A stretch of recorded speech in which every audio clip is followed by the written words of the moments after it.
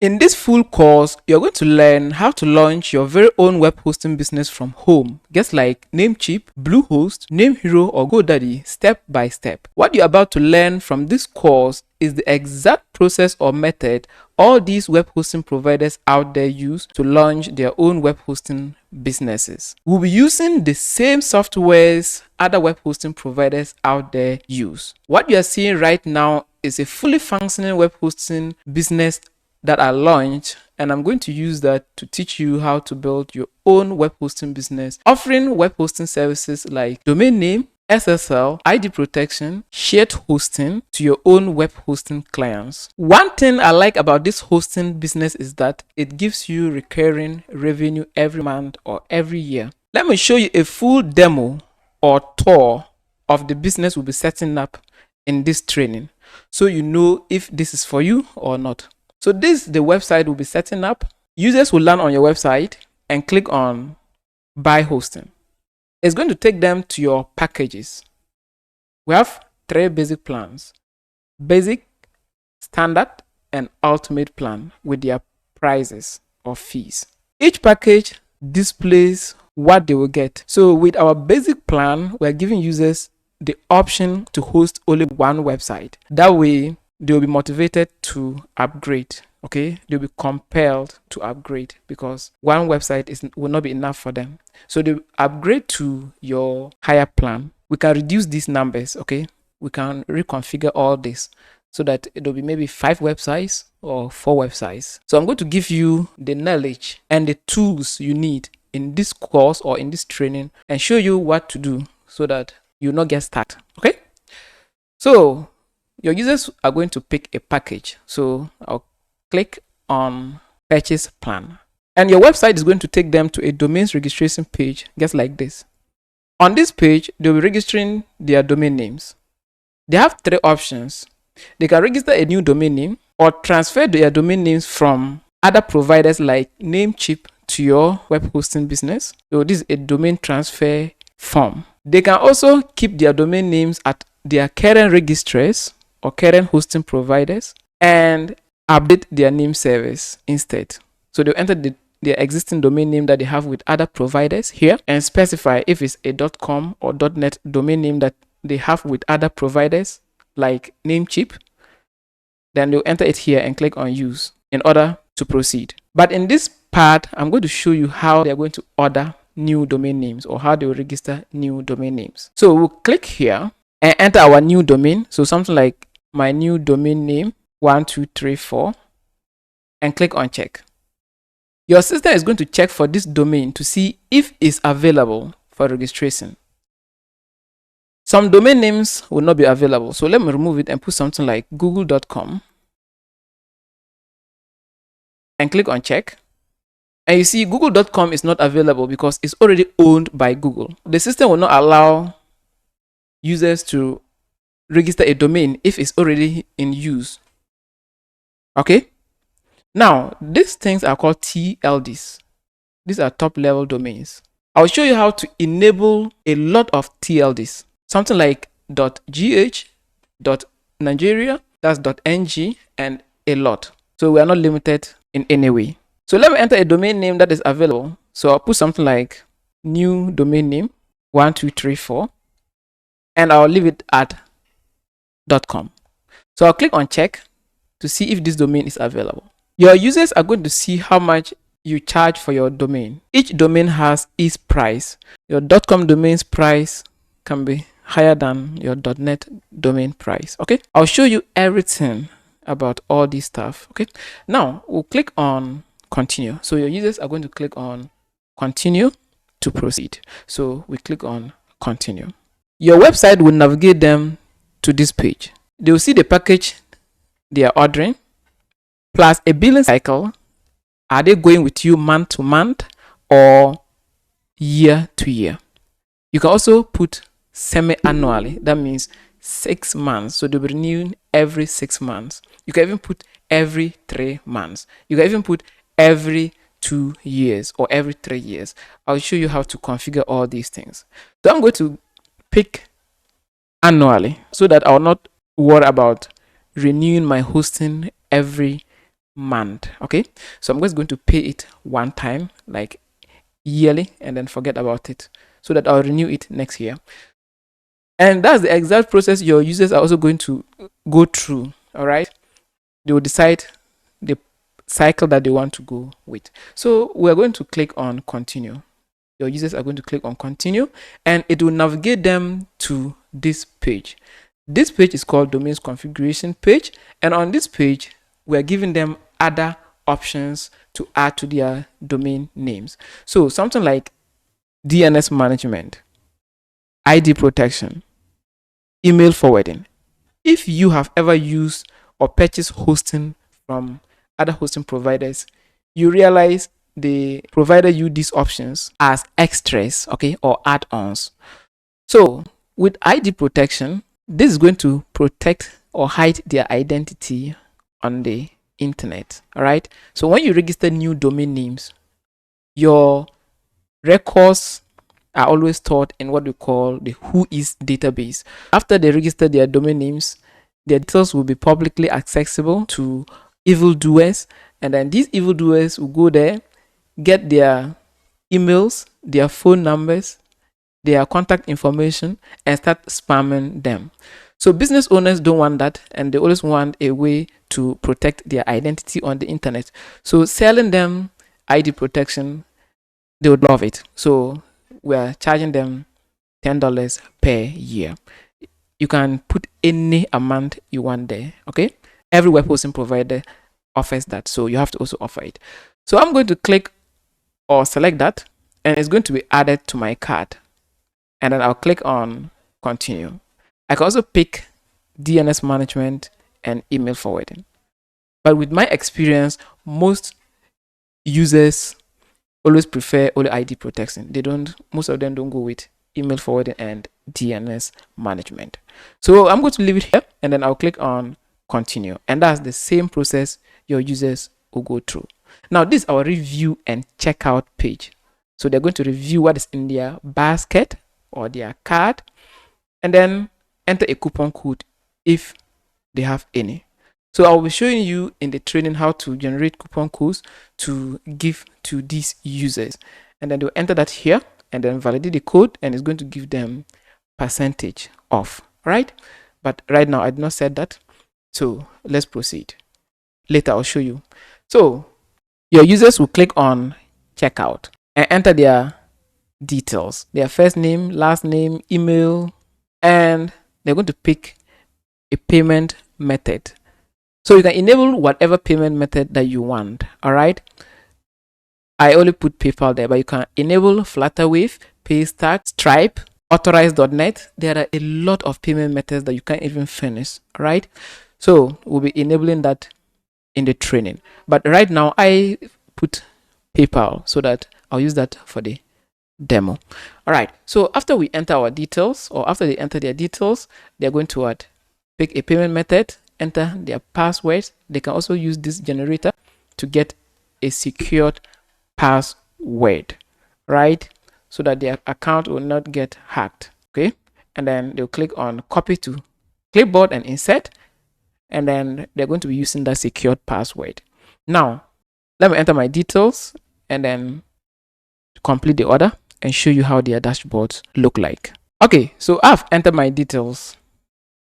Your users are also going to enter their details, and I've also enabled another payment method that will allow us to do the testing. Okay, because PayPal is not supported in my country, so I want to use something that supports, and then I can do real transaction for you. Okay, so I'm going to pick that one. Your users are also going to pick your integrated payment method, and then they'll click on complete order, and it's going to take us to our selected payment method, and this is Flutterwave. Let's wait for the page to load. Okay, so I'm going to copy these testing credit card details. So I'm going to use this Visa, which is 3D protected or 3D secure, and then I'll paste that here. Let me copy the expiry date. Okay, 0932. So 0932. Now the pin, we'll put 828. So 828. After that, I'll click on pay, and let's see if these details will allow us.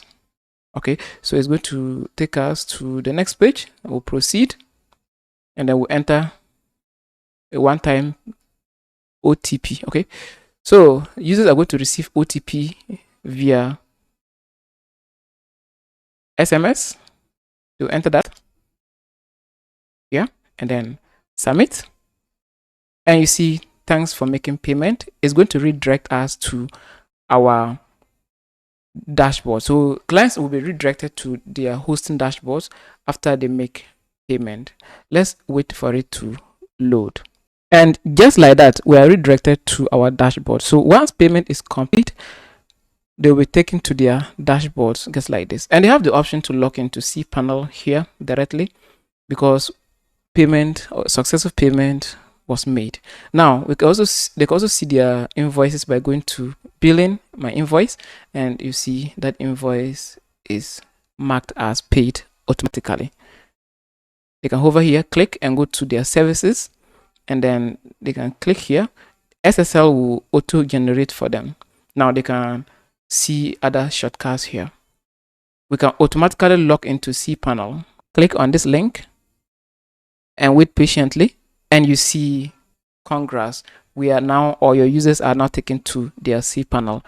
This system is automated. You don't have to, there are some things you don't touch. Everything is automated for you. Let me show you some of the things your users can do in their dashboard. They can contact you by clicking here and then choosing your support deck, and I'll show you how to create support tickets for your web hosting business.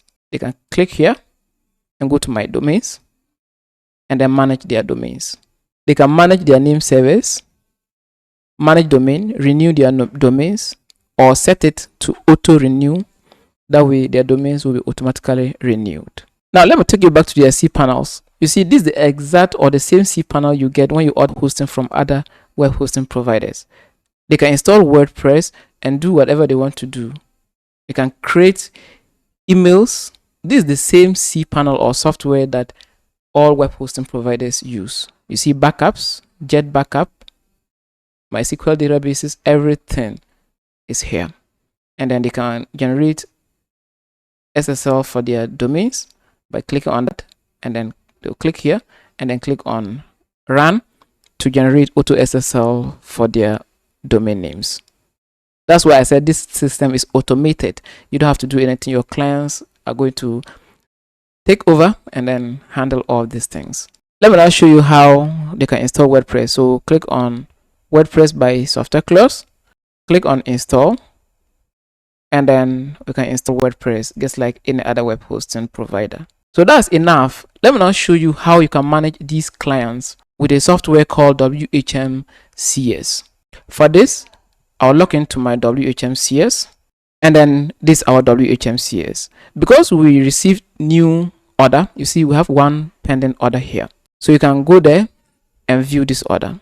But because it's automatically set up for you, you don't have to do anything. Your only work is to accept this order, and then that's it. This money is coming to you straight. You're not sharing this money with anyone. Okay? You can also manage your clients by hovering here and go to view, and you see all your users here. You can manage them by clicking on one of them, and then you can go to products and services, and you can automatically log into their cPanels without them knowing.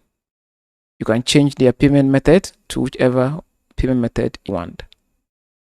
You can suspend them.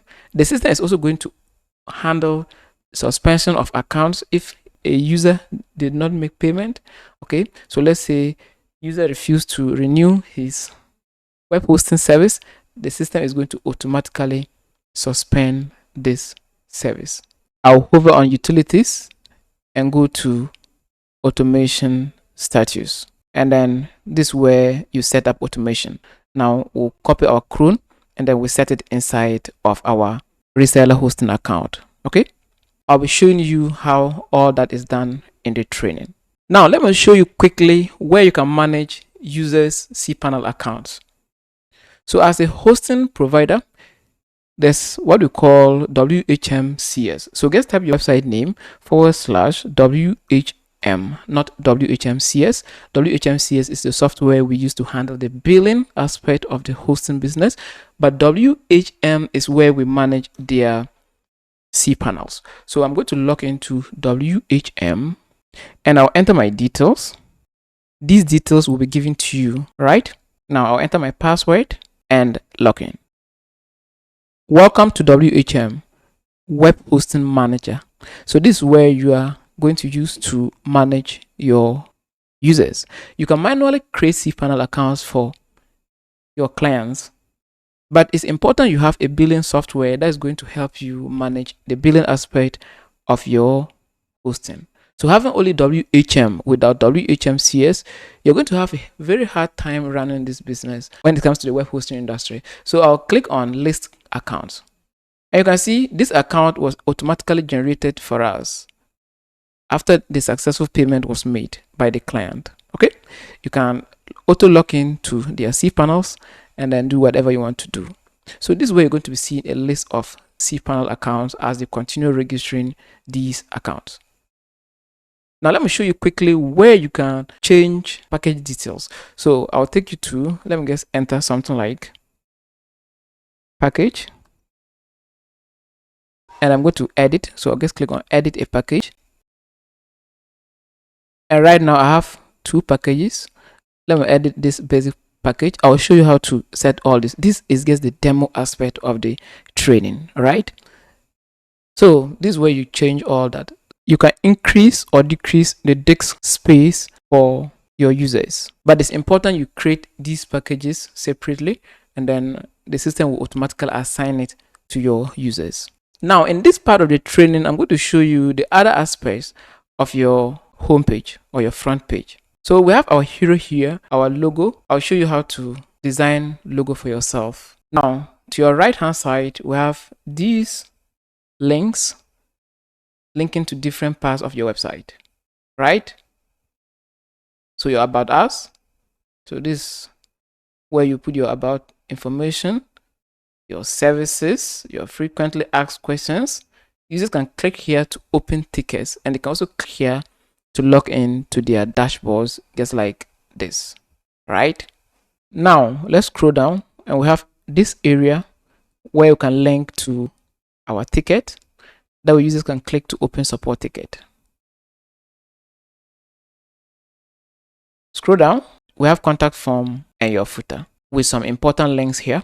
I will be teaching you how to modify this template, and this template will be added to you. There are other templates that I'm going to give to you as bonus. Okay, so if you're interested in building your own web hosting business from home, offering web hosting services to clients or business owners, this is the best time to learn or master skills like this. In our next lesson, we'll look at the curriculum for this training. Welcome to the course outline. Before you get started, it's important you know what the course is made of and a little bit about myself. My name is Nyezina Solomon. I'm a content creator based in Ghana. I've taught thousands of students about web development, how to build websites using PHP scripts, WordPress, and how to build web hosting businesses for themselves. I've set up hosting businesses for my clients. So you're not only going to learn how to build a hosting business, but at the end, you should be able to build hosting businesses for other users as well and for yourself. Now let's go over the curriculum for the training. I have divided my training into modules, module 1 to module 8. Module 1 is about the introduction, quick demo of what you'll be building, and that's what you previewed already. From there, we have the course curriculum and what to expect, and that's the video you're watching right now. From there, a brief about the web hosting industry. Module 2 is all about the setup, building the team. I'll walk you through a detailed demo of the business. We'll be getting our reseller hosting, and then I'll show you where to get your resources. From there, we'll set up our front end. So our front end, we have 3 parts, part 1, 2, and 3. We'll be logging into our reseller hosting for the first time, and then we'll create hosting packages in WHM. From there, you learn how to edit your packages, delete packages. We'll be installing our billing software, WHMCS, and then we'll also be uploading our front end. From there, we'll protect our WHMCS from attack. We'll also be creating hosting packages and prices in WHM. Not just that, we'll be setting up support deck or support departments in our billing software. We'll do general configuration and automation for our billing software. After that, we'll be creating knowledge base and announcements. Running a hosting business, there are times you need to announce certain maintenance work or maybe promotions. This is where we'll do that. Knowledge base is also important because that's where you'll be creating mini articles to solve simple issues. That way, users will not have to contact you on every issue that they have. They will rather go to your knowledge base and then find the solutions there for themselves. From there, we'll start selling domain names, ID protection, and email forwarding through what we call domain registrar. From there, we'll be linking our WHMCS, which is our billing software, to our front end. I'll show you how to create coupon codes to attract new users. Coupon codes are a great way to attract new users on days like Christmas days, New Year's, or festive seasons. We'll also be setting up payment gateways to receive payments because without this, there's no way we're going to get money from these users. After we set up all of that, we'll be signing up or registering our first user with a live website. From there, you learn how to suspend, unsuspend, and terminate clients' accounts or cPanel accounts. After that, I'll show you how to swap clients' primary domains in their cPanel accounts. There are times users would want to change their domain names, let's say from xyz.com to xyz.net, or they have changed their business name and they want to change their domain name. How do you swap the xyz.com to abc.net? This is where I'll show you how to do that. Here comes module 3, and module 3 is about the growth. I'm not only showing you how to build the thing, but I'll also show you how to grow it. So module 3 is all about organic growth. So talk about organic traffic methods, how to index or upload our website to Google. So we'll be creating Google Webmasters account, and then we'll be uploading our website there for people to be able to search for our business on Google. I also walk you through how to get local area users. When I say local area users, I'm talking about your locality. There are businesses around us. You can approach these businesses, something like dental clinics and other local businesses, with your product and service. This is where I'll show you how to do that. From there, we're going to set up affiliate program on our website. Having an affiliate program for your hosting business is a great way to get new users because people are online searching for ways to get money. From there, I'll show you how to use PHP scripts to promote your hosting business in conjunction with YouTube. And that's not even all. Here comes the advanced growing method. We're going to scale our business. I'll show you how to design or create a simple video in Canva as a promotional material, and then we'll use that to promote. We'll be promoting on YouTube and then on Facebook. From there, we're going to partner with influencers on YouTube, and they're going to help us grow in the long run. That's not all. I'm going to show you some helpful resources or tools that will help you on this journey. So we have DNS tools, domain names and expiration checkers, and then SSL expiration checker. From there, we're going to be fixing common issues that your clients will come across, and this is going to help you. So we have DNS prop finish NX domain issue, site not reachable issue, site not available issue, site IP could not be found issue, and a lot of stuff. From there, I'm going to help you fix website not secured warning on clients' websites. And this is going to be a permanent fix. And that's not all. We're going to troubleshoot errors in clients' WordPress websites. I'll show you how to troubleshoot white screen error. Sometimes WordPress websites run into white screen error. Okay, users will see white screen. How do you troubleshoot that? From there, we'll look at bandwidth limit exceeded. How do you solve that issue? We'll also be enabling debug mode for Laravel applications, because most of your users will be hosting Laravel applications with you. So we'll be solving that. I'll show you how to enable a debugging mode. That way, it will help you fix your issues or identify where the issue is. Now, here comes my bonus lectures. I'm going to show you how to migrate these users' websites. Most of your users will be migrating websites from other hosting to your hosting provider. And they would want you to migrate or help them migrate their websites or move their websites from their current host to your hosting. How do you do that?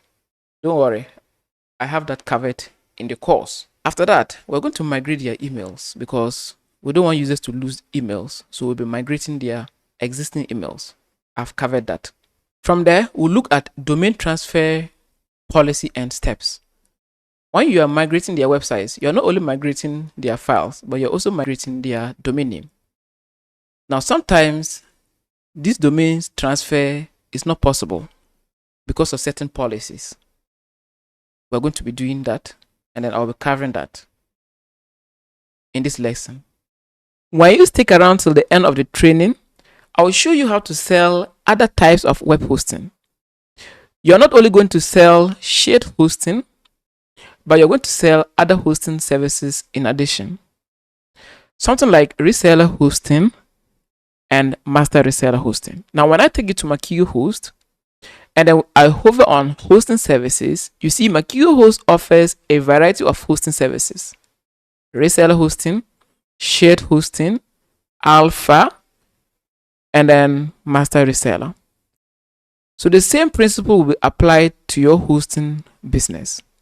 Now, with this type of web hosting services, individuals can come and purchase a plan and start their own hosting business, just like you are about to do. Okay, so you are not only selling shared hosting to small business owners, but you're also selling reseller hosting, where people can come and buy a reseller package from you and start their own hosting businesses. Okay, and that's where you're going to get high return on your investment. And here comes my conclusion, and that's going to be my thank you video or my thank you lecture. So that's it. This course is in detailed everything you need to know. I'm not only showing you how to build web hosting business, but I'm also showing you how to grow your business as well. So if you're excited to learn all this stuff, I hope to see you in class. Congratulations, I'm super excited to see you here. I want to personally thank you for enrolling. You are very closer to launching your own web hosting business, hopefully in a week or two. This part of the training is very important and crucial, because that's where I'm going to set the foundation. I'll explain to you what web hosting is and everything you need to know about the web hosting industry. So first, what is web hosting? Web hosting is nothing but an online storage for websites, just like Google Drive. With Google Drive, you can upload your documents and access them anywhere on this planet. Web hosting also works similar to that, but instead of uploading documents, we upload website files. And anytime a user requests or sends a request to your website, the server will give a response. And that's basically what web hosting is, right? It's a giant server sitting somewhere, working 24/7, serving your users. So that's web hosting. Now, here are some key players in the industry. We have Bluehost, Namecheap, NameHero, AWS, and GoDaddy. There are a lot of players who are into the web hosting space. Now, let's talk about domain names. Domain names are nothing but the address people are going to be typing in web browsers to get access to your website. So something like your website name.com or your website name.net, all these things are called domain names. So to have a website online, you need these two things: web hosting and domain names.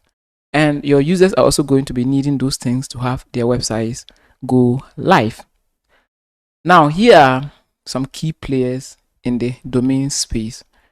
We have Diner.101 domain or 101 domain, the Pokban, name.com, and then Namecheap. Namecheap happens to fall under the hosting category and then the domains category. And your business is also going to be falling under the hosting and the domains category, right? So that you are not limited in any way.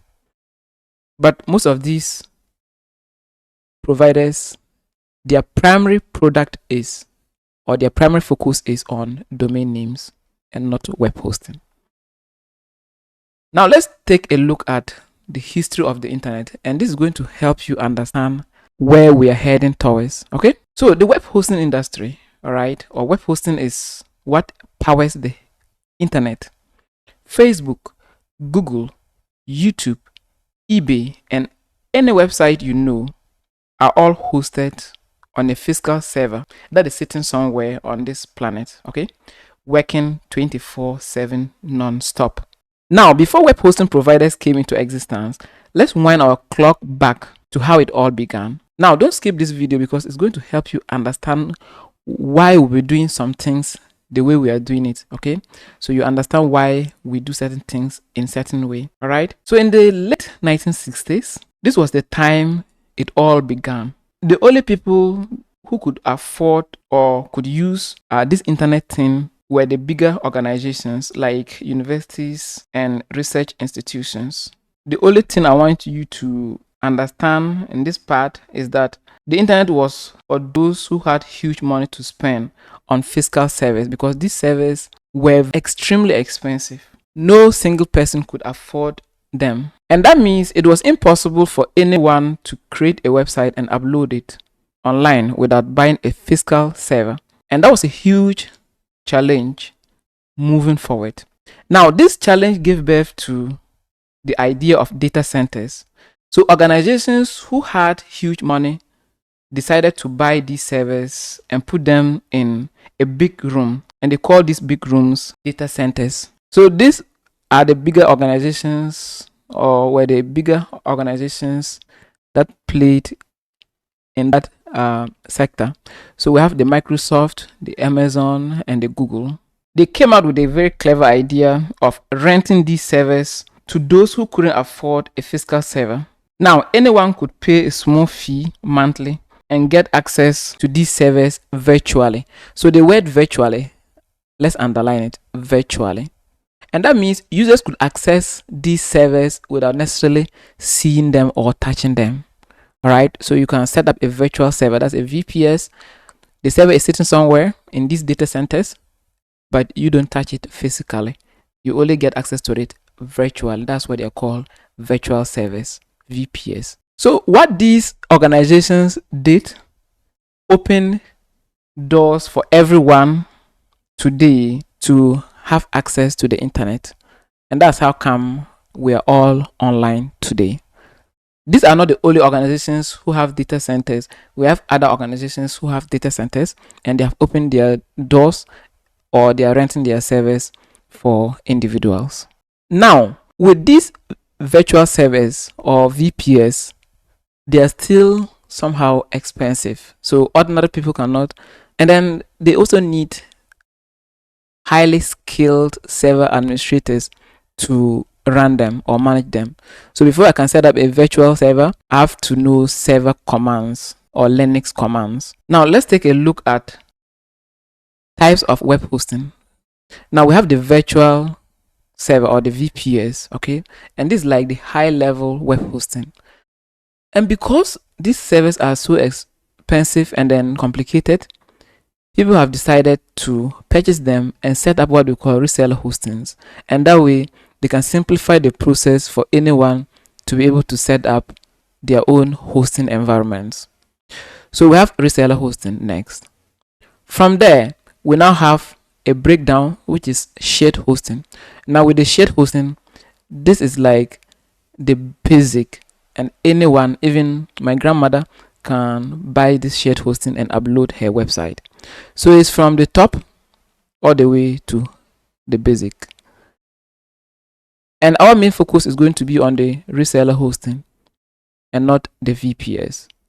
So we will be setting up our reseller hosting, and then we'll be selling shared hosting to users, because this is what the majority of the users will be needing to have their websites, and not VPS or reseller hosting. There are other types of web hosting. We have dedicated hosting, but our main focus is on these three hosting services. Let's take a look at the people who need web hosting services from you. So we have the bloggers, small business owners, okay, whether e-commerce, any person who want to have their business online, we have those here. Developers, they will need your hosting packages to host their users' websites. So that's developers. NGOs, we have churches, schools, and other organizations. All right. So in short, the only thing I want you to take away from this part of the training is that web hosting and domain names are the things people will need, because they are the basic requirements for every website, and that's where their websites are going to be hosted. And then I also took you through how the internet began. At first, people needed physical servers to host their websites. That was very challenging, very expensive, so people couldn't afford it. The only people who could afford this were the bigger organizations.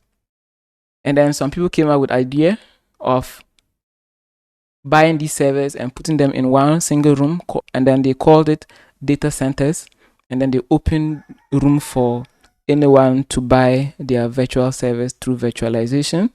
And then I took you through the key players in the industry: the Namecheap, Bluehost, the Namehero, the GoDaddy.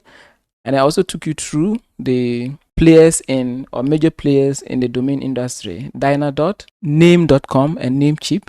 I walked you through the various types of web hosting. We have VPS, reseller, and then shared. And I said we'll be focusing on the reseller hosting. Now in our next video, I'll be showing you a complete demo of what we'll be setting up moving forward. Welcome to the demo part of the training. In this part, I'm going to show you everything you need to know about this website. I'm going to walk you through the demo of your homepage, demo of your user's dashboard, demo of your dashboard as the website owner, and we call that software WHMCS. I also showed you demo of your WHM, and that's where you're going to be managing cPanel accounts for users. From there, I'm going to show you how users are going to order hosting from you. But before we get started, these templates, in case you don't want this, all right, you don't like this template, don't worry. This template will be added to you. This will be given to you. This will be given to you. This will be given to you. And Nectic will be given to you, right? So you pick the one you like. With that out of the way, let me show you the things that are on your website. On top, we have your navigation bar with your contact details, phone number, and your email. We have a button users are going to click to get access to their dashboard and manage their website or their hosting. We have your logo, all right? And then I'll also show you as bonus how to set up logo for yourself. We have these menus users can click and navigate to any part of your website. Hello, I have good news for you. This course was created to serve those who want to start their own shared hosting business. Now let me hold here and show you. You see, now I've updated the course to serve those who want to start their own reseller hosting, shared hosting, and master reseller hosting, just like what Makio Host is offering. So when you go to Makio Host and hover here, you see Makio Host does not only offer shared hosting, you also offer reseller hosting, master reseller hosting, alpha reseller hosting, and a variety of hosting services.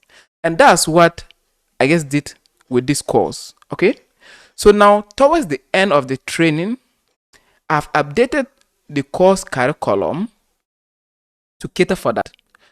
So you are not only going to sell shared hosting, you are not going to sell reseller hosting services to individuals who want to start their own hosting businesses. With shared hosting, you are limited in a way because you are selling cPanel accounts to only those who want to host small websites. But when it comes to reseller hosting, let me show you. Individual can come, okay? Users can come to your website and buy one of your packages, and they'll have access to sell multiple cPanel accounts. That way, web design agencies, web developers can come and buy a package like this and start their own hosting business. You're also going to get free WHMCS from the hosting provider we'll be using to give to these hosting businesses so that they can start their hosting business and automate it. Now, let me take you back to the top. Want to start your own hosting business. Users are going to land on your website and then they'll read this. Want to start your own hosting business.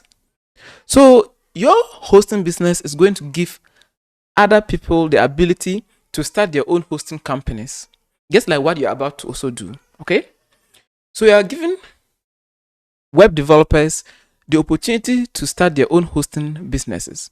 So they'll click on get started and buy one of your reseller hosting plans, and they can host the number of clients that you assign to your packages.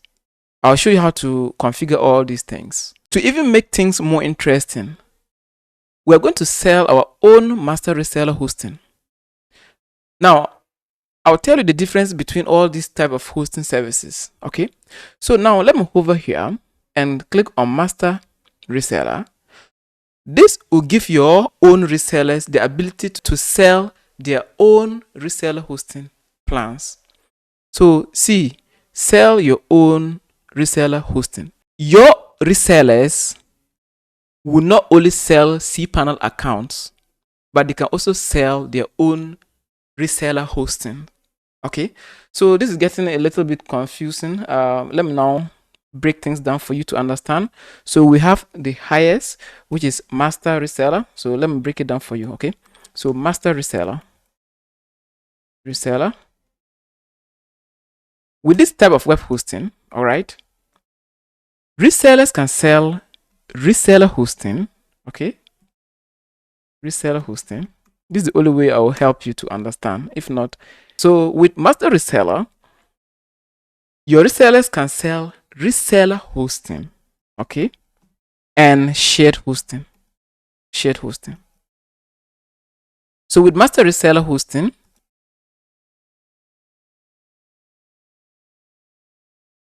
your resellers, these are resellers, okay. So with your master reseller hosting, these users can sell reseller hosting and shared hosting. Now let's talk about the reseller hosting.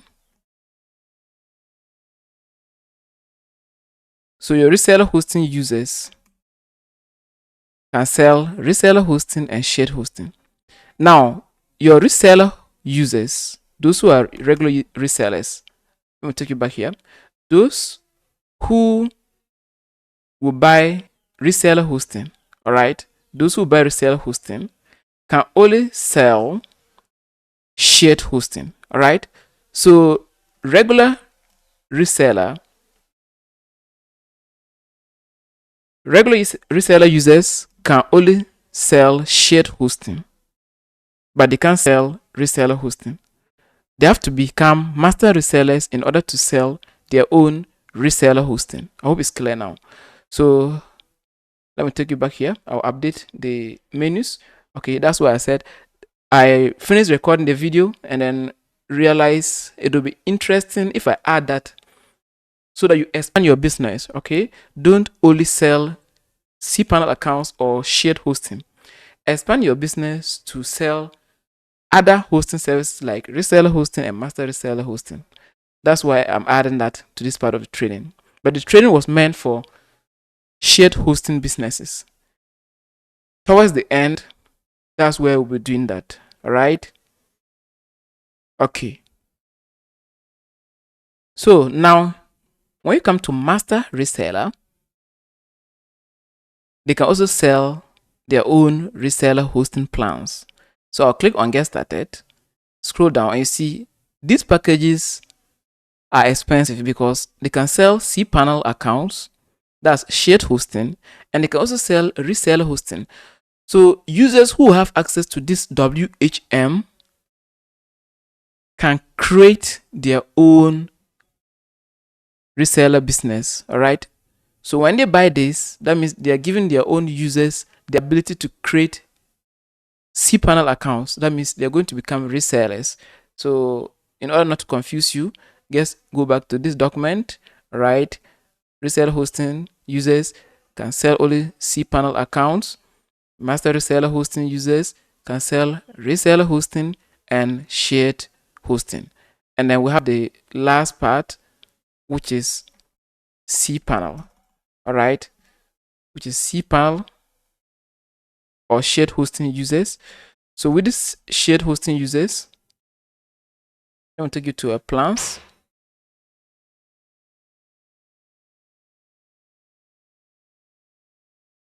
Here, shared hosting. Users can only host their websites, and then they don't have the option to sell it as a business. Okay, they can only host the website. So this shared hosting is the normal hosting that we all know. This is the most popular hosting service, shared hosting. So you are going to be offering 3 types of hosting levels: shared hosting, reseller hosting, and master reseller. I hope it makes sense now. So let's now continue with the training, and then towards the end, you learn how to do that. Beneath here, we have your hero area. We call this part or this section hero area because that's where what your users are going to see first when they land on your website. There's a button here we can click, and it's going to take us to these packages, and your users are going to click on that button to get access to your packages. So after we click on it, we'll click on purchase plan. But before that, let me take you back, and beneath we have your partners. I'll show you how to put your partners logos here.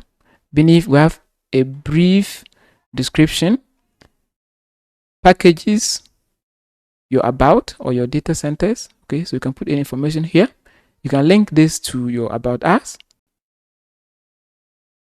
Highlight your features here. So here I'll show you how to highlight your features. Something like 99.9 uptime guarantee, free support or 24/7 support, and then SSL certificates added, and what have you. I'll show you, but right now this gets a demo. This area displays a button user can click to contact you, background image, and some text. Scroll down and we have your frequently asked questions, and then your numbers or statistics, number of servers you have. We can change all these things. Scroll down, and then another area where users can click to contact you, contact form, and then your footer with your copyright text, social networks, and that's it. Okay, all the other templates are also the same. Okay, and then I'll show you how to modify this. After that, you can use that knowledge to modify the other templates depending on the one you want, right? If you also have your own template somewhere you want to use, feel free to use. You're not limited, but that's why I'm giving you these 5 templates to pick the one you think will be very beneficial. But the other templates are expensive on Code Canyon or Team Forest. You can go there and check for yourself. But if you are fine with the ones I've provided, then let's work with those. Let's see how your users are going to buy hosting and domain names from you. They will land on your website and click on buy hosting. They'll pick a plan. So I'll scroll down and click on purchase plan. It's going to take me, or it's going to take them to domains registration form. Just like this. Users are going to enter their domain name, pick a TLD, and then click on check to see if this domain name is available for them to register. Users can also transfer their domain names from GoDaddy, Namecheap, or wherever to your hosting business. They can also keep their domain names where they are and then buy only hosting from you by entering their domain name here. And this will help them proceed with the purchase process. To your left hand side, we have categories. The category of web hosting service we'll be providing is shared hosting. Beneath, we have actions. Users can register a new domain, transfer in a domain, or view their cards. So we're going to enter a domain name, but before that, let me show you other parts of this page.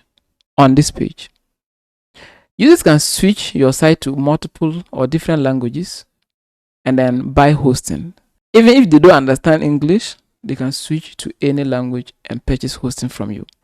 And this software would automatically translate it to those languages. They can log in, view their cards, or do same here. Let's register a new domain. So I'll simply click here and I'm going to enter my new domain name. So the domain name I want to register is thistrainingisgood.com.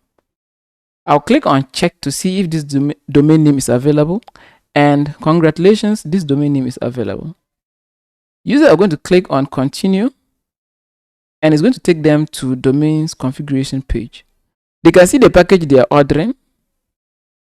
Choose a billing cycle, whether they want to go with you month to month or every year.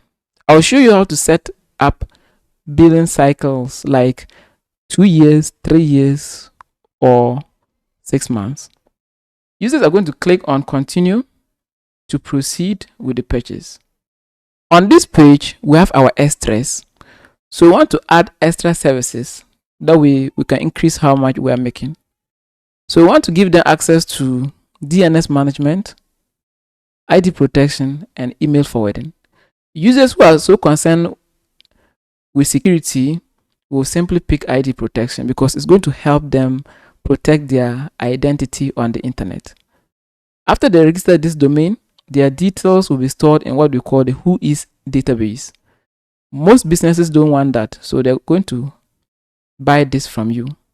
Now we'll click on continue after we add that to cart, and then we'll click on checkout. Now if they have coupon code, then they'll put that here. I'll be showing you how to set up coupon codes for your hosting business, but that will be in other parts or in other lessons.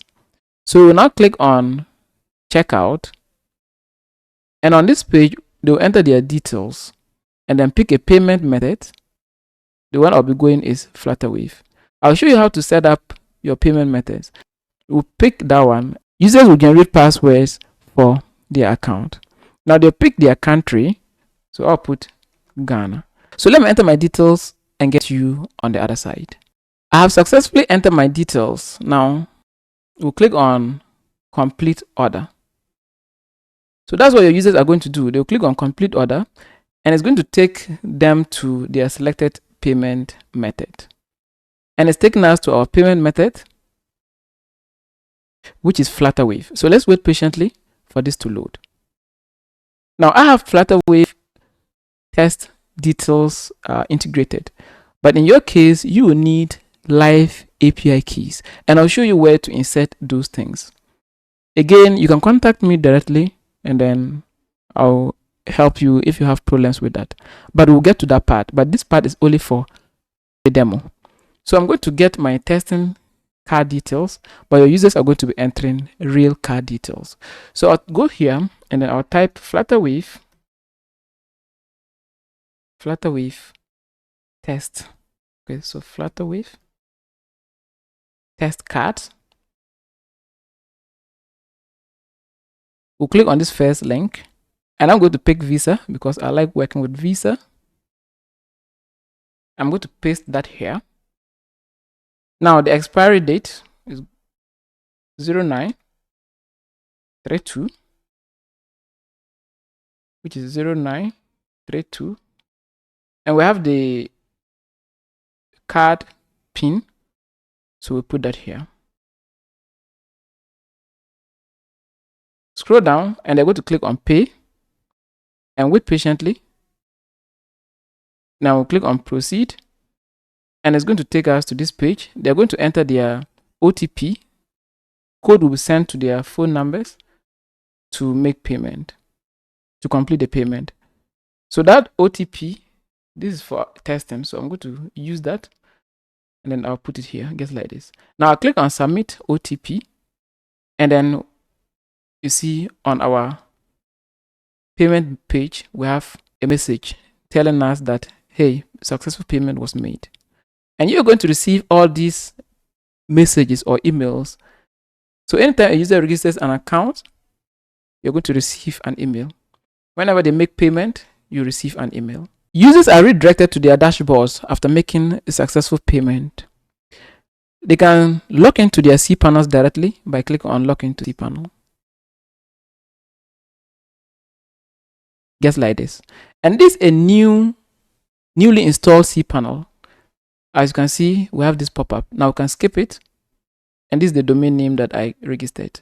So the system is automated. The most important thing is we want to make it automated. That way, when a successful payment is made, cPanels will be created for them. They can install or generate SSL certificates for themselves. And this gets like a normal cPanel. There's no difference. All right, I'll show you this one later. So I'll take you back, and then they can see their domains and do whatever they want to do here. Now let me show you their dashboards and the things you need to know about their dashboards. So we have one service here. They can click here, and then if the service is active, they will see it there. If it's also pending, they will see it. The status is going to be here. Suspended, they will see it. They can click on that package and then log into cPanel directly. Log into webmail, and webmail is just like Gmail. They use that to create business emails. They can change the password for their hosting, request for cancellation in case they no longer want to work with you, and then they can visit their website name by clicking here. But this domain name is not yet active. Quick shortcuts here for users to simply log in or go to file manager, just like this. And you see this is their file manager. They can see their emails, and then they can also create their emails here.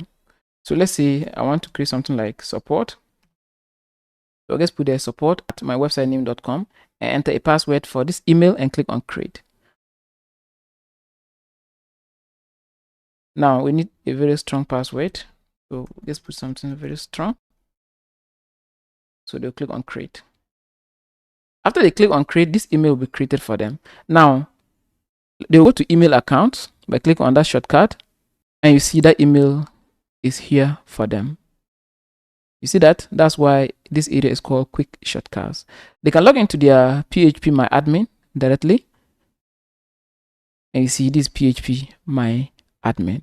All right, let's click here and go to email history. Your system will send automated emails to these users after they make payment or after their accounts are set up. Now let's open this new account information. You see, we didn't send this message, but automatically the system sent it with their login information to cPanel and a lot of information here. That's why I said this system is automated. So that's where they're going to see all their emails, their welcome emails, and what have you. We also have notification. So if there's any notification, this is where they will see that. They can open support by clicking here and then contacting your business. So let me show you. So something like, hello, I need help. And then I'll show you how to create departments in my other lessons. So is this support related to hosting or domain? So I'll pick hosting. The priority, high or medium. Now I'll enter my message here. I need help. And then they can also upload an attachment and click on submit. And you, the website owner, will see this message and then you respond to them. So right now I'm showing you how your users dashboards, hosting dashboards will look like. But after that, I'll also send you to your dashboard and show you how to manage these users. So I'll click on continue. And then right now there's no response to this user. So you have not yet responded. They can close this ticket or reply, right? They can also log out. So that's pretty much the basic things you need to know about their dashboards. This thing is very simple. Your users themselves can navigate this system. It's not complicated. Now we have security settings. They can set up 2-factor authentication for their websites. All right. So that's enough. Let me now take you to your dashboard and show you the things you need to know. So I'll simply type or also type your website name. At this point, you don't have this. So just type your website name because you are still watching the demo. And then in my next lesson, I'll give you the resources to set these things up. So I'll put billing because that's where I installed the software called WHMCS. And then I'll put admin. I'll show you how to change this thing because hackers know where this folder is and they can hack your website. That's why in my other lessons, I'll show you how to protect your hosting from hackers or your software from hackers. Now, remember, we opened a support ticket. So this is where you find that. Any person or any client who opens support, you see that here. And then you respond to this support. And then I'll put something like, what help do you need? Okay, so how may I help you?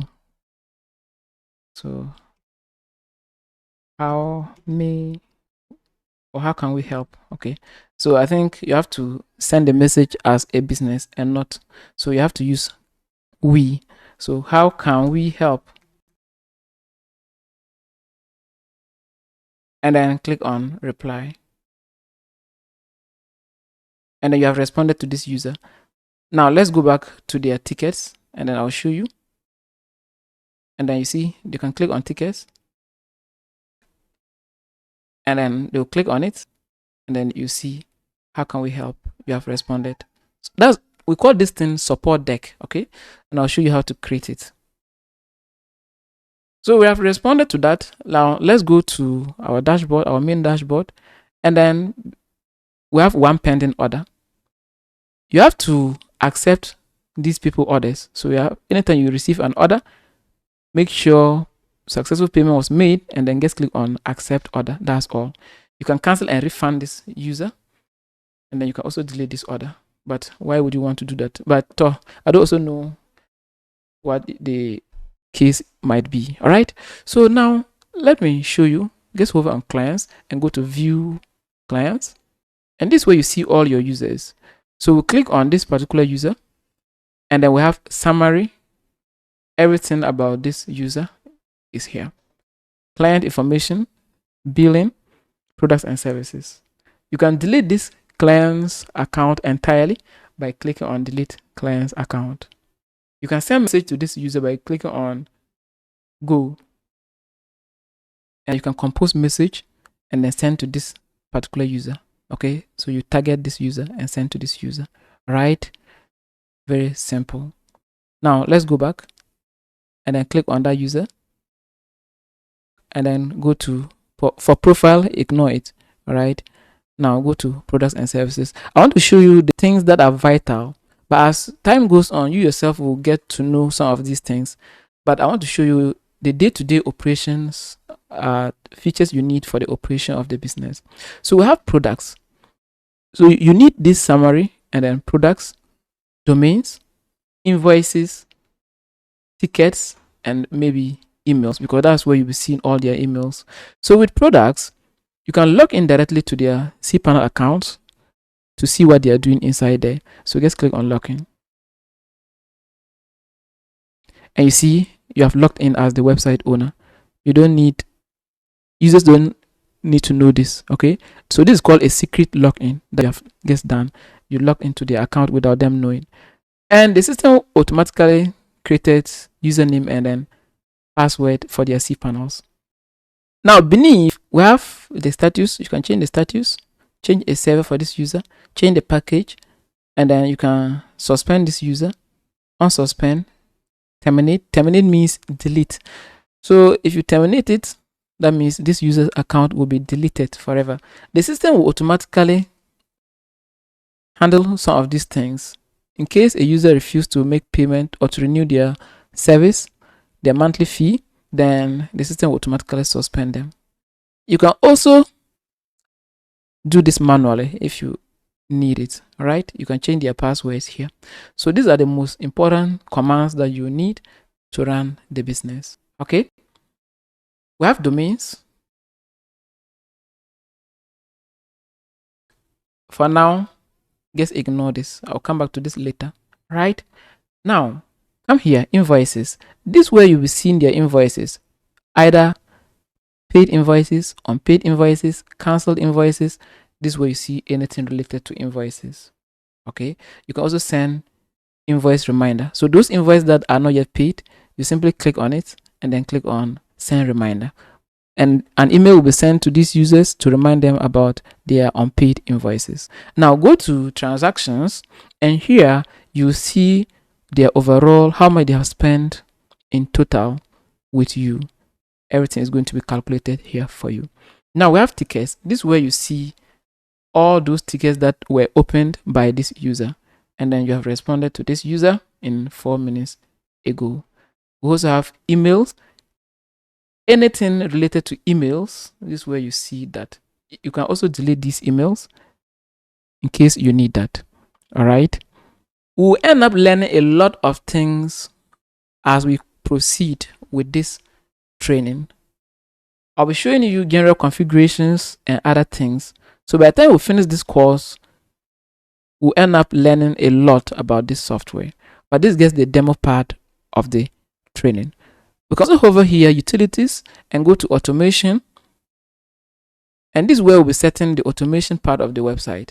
That way, the website can automatically send out tasks, okay, every set minutes, whether 5 minutes, 10 minutes, or every day. I'll show you how to do that. All right. So now, let me show you this. Over here, and go to system settings, and then go to guest type service. So inside the search, guest type service, click on service. I'll show you how to connect service, but for now it's just a demo. So click on log into WHM, and WHM is where we're managing our clients' cPanels. So at this point, I'll be showing you some basic things in your WHM. Now we have list accounts.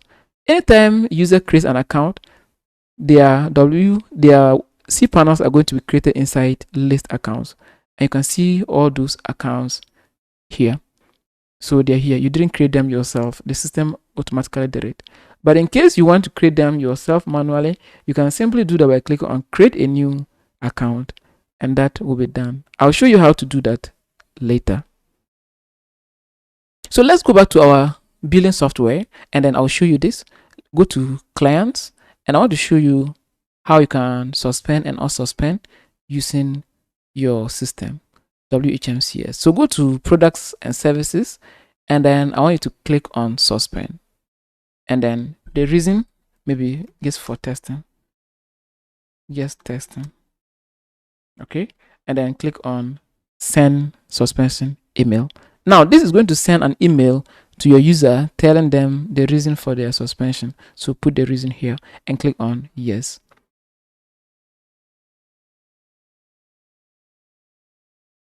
Excellent. So the service is successfully suspended. When we go back to our WHM, where our cPanels are being generated, and reload this page, you should now see that as red, and that means that account is suspended. You can also unsuspend it directly here by clicking on unsuspend. But if you don't want to be moving back and forth, then you use this feature, unsuspend. So I'll just unsuspend and click on unsuspend. And your users are going to see these messages. All right, so we have unsuspended this and then unsuspend. Let's reload, and you see we are back to normal. Okay. Now, let's go to, come here. So this is your users dashboard. They are going to see that. So they will go to email history, and they'll see the messages about the suspension and the unsuspension. So let's open the suspension message. And you see, this is a notification that your service has been suspended. You see that? We'll close it. And then the unsuspended. This is a notification that your system is now unsuspended. So everything is going to be generated for you. Okay. So that's enough of the list feature. We have create a new account. So if you want to create a new account, cPanel account, you can manually do it here by clicking on create a new account, and then we can create our account here. Let me see you in the next lesson where I'll be showing you how to get all the resources and then requirement to start your business. Hello, welcome to this lesson. In this lesson, I'm going to show you how to get your reseller hosting account. I'll also be showing you where to get the needed resources. Okay, so check your dashboard for attached resources because these resources will be given to you. So in the HTML folder, you find links to where to find the HTML templates that you'll be using. In the WHMCS folder, that's where you find the needed files. Now, example, let me open this file or document, and you see this is what we'll be using to set up our packages. So also check your resources area for any relevant resource that I'll be making reference to. Okay. Also, you see me opening this email occasionally. Just ignore it. It's a link to my resources folder. You have it in your dashboard, but I have it sent to my email. Okay. So I forwarded this to myself. So just ignore it. This is just the resources link that I'm giving to you in your resources area.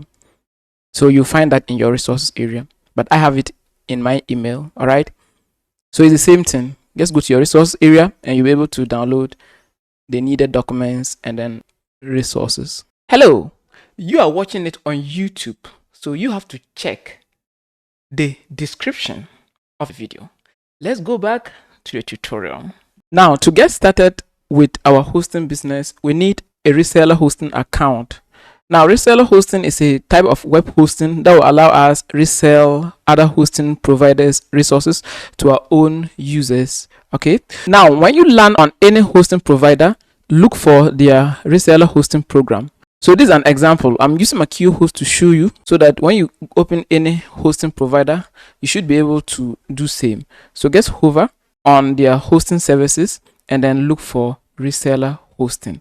So this one, click, and it's going to take us to my QHost reseller hosting packages. Before we get our hosting and domain name, it's important you understand your ROI, how much you'll be earning, return on investment with this business model. Okay, but before we start, what is a reseller hosting?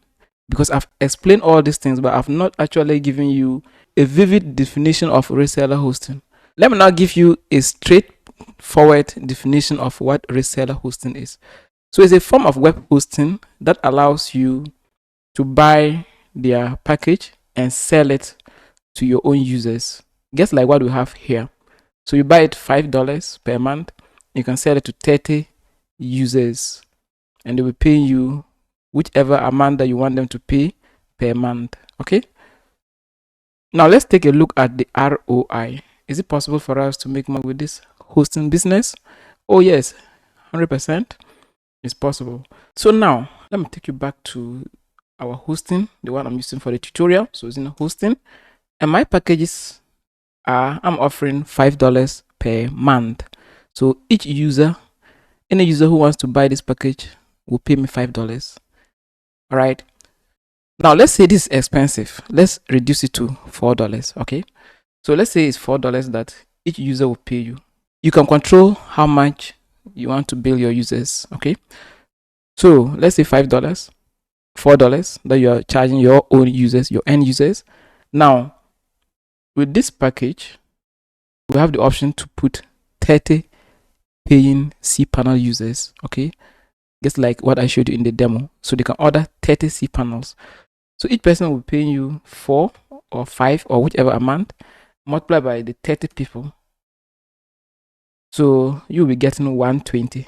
Meanwhile, you got the server $5 per month. So this is going to be your ROI. Now, domain names are not even part. ID protection is not yet part. DNS management is not part. You can also sell website design services because you're a hosting provider. And it's important you learn how to build these simple websites. So the opportunities are endless. All right, this is a very good opportunity. Okay, so from your 30 users, this is how much you're making in a month. If you are charging $4, you can also reduce it to $3, but I would advise that you shouldn't make your hosting cheap, okay? Because you're going to be providing a premium service to these users. All right, so for in a month, your 30 users will be paying you this, and you have the option to upgrade to higher packages, just like the unlimited plan. But most hosting providers do offer unlimited, where you can host unlimited. Now, in a year, let's say your 30 users in total will be paying 120. So 12 months time, that's how much you were making from this hosting business with only 30 users. Now remember, you're going to be deducting the server cost. Server cost is that's $5 per month times 12, that's 60. Okay, but with Makiyu Host you get 1 month free. So let's just put 60 there, and then we'll subtract 60 plus your domain. So let's get 100. Okay, let's get 100, and by then your web hosting business is going to be making money, but it's not even up to 100. Okay, now let's get our domain name and then hosting. You can go with whichever hosting provider you want to work with, but I'm going to use Makiyu Host. So I'll type makiyuhost.com and then hover here and then click on Reseller Hosting cPanel, and then I'll click on Get Started, and we're going to get this package. Because you are starting, don't go with the other packages, but I would advise you to go with the basic. So click on Order Now. You are brought to a page like this. Scroll down and make sure here you switch it to 1 year. Okay, very important, 1 year. Scroll down and then you see 1 year is 55. This is where we enter our coupon code, but for now just wait. So click on Continue, and on this page you'll be entering, or you'll be searching for your domain name. Okay, that's where you'll be registering your domain, just like how your users are also going to be registering their domains with your hosting. So my hosting name is called Zina Hosting. All right, you can also enter your own hosting name. So come out with a very clever host name. Let's see if this domain name exists. So I'll click on Continue, and unfortunately we can't register it. So you have to come up with a very unique domain. I'll just put something there, 1, 2, 3, and then click on Continue. And then congratulations, this domain is available for registration. Click here, Add to Cart. If you want, you can add ID protection. That's if you want. Okay, so you can add it, you can also ignore it, and then click on Continue. Now here we'll be entering our coupon code and then our personal information. Click on Apply Coupon, put host 15, and then submit, and you're going to get 15% off. Enter your details, pick a payment method, accept to Makiyu Host terms and conditions, and then place order, and your hosting account will be created. Now after you create your hosting account, or after you make successful payment, your server details will be sent to you via email. Whichever hosting provider you pick, or reseller hosting provider you pick, they will send you these details to get access to your server, and that's your cPanel and WHM. Your server details will be sent to you via your email, the email that you provided when you were acquiring your server, okay, on Makiyu Host. So you get your details, your WHM's login information, your cPanel login information, and other important information. I'll be waiting for you in my next lesson. Thank you. Welcome to this lesson. In this part, I'll be showing you how you can modify your template. To get started, let's download our templates. Now these templates are free to use.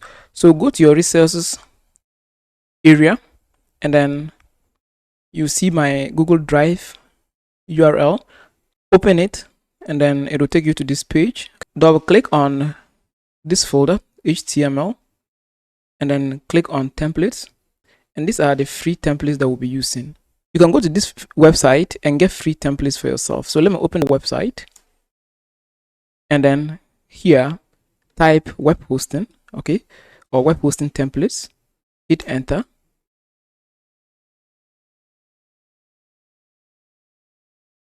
And you see we have Netic here, Greenhost. All these are free for you to use, okay? So pick the one you want. This is the one I used. There's another one here, here, here. A lot of them. You see that? Okay. So pick the one that you like. You can also go to Team Forest, but those ones will cost you money. All right. So get the one you want. But the one I want to use for the training is this one. So you can preview it and see how it looks like before downloading it. It's free, okay? There are a lot of them. Now let me open another one, something like this. And then you see 7,269 free downloads. Let's preview it. And this is how this template looks. Now, one thing I like about templates, one thing I prefer building your front end with HTML and CSS template to using WordPress themes and plugin is, with WordPress, it's very easy to break things, all right? I don't like the idea of constantly having to update a plugin. And sometimes when you update a plugin, it crashes your website. This theme does not work with this plugin. So that's headache. That's why I prefer HTML templates. When you are able to customize it once, it's there for you forever. You don't have to update anything. Okay, so that's why I prefer using the HTML template, and I'll be showing you how to edit an HTML template. It's very simple. Okay, so let's go back, and then if you want to download it, you can simply download it. We'll go back, and there's another one here. We can preview and see how it looks like. One is here, another one is here. Okay, so let's go with the one that I'll be using for the training. I'll click on this, and then I'm going to click on download. Navigate to where you have it downloaded. In my case, I have it here. So I'm going to extract it. So you right click on it and then click on extract. And then you have a folder like this. All right. You can double click on it and see the things that are inside. Now we'll be uploading this to our web server. But before that, we have to edit or customize it. But before that, let's go to our web browser and download a code editor. So I'll take you to my web browser, and I'm going to type Visual Studio Code. Click on this first link. I'm using Ubuntu, that's Linux. But in your case, you would have to click here and then pick Windows. If you're on Windows, Mac, this is very simple, all right? So pick Windows if you're on Windows. So click on Windows and then wait for it to download. And it's downloading. So just download it and then you run it. You see that it's an exe file. So you just double click on it and it's going to open. I have my program here, Visual Studio Code. So I'm going to open it. So it's going to come in this format after you launch it. Click on this, all right, Explorer. And then you see this folder thing. Click on it. Now navigate to where you have that template downloaded. So I have it here. I'll just click on it, and then on top I'll click on open and wait patiently, and it's going to open up like this. So these are your files and folders. All right, now go back to where you have that folder, that template downloaded. here, and then I'm going to double click on it, and then I'm going to double click on index.html. So double click on this and wait, and here we are. Okay, so this is how it looks like. The original template looks like. All right, now let me show you how to modify it. So right now we've opened it in our code editor. So what I want you to do is, we're first of all going to edit our index.html. So click on index.html. Now I'll walk you through everything you need to know. Okay, so don't get scared by this. All right, it's not anything. Now let's go to our web page here, and anything you want to edit. All right, let's say this phone number.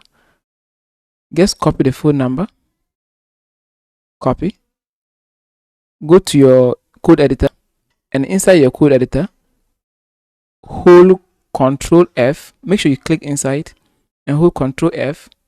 You see this fine thing. Paste that code, that text there, and it's going to take you to that part. So anything you want to edit, just copy it and come and search for it.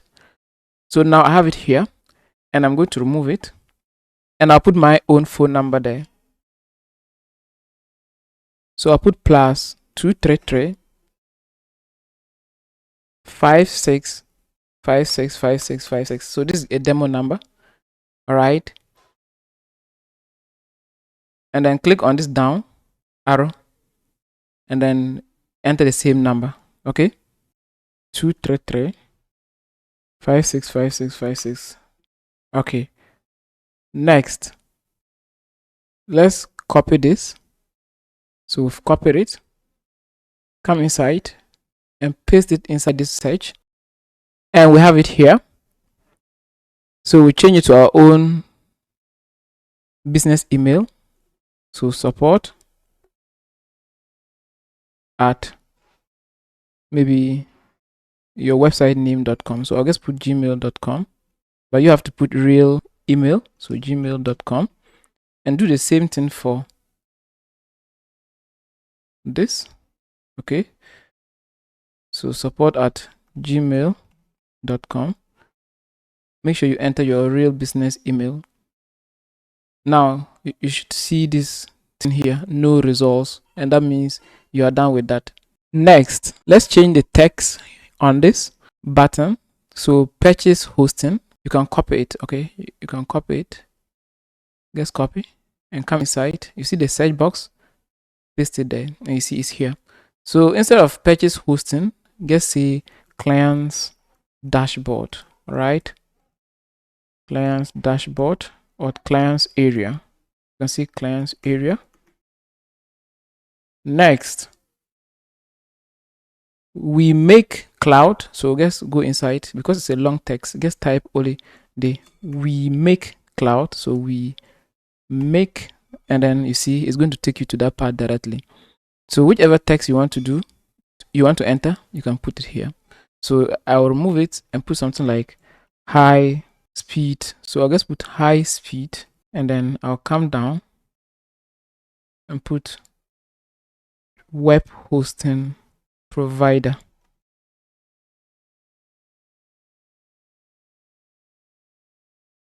Now to make things simple, just edit only the white text.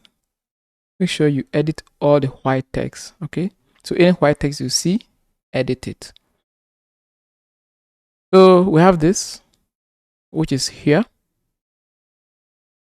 You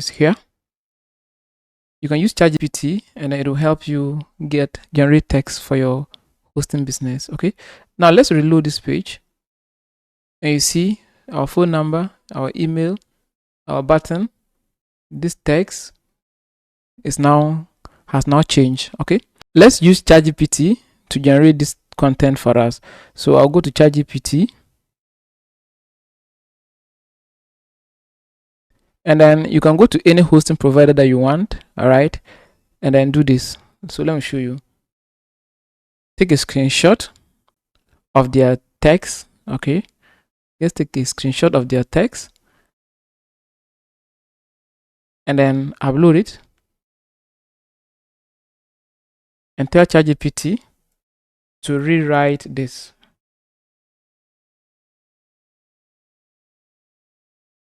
ChatGPT will gladly do that for you. And then all you have to do is just copy that text. So copy. And then you can paste it here.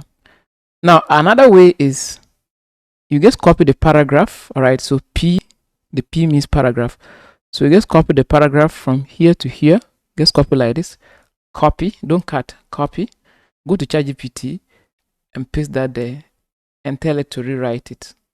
So when you paste it and tell it to rewrite it, ChatGPT will simply rewrite it with the code and everything. You just copy it and go back, and we're going to paste because the text is already highlighted. So Control V, and it's already pasted for you. That's all. Don't do anything. So let me take you back here and then reload, and you see it's there. Now the only correction you have to make here is you can put a break here. All right, a break here. So between the keep and your, put break. So keep and your, put break, which is here. So I'll copy this break, copy the break, and come and put it in between here. This is very simple. Remember to save your changes, okay? I'm using auto save. All right, so with that break, we just broke that into here. Next, you see this button, explore our features. I want you to come, and it's already here. Instead of explore our features, you can put something like purchase hosting or buy hosting. Okay, and you're done with that. Later we'll come back and link this to our packages, but it's very simple. Let's just do it right now.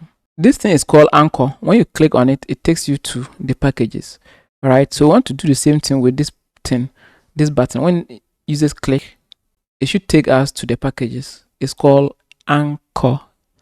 All right, so what we do is we put an ID, and there's already an ID there, which is hash plan. So come, and you see this, just leave it and put plan. Just like it is, small letters, plan. All right, now reload. Now when users click, it's going to take you to that plan. You see, to the plans or your packages. So we're done with that. Next up is our what? Partners logos. So I don't think right now you have partners. So what I'll advise you to do is let's just remove that for now by commenting that area out. And later, if you have partners, you simply replace with their logos.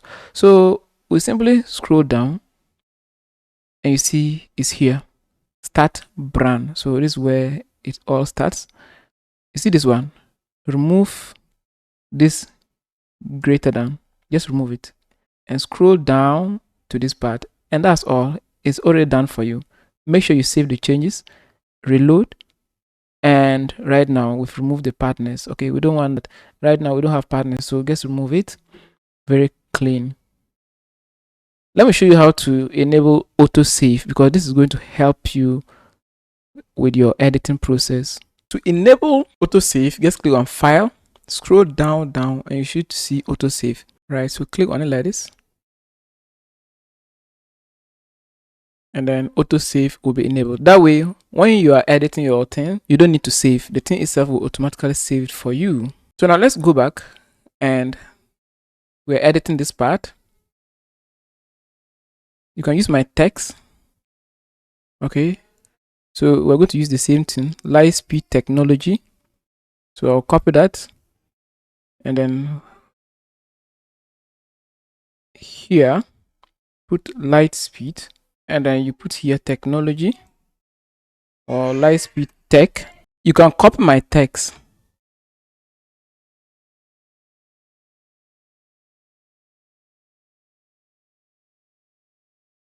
and tell ChatGPT to rewrite this.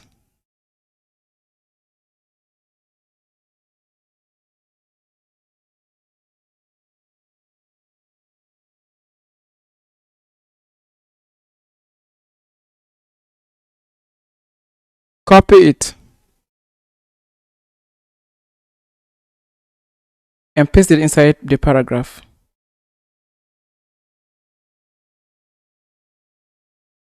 So I'll remove this and put this text, and it's going to auto save it for me. Now I'll reload this page, and you see we have that text there. In this part, we'll be modifying our packages. So you have to come out with your prices. How much do you want to price your services? And then your currency. So I'm going to work with the US dollar.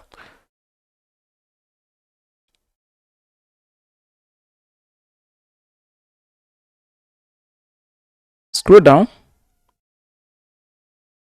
and this is where your prices start. You can change this to something like, we offer affordable prices, okay? Or choose a plan that fits your needs. All right, so this one is very simple, your business needs, and then enter whatever text you want to enter. Scroll down, and then your packages names. So how do you want to name your packages? I want to give it my first package as basic. Now this package is for what? It's for small businesses. So let's say for small businesses or starter businesses. Okay, so small business. Now prices, I'll change it to the dollar, and then I want to price it $4, and then I'll put /MO. That way users will know when they will be billed. So this is monthly prices. Okay, so you'll be billing them every month $4. All right, you have to put the duration there. Scroll down, and then enter something for this package. So let's say, let me copy what I have here. So this is good for small businesses. All right, also enter your own description, what you want to put there. Now this part, very important. Go to the resources link that I sent to you and open your drive, right? And open HTML, right, which is inside the tools box. Open the HTML, scroll down and open plans. So open plans, and we're going to copy this. So copy and come here, replace this. So I'll remove it and Control V. Now we have pasted, but see where they are. So just highlight them and hit on tap. Okay, tap. Right, so this one, make sure you tap on it. Tap. All right, that's good. Now on your basic package, how many websites you want to give to them? If it's one website, leave it. 15 gig, leave it. So I think what we are giving them on the basic plan is fair enough. Okay, so you can change. Let me take you back to your template, reload, and scroll down, and you see you now have those things here. See that? Now with the purchase button, you can change it to buy now. So it's here. If you want, you can see order hosting instead of purchase plan. So order hosting, right? And then check. You see it's looking fine now. So next we'll work on our second package. So the same thing, open that text document. The second package, I want to name it standard, and then I'll copy this text, right, this code, copy, go back here, scroll down, and this is your second package. I want to name it standard, so give it a name, standard. This package is for medium-sized business, so guess, so medium business. How much? I think with this one you can price it maybe $15. Come up with your own prices, so 15 per MO, that's per month. Come down and then put something like, this is for medium size business. Now come to this part, the code that we just copied, make sure you paste it here, and you see where they are. Just highlight them and hold down tap. Okay, that key, tap. Right, so this one, make sure you tap on it. So when you tap on it, tap, it'll take you to this part, all right, and everything is aligned properly. Now, if you don't want to offer 10 websites on that package, you can remove it and put something like 5. I think 10 websites is too much, so you can put 5 and change these numbers. But these numbers will be setting them up in your WHM. Now, when we finish, we'll remove this direct admin and put cPanel there. So you guys put something like cPanel, and then we go to the top, and then you see that one is already cPanel. All right, now we scroll down and you see the package, our button, put other hosting, and we're good to go. Scroll down to the third package. I'll leave it as ultimate, and this is for large companies or large businesses. And maybe here you want to give them something like $13 per month, and then put your text. This package is for large. Just describe it. Okay, now we go back to the document here, and I want you to copy this. So copy, and I want you to select this and paste. Highlight it and hold down tab. Change this direct admin thing to cPanel. Now, finally, change this button name from purchase plan to other hosting. You can also leave it. Okay, now let's go back and let's check our website and go to packages, and you see how nice they are. Now we can see that the first package looks shorter. This is because the text here is small, right? So you can increase the text by adding something to the first package. Let me take you to the first package, which is here.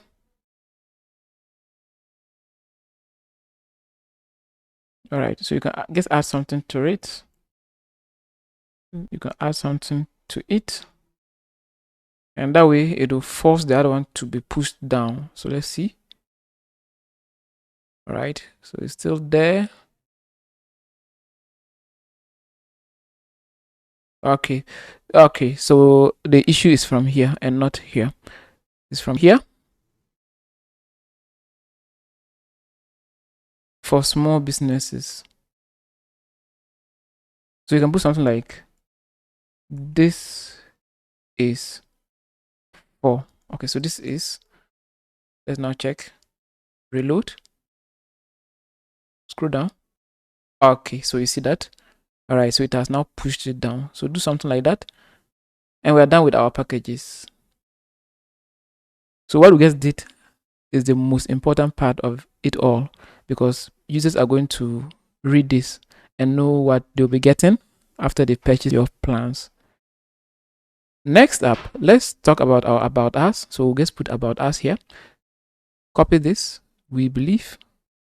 So copy, come here, and you can simply scroll down to that part. It's not far from here. Okay, which is here. So your about us.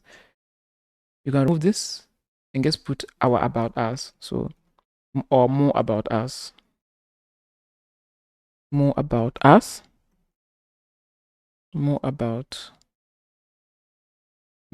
and you put your website name there. So more, maybe something like more about Zina hosting, or more about us. Now put your description, which is going to appear here. You see this? So describe. So more about Zina hosting. Also put more about your hosting. Now tell ChatGPT to write a brief description for your hosting business. And that's what I did, and then I have something like this. Okay, so ChatGPT will give you this text. Make sure you enter your own text, and then we're going to copy this, remove it, and then I'm going to paste that text here. Excellent. Now see details. I think remove it and put something like about us, okay? Or just put something like order now, order hosting, because they just read more about you. So we want to send them directly to our hosting package to make purchase. Now that you have some information about us, so let's put order hosting. So after they read more about you, then beneath, which is here, then beneath, they have the option to get order hosting because you have convinced them. So they should order hosting. We'll be linking it to our hosting packages. Okay. Next up, you see this is an image. So you can replace it using Canva. So let's locate this image and it's here. Okay. It's this image. Let me remove this thing to prove to you that that's the image. I'll remove the ending part and then reload it. Scroll down and you see that it's no longer there. So let's locate that image and then to locate that image, go back to which is here, images, C1 PNG, C1 JPG, which is this one. Okay, so this is the one that will be modifying. And to your lower right corner, you see the size. So we have 945 by 558. 945 558. So I'll take to Canva and we're going to design something with the same size. So Canva, click on custom size and we're going to enter 945 558 558. Click on create new design. Once the page is fully loaded, click on design and click here and type server. Pick one of these designs, but I want to pick this one. Let's remove this text and then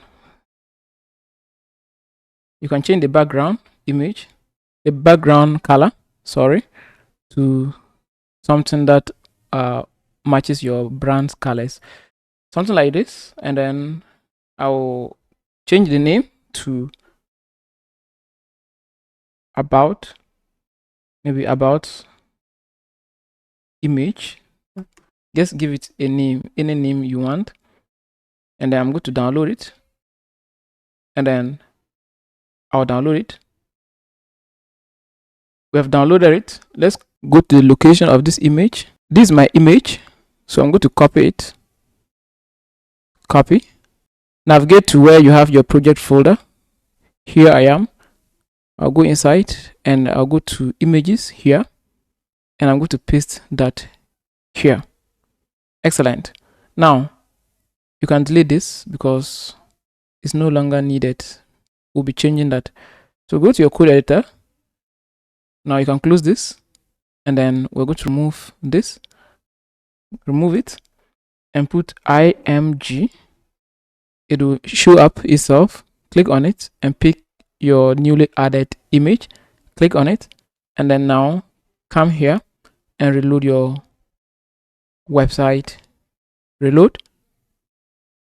Scroll down and you see you now have that added just like this. This part will show you how to modify your features, and that's a lot. I've modified everything for you. So to get this, just log into your tools box, okay, the resource folder that I shared with you, and make sure you go into the HTML like this and then open hosting features. So open this and copy here all the way to here. All right, so copy. Now it starts with div with class name container and ends with div. So come, scroll down, and here we are, the features area. So this is the part that we'll be deleting. So div and the container is what? The class is what? Container. So just highlight from here all the way to where? To here. Okay, so that's around, the ending should be around line 338 or 339, but don't delete this section thing. So it's from here, it's from the div to the div ending. Now we remove it. Now when you remove it, you should see section start and section end. Now copy that code that I said you should copy, and then just paste it here, paste it there, and that's all. You're done. Okay, you are done. Reload, scroll down, and you see these are now the new features. 99.9 uptime guarantee with some text or description there, free and auto SSL, 24/7 support, backups, friendly cPanel. Now there's an issue here, so let's work on that, which is this one. So we don't want that. All right, remove it, reload. Excellent, and we're good to go. Okay, now with this you can modify this, which is here. Let's move back to the top, and then you can put something like our features or features. Just put features or what you get, and then you put some description here, or these are our features, all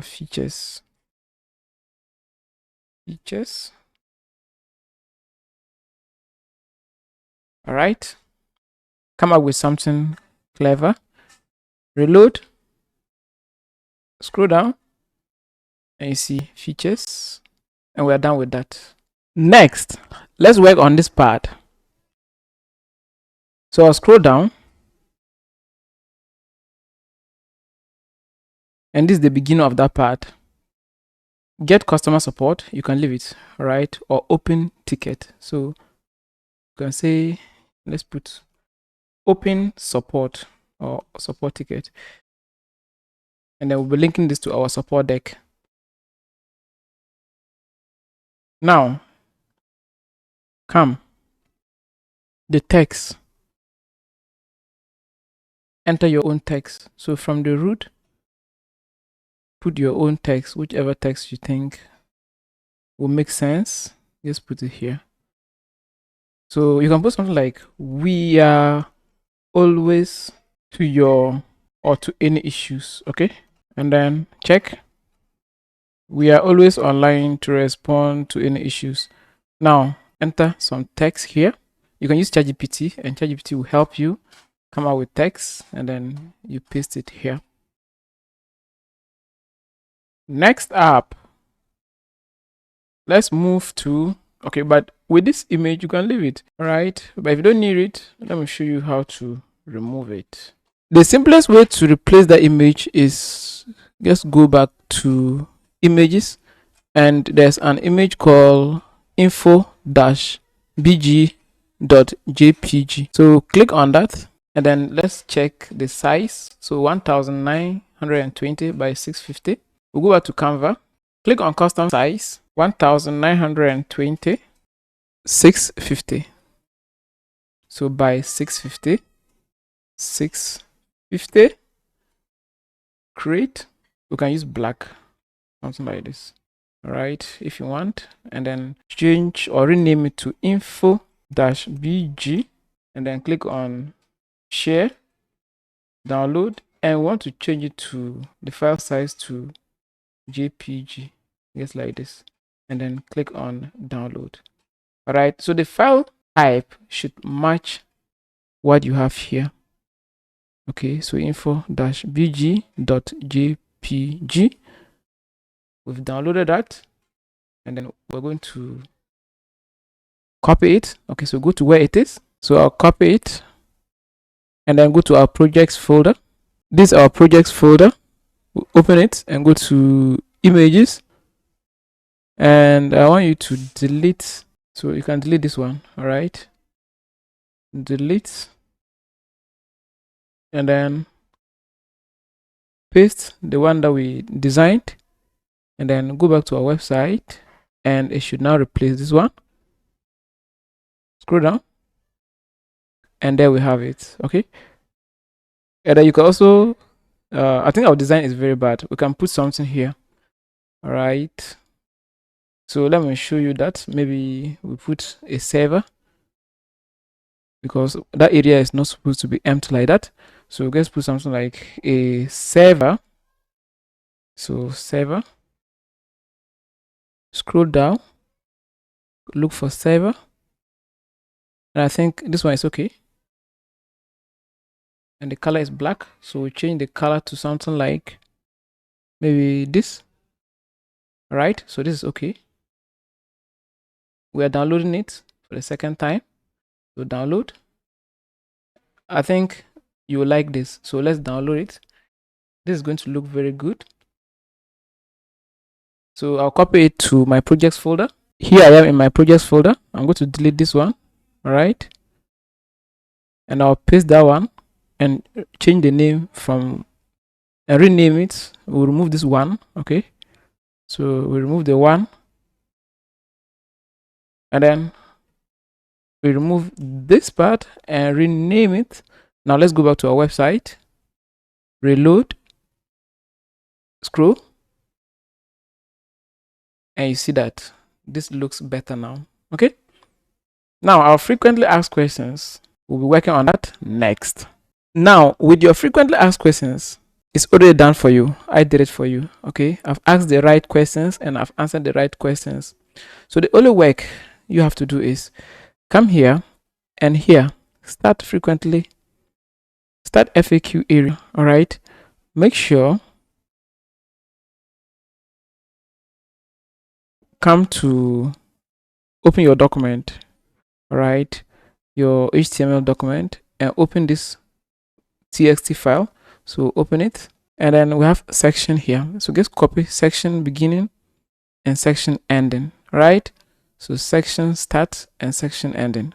Copy it, copy, and I will come here and you see section start. So this is the beginning.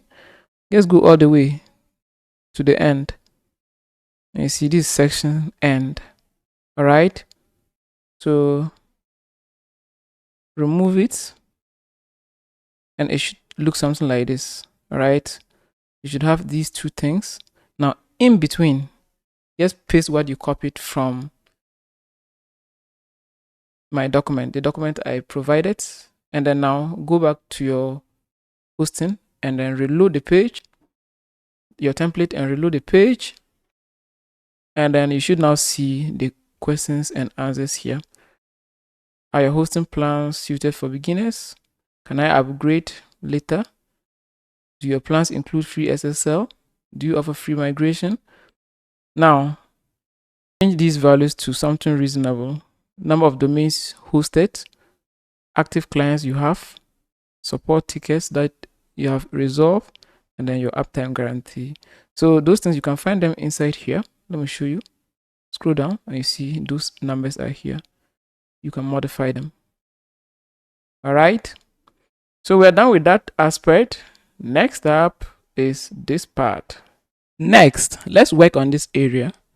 So we'll go back, scroll down to this part, and then enter something like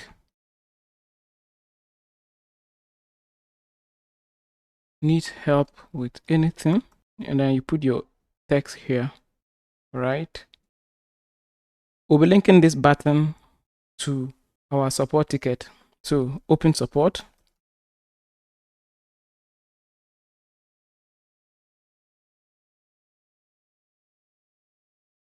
reload, and you see now our contact form. Let's go back, and what I want you to do is remove it. So just remove this. All right, so we're going to comment it, and we are doing this because we already have a support deck. Okay, so there's no need putting that there. Good. So our final line of action is to work on our footer. So open that document, go to HTML and go to footer section and copy from here all the way to here. Copy. All right. Now come, you see here, this footer start and footer end. Just copy it from here all the way to footer end, which is here. Remove it and paste what we just copied, because I did it for you. I designed this for you. Okay, so it's going to make your life a lot easier. Now come here, reload, and then let's go back, and then here we have it. Now we'll be linking all these things to our WHMCS. All right, let's work on this menu. I'll take you back to our code editor and let's go to the top, and then I want to search for page. So just type page, and it's here, pages. Remove it. So remove this here to here. Remove this.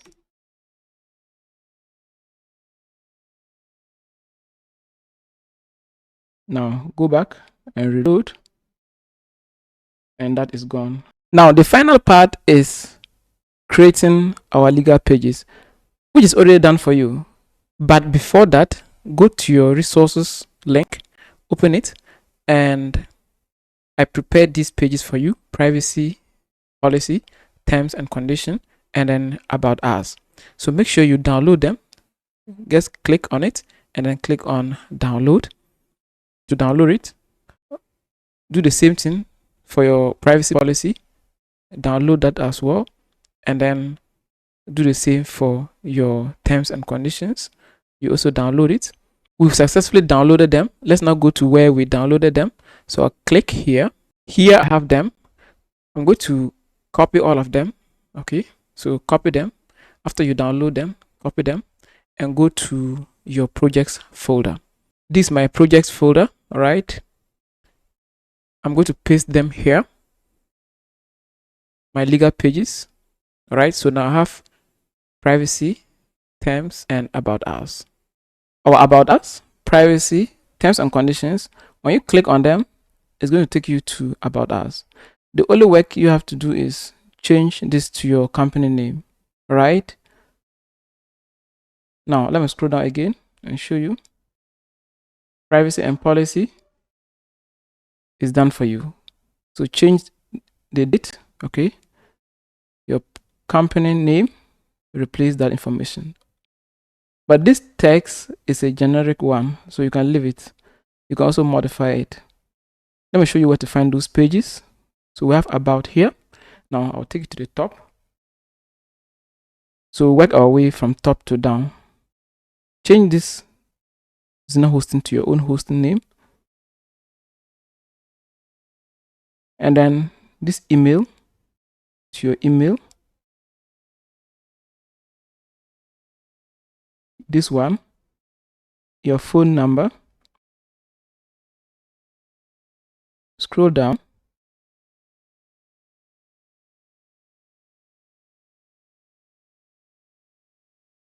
Welcome to. Remove this and put your host name. You can also modify the white text here. Make sure you change this. Replace this with your company name. But for the rest, just ignore because it's already done for you. We'll come back to these links and then connect them to our WHMCS software, but not in this video. Privacy, do the same thing. Go back to the top.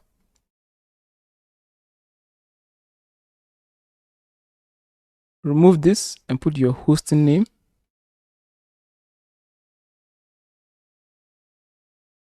Your email, phone number,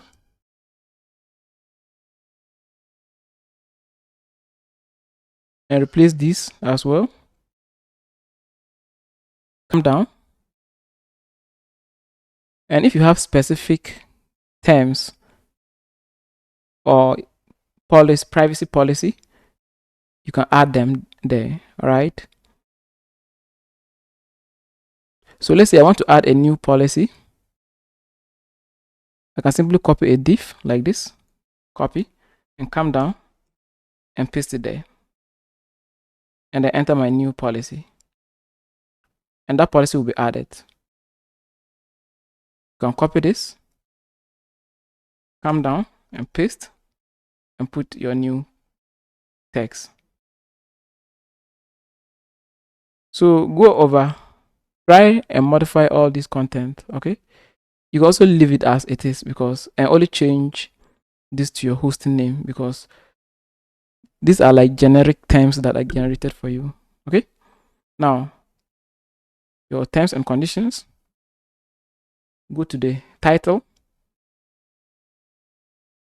replace this with your company name, and do the same for the rest.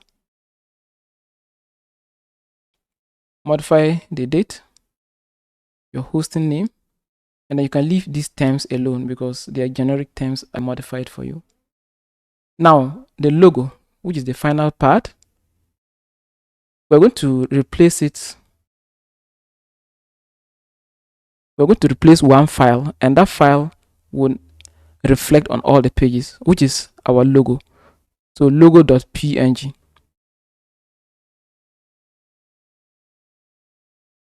So this is our logo file, and then we'll be deleting it and design our own logo. So the logo should be 50 by 30. So you can go to Canva and design something like that for yourself. Let me show you quickly how to do that, and then we'll say bye-bye to this part of the training. So I'll take you to Canva. Now click on custom size, and then the recommended size is 50/30. But with my experience, if you want your logo to be a rectangle, okay, then follow my size. And I think this looks better than this. I don't like this. All right. So we'll go back, and then I'm going to put 140 and click on create new design. Now let's zoom it out a bit. Excellent. Now come here, click on text and pick default style. Let's zoom it and then put your hosting name. So in my case, I'll put Zina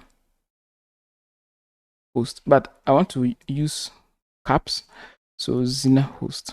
Let's style our text. I've increased the size, and then I'm going to change the color. So I'll highlight only the Zina, and then I'll give it some color. This looks good for me. All right. Now change the name to logo.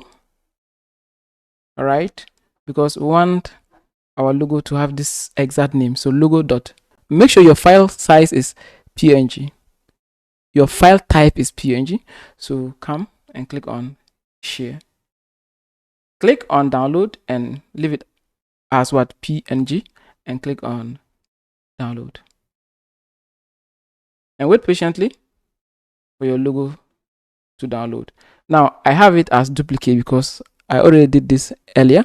So I'll simply copy it. So I'll go to where it is and copy it.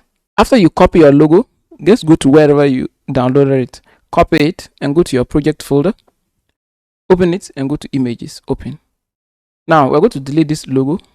All right, so we'll delete that one, and we're going to paste the one that we copied or the one that we designed, and then let's rename it so that it will be logo.png. If you have yours as logo.png already, then just leave it as it is, but make sure it's PNG. Now click on rename. Now let's go back to our web browser and reload, and now you see we have that. So any page you navigate to, it should be there because it has the same logo name. And this brings us to the end of this lesson. I can't wait to see you in the next lesson. Welcome to this lesson. In this lesson, I'm going to show you how you can log into your server for the first time. Your hosting provider is going to give you access to your WHM and then your cPanel, right? So we're first of all going to copy our cPanel URL. So copy your cPanel URL, open it in a new tab, and then copy your username, paste it here, and copy your password, paste it here, and click on login, and you are taken to your cPanel. Now you also have access to WHM. So what you do is inside the search box type WHM and click on Web Host Manager. So right click and then open it in a new tab. So we want to open them side by side. All right, so this is your Web Host Manager, WHM. So you have access to cPanel and WHM. Because you're a reseller, you have access to this WHM. Your regular users will not get access to this part of the cPanel. All right. So we've successfully logged into our server for the very first time. In our next lesson, what we're going to do is we're going to create packages in our WHM. Welcome to this lesson. In our last lesson, I showed you how to log in to your cPanel and WHM. In this lesson, I'm going to show you how you can create hosting packages in your WHM. To start, let's navigate to our template, and this is the template we just designed. Now let's scroll to our packages. Here are they. Now I'm going to show you how to create these 3 packages in WHM. It's a must that you have these packages in your WHM. So to start, we are going to WHM, and then inside this search box we type package. Just type package, so pack, and then click on add a package. You are brought to a page like this. So what you do is enter your package name. In our case, it's called basic. So I'll click here and type basic disk space. Click here and enter your disk space. So disk space is 15 gig. So I'll open my calculator. 1 gig is 1024 multiplied by 15. We're going to get this value. Copy that value. Come here, your WHM, and we're going to paste those values here. Bandwidth. You want to give them unlimited bandwidth. So with unlimited, what you do is you put 9999 of them. All right. So FTP accounts come. We are giving them 10 FTP accounts. So with FTP, click here and put 10. Email accounts, we want to give them 10 email accounts and 10 databases. So 10 email accounts, 10 databases. Subdomains, you can give them, you can limit their subdomains, number of subdomains they can create. All right, I want to leave it as unlimited. You can limit it. Now with add-on domains, just leave it as 0. That way they can only host one website with the basic plan. Next up, let's see, and we're good to go. But with this, don't make it unlimited. Click here and give them 1 gig. We want to limit the space they can use on their emails. All right, on each email, see, per email address. So each email, we want to give them 1 gig or 500 megabyte. Okay, scroll down and I'm going to click on add, and this package already exists. Right, I created it, so don't worry. Next up, let's put standard. So standard, and with the standard, what we want to give them are 5 websites. So come and add on domains, put 5. disk space 30 gig. So 30, put 30 here, and this is how much you want to assign to that package. So put it here. Unlimited FTP account 30. So everything here is 30 except email, which is 15. So 30, emails 15, databases 30. You can put your own values. All right, don't follow me. Add on domains, leave it as 5. Come down and here 1 gig. Scroll down and click on add, and this package is also added. Now our last package, which is ultimate. So ultimate plan. This is our ultimate plan. We'll go to our ultimate package, 20 websites, and then 50 gig SSD storage, 50 gig bandwidth. Okay, so here I think you have to make correction here. Change it to maybe 20 gig bandwidth, or you can change everything to unlimited bandwidth, and that means you have to go back to your template and edit this part of your template, right? But I want to put unlimited.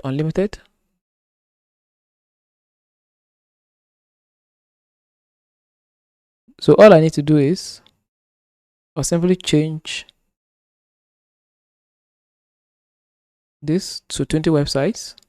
Go to your add-on domains, which is here, 20 websites. You can also give them unlimited websites like this, but make sure you edit that here. What is here should reflect here. Okay, so next, 50 gig SSD storage. So click, and I'm going to remove this and put 50 gig. Hit enter. Copy this, and want to put 50 gig here. Unlimited bandwidth. FTP account 60. Databases 60. So here 60. You can also give them unlimited. All right. So I'll just put 60. But I hope the concept is clear now. And then your add-on domains, maybe unlimited. All right. But make sure what is here should reflect here. All right. So I'll give them higher values. Our databases 60. And then maybe our FTP2, we can give them 60.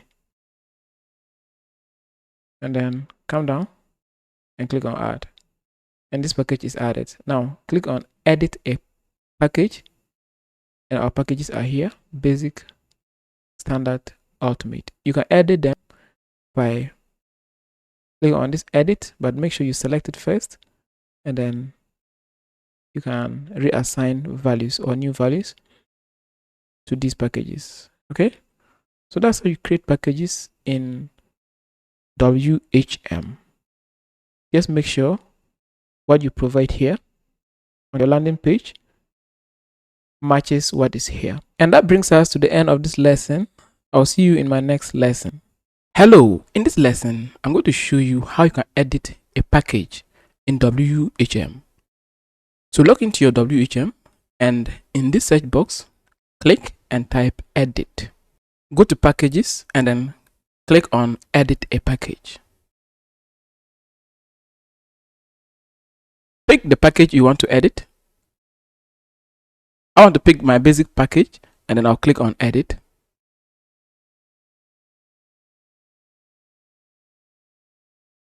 Enter your new values, but take note, you can't edit the name.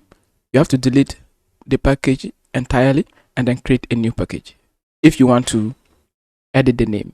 But let's say you want to only modify resources, then you can simply do that by assigning new values. So let me say 2 gig, something like this, and then I want to assign new values. FTP values.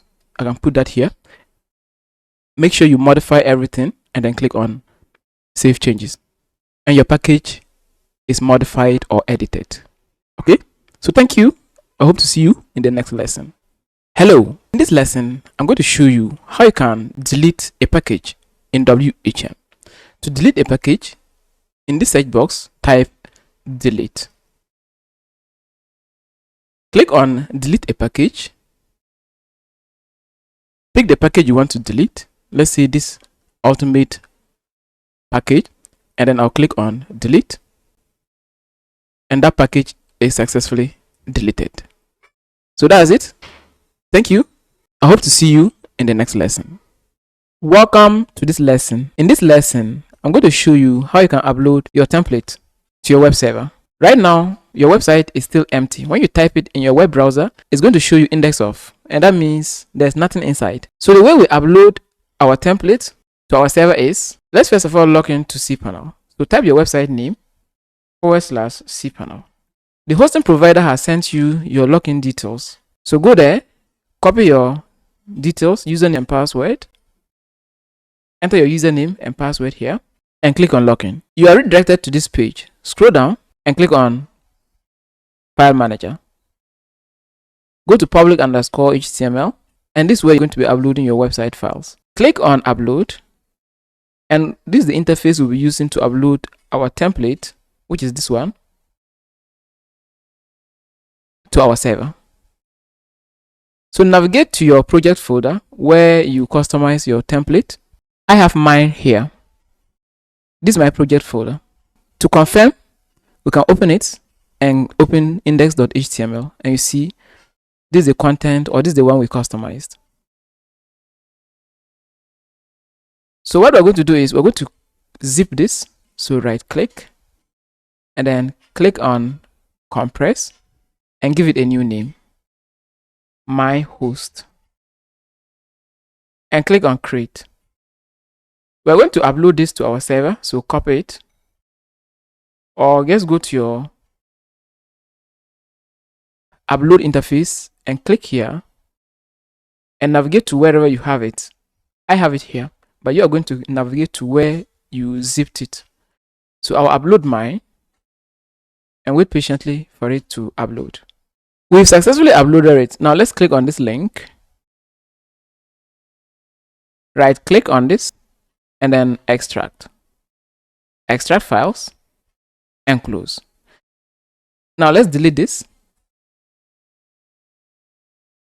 Delete. Let's open this, select everything, click on move, and we're going to remove this one and leave only public_HTML. Just leave it as shown on your screen and move. Go up one level, come here, and we're going to delete these two. So hold down shift on your keyboard, control on your keyboard, and click on this and this, and click on delete. Delete. Excellent. Now when you open your website in a new browser, a new tab, hit enter. It should now start showing you your template. Now, because of caching issues, some of the files or images will not load straight away. So you can give it a while or open it in a private window. I'll paste my website name and reload it again. And this time, it should now load up all the necessary files, just like this. And this is what we modified in our other lesson. You see, it's looking good now with all our modified data. Let's return and just ignore this image because it's going to load in some few hours time. We've successfully uploaded our front end. Let's close other tabs and then let's go to our public_HTML. And inside here, if you don't know how to get there, let me show you. So make sure inside your cPanel, go to File Manager, public_HTML, and here we're going to add a new folder and want to name it billing. So we want to install our billing software inside a folder called billing. Click on create. Open this folder, and this is where we'll be uploading our billing software. Now let's talk about WHMCS. This is our billing software. We use this software for the automation and billing aspect of our business. That's web hosting. Let's check their pricing. So we click on pricing, and these are their prices. $30, you can only host 250 active clients,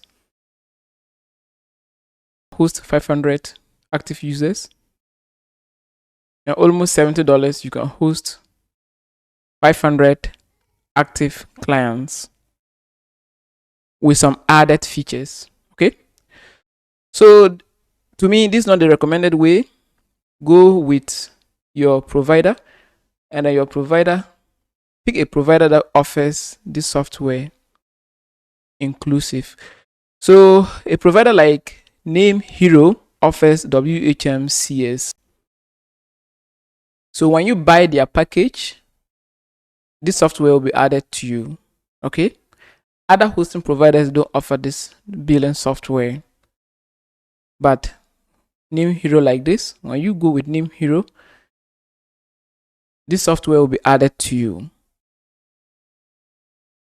Makio Host is one of them.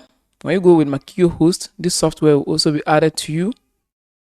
And you see here, WHMCS will be added to you.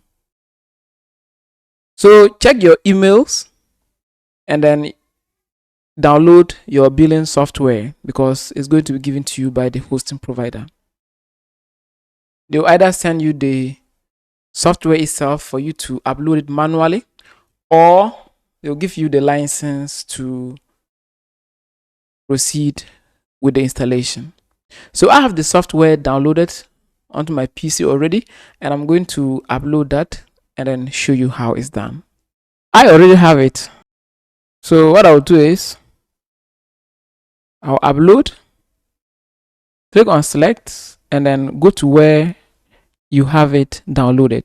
So make sure you select it and then upload it to your billing. Your path should look like this.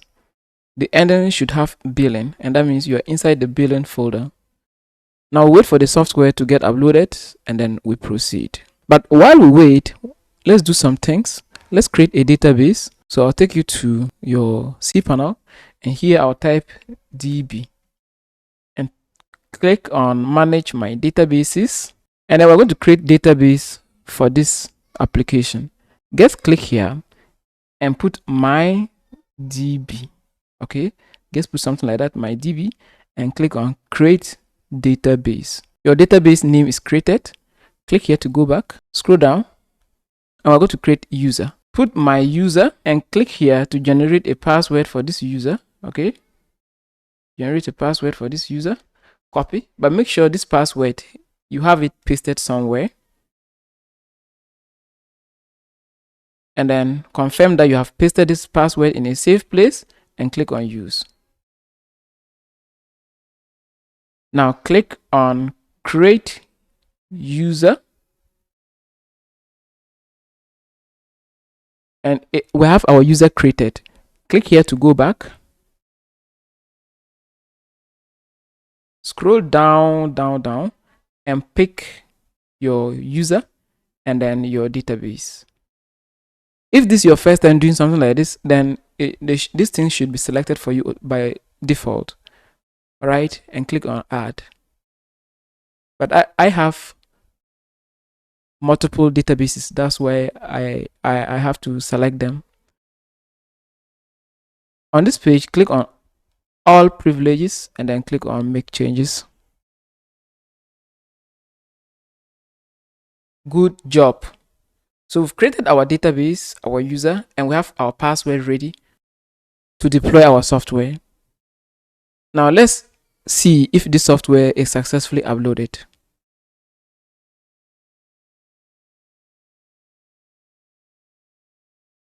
And our software is successfully uploaded. Just click on this link and then right click on it and extract. Extract. And wait for the content to get extracted. Now, close. And you can reload this page or wait for it. I'm going to reload.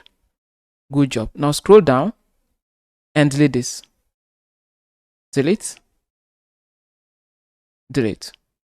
Excellent. Now let's close other pages that are not necessary.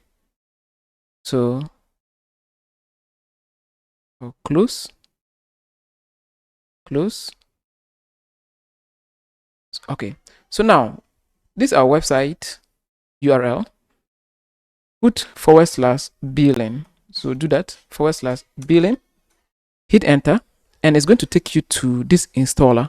So this is the interface we'll be using to install our billing software.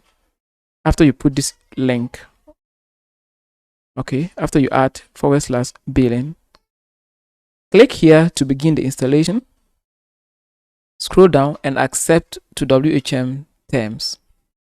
Click on begin installation and enter your purchase code. Now the question is, where do we get our license key? If you're going with your hosting provider, okay, if you got the software from your hosting provider, they are going to provide this license key. If you're also getting it from WHMCS themselves directly, then log into your WHMCS interface, and then your license key will be in your dashboard. You copy it and then you use that. I'll be getting it from my hosting provider. So check your email or contact the hosting provider directly for your license key to proceed. I'll paste mine, also copy and paste. Scroll down and I'm going to enter my database details here. Remember that password I asked you to paste it somewhere. Save, copy that password and come and paste it here. Database username. Return to this page and we have database username here, which is my user. So it's going to be your username underscore your database username.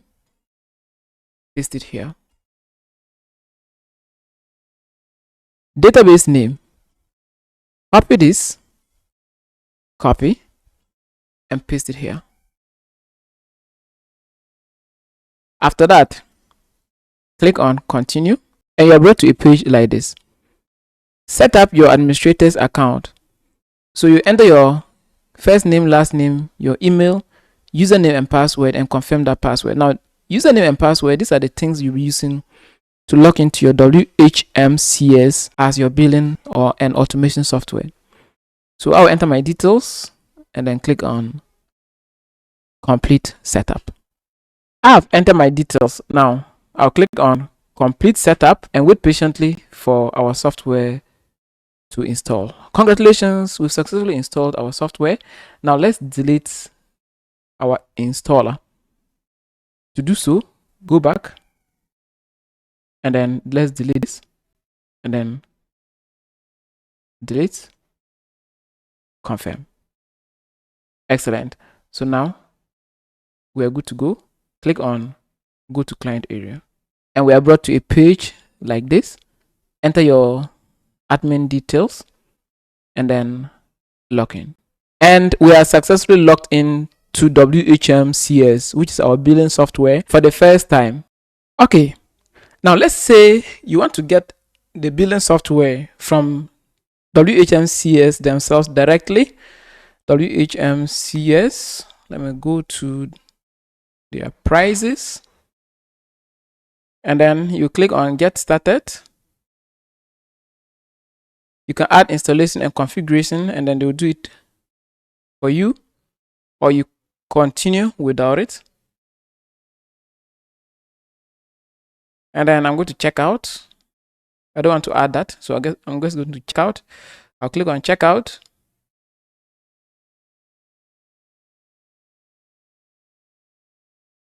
I'll enter my details. All right, make payment, accept their terms, and then create an account. So once an account is created, you see an option to download the software. Okay, You also see your license key in your dashboard. So the license key is what you're going to be using to proceed. We are going to use the license key. All right. So now go to your cPanel and here type software clause apps installer. I'm showing you two ways, the manual way and then the automated way. We click on install now, and then we're going to remove this and put billing, just like we did when we're installing it manually. Just leave this as it is. Now your data directory, just leave it as it is. Cron, you can leave it. Now enter your business name. So here you put Zina Hosting. Also put your host name. Admin folder. Now this admin folder, it means your hosting is going to be like this. Zina Hosting, or your hosting / billing. That's where you'll be installing the software / admin anytime you want to log into your administrative area. This is not good. So you can put something like XYZ admin.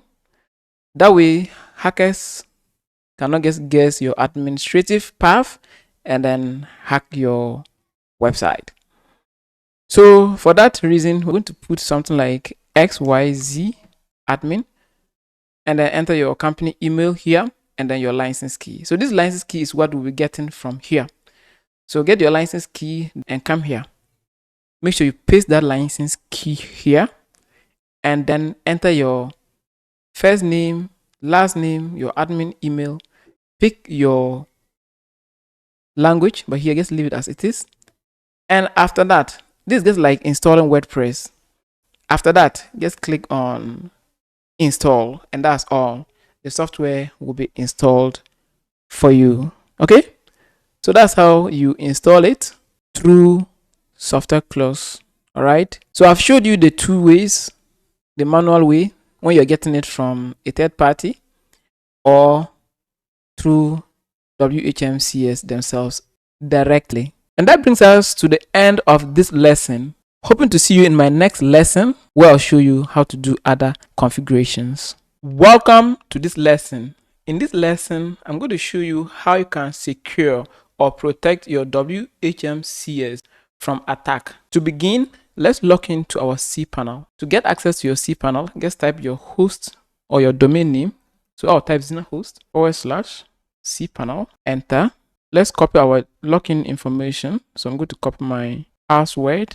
I'll enter my username and then enter my password here and click on login, and I'm brought to a page like this. Let's also log into our WHMCS, which is our billing software. So to get there, type your host name / billing, because that's where we installed it, / admin. Now you see this admin thing, we're going to change the path because hackers know where it is.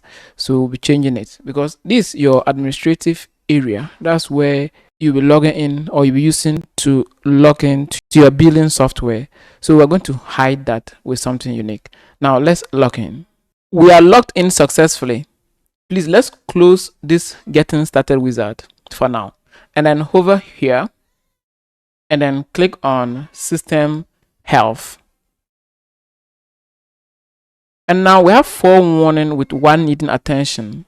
Let's work on these security risks. It's important we address them. All right. Now there's a document I prepared for you. Go to your resources folder and open WHMCS and open WHMCS security. And then these are the security measures we'll be doing on our WHMCS. Let's first of all change our administrative path. To do so, locate a file called configuration.php.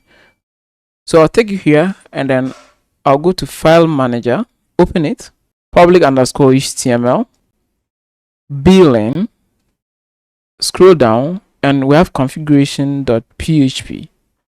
What I want you to do is open it to edit and edit, and then I want you to copy. So come here and copy this code, copy it, and then come down beneath and paste it here. Now change this to something like XYZ admin. Now this is going to serve as our new administrative URL. So you see here we have /admin. After we change that, we'll now have XYZ admin. That way users will not know where our link is. So just leave it as it is and then click on save. Now let's go back here and then let's change this path. Let's rename this folder, rename, and put XYZ. So XYZ, and then click on rename. Now when you reload this page, you get an error because this is now an invalid path. So let me reload, and you see we now have an error, and that means hackers cannot guess this URL. So our new URL is, we'll just put XYZ in front of it, hit enter, and this is now our new link to our administrative area. Now let's click on login, and we are in. You can change that folder's name to anything you want by simply changing the name here and then renaming that folder to match what is here inside the quotation. All right, so we're done with that part of it. Let's move on to the next security measure, which is we're going to secure our configuration.php file and give it 400 permission. To do so, let's go back and then make sure you are inside the billing, because that's where our billing software is installed. Scroll down, and this is the file we want to change its permission to 400. So remove this and put 400. After that, just click on save, and then come back here, reload this page. You see that error is resolved. So we now have 0 needing attention. It looks good now. All right, so the next step is we want to secure our writable directories, which are our downloads folder, attachment folder, template_C folder, and then clones folder. So the way we do that is go back to your C panel and then go up one level, and make sure you are on this interface. Here, create a new folder and put something like WHMCS data and click on create folder. Now let's go inside public underscore and then go inside billing.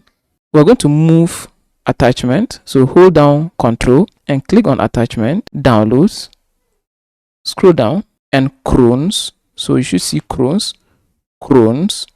template_C. Now click on one of them and drag, and you see 4 files are moving, and drag it inside this folder that we just created outside of our public_HTML. So just leave it there, just drop it there, and those folders are moved to that directory.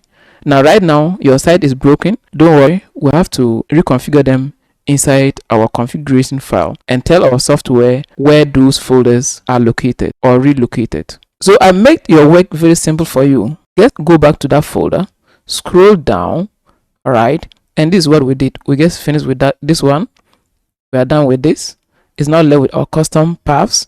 So copy from here to here, just copy everything, and then come inside our configuration our configuration file. Okay, if you want, you can reopen it. Okay, so let's reopen it, and then close the first one. Now let's inside here paste what you just copied, and then you see this username on top. You see your username there. Just copy your username, copy it, and replace this username thing. So replace username, this username, replace it with your username, this username, replace it with your username, and then finally this username, replace it with your username. Next, what we'll do is we have a duplicated line, so templates underscore compile directory is also here, template underscore compile directory. So remove this line or just comment it out by putting // after that save this file. Excellent. Now let's reload our billing software, reload, and then we have one error here. Don't worry, we have to reconfigure the paths, our storage paths, and this error will go. All right, so just bear with me. Let's proceed. So come here and go to settings. Inside this search, just type storage, and click on storage settings. Enter your password and then confirm this password. Now we're going to reconfigure these paths because they are invalid. Now when I click on this, you're going to get an error. This, you get an error, you get an error. So these are invalid paths. The way we do that is, you see this, just leave it as local storage and click on plus. All right, return to your configuration file, and we're going to copy the path to our new downloads folder, which is this one. So copy from here to here. Just copy what is inside the quotation, copy, and then I want you to paste it here. Click on save. And we have created a new path for our downloads. Let's work on our attachments. So the same thing, click on plus and then go to your configuration file, and this is our attachment path, new attachments path. Copy that, copy, come here and paste your new attachments path and click on save. Projects. So with projects, what I usually do is I put them inside attachments. So forget about it. Okay, so forget about it, and then now come here, settings, and then attachments. Change this, just click here and pick your new path. So go down and you should see your new path, pick it, and then click on switch. Downloads, click and go down, and your new path is there. Pick that one and click on switch and continue. We have attachments, switch, downloads, switch, under downloads, switch, attachments, switch. Now this is projects, but with the projects I usually put them inside attachments, so just leave it inside attachments. So attachments, switch, and then another attachment, switch. So what we just did here is we are pointing our storage paths to where those folders are relocated to. Now come here and then go to, but before that, let's delete our old paths. So our old paths will give us error, but our new paths are good. So you see that. So click and delete. Click, delete. And then projects, click and delete. And leave only these two paths. Okay, now hover here and go to system health. So system health, and now our needed attention is gone with tray warning. So we still have work to do to reduce this to 1. Okay, so let's move forward. The next thing is we have recommended PHP extensions here that we have to enable. Okay, so the way we do that is we go back to our cPanel and type select and click on select PHP version. Click on extensions Click here and pick, if you're on the native, click and pick 8.1. This is going to give you a whole lot of issues, but don't worry. Now pick IronCube loader and then apply. Let's be sure our website is still working, because when you enable that, you can break your site, but don't worry, it's for our own good. Okay, so now we've enabled that, but we have opened more issues. Don't worry, let's fix them. Come back, and then I want you to pick soap. So we have soap here. Pick soap, and then info file or file info. Pick file info. Excellent. Reload, and we're back to 3. Don't worry. Next up, we have MySQL extension, and then nd pdo MySQL. So we're going to enable nd pdo, so which is here, nd pdo. Just ignore it. Okay, don't worry about it. Reload the page, and it will enable for you. Okay, wait patiently. Now let's go back there, and you see it's enabled. Now go back to your application, reload, and now we have 2. So it's left with 1, which is a major concern, and then the other one is not important. You forget about it. Okay, our last step is to update our updates directory. So go to utility, so utilities, click on update WHMCS, enter your password, and then confirm.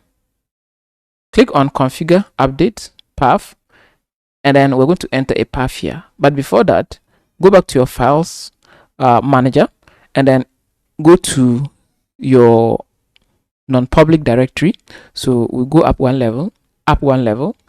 Inside the WHMCS data, open it, and we're going to add another folder here called updates. So just put updates, put it there, and click on create. Now what I want you to do is copy one of these paths. Okay, so just copy one of them, it doesn't matter, copy, and then come here, paste it here. But the only thing you have to now do here is remove it and put updates, because that's the new folder.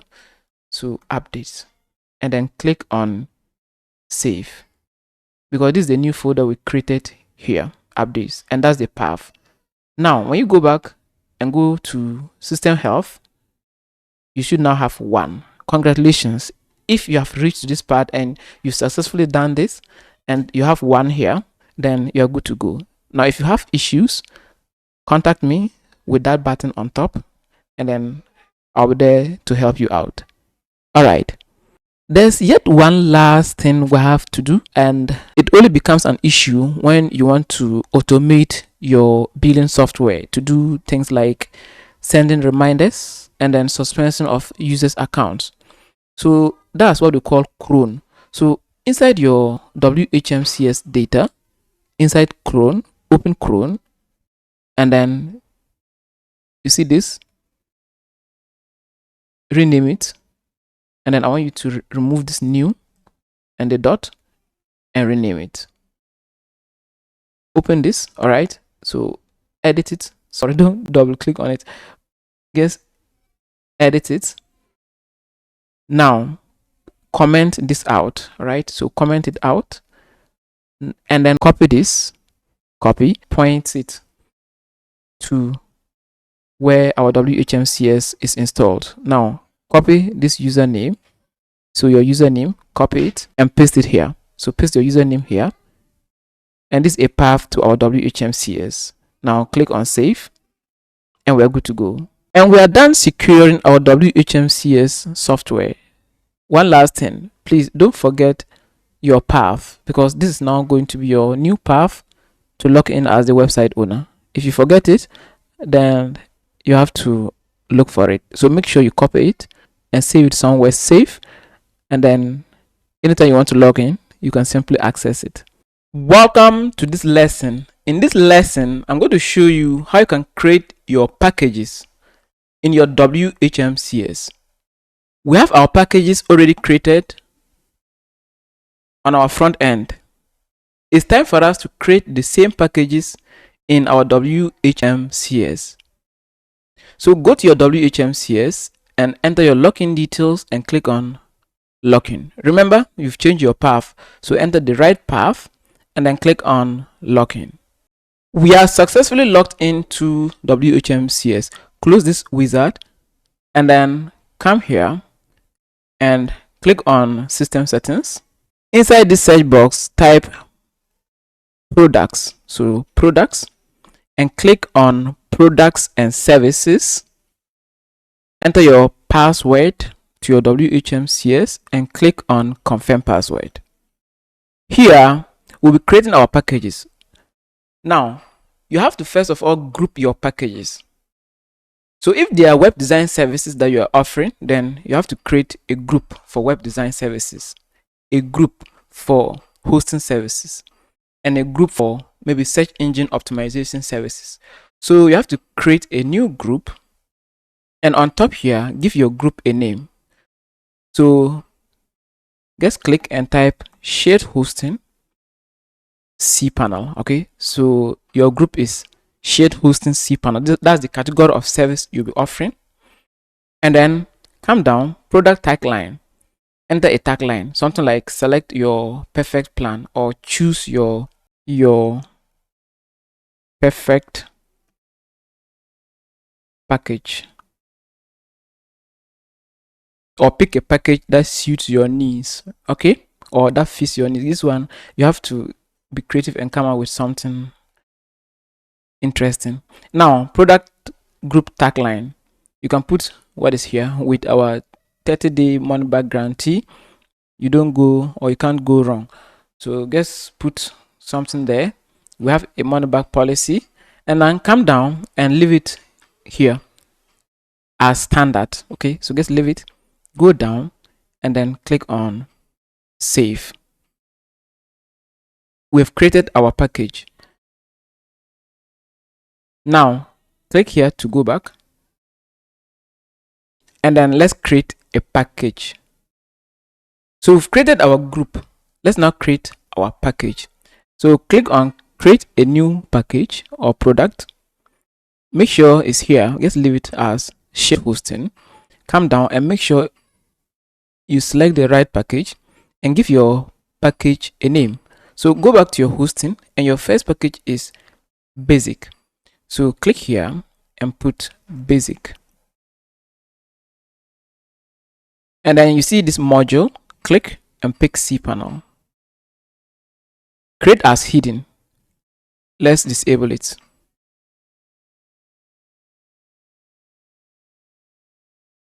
Make sure this is basic, okay? It's going to automatically handle that for you. Okay, there's no need entering it there. Next, come down and click on create. We've successfully created our first package. It's time for us to add other things to our package. So go to the email that I sent to you, and then click on your resources link, and then go to WHMCS, and then open package or packages. And now I need to copy the first package. Okay, so let's copy this code.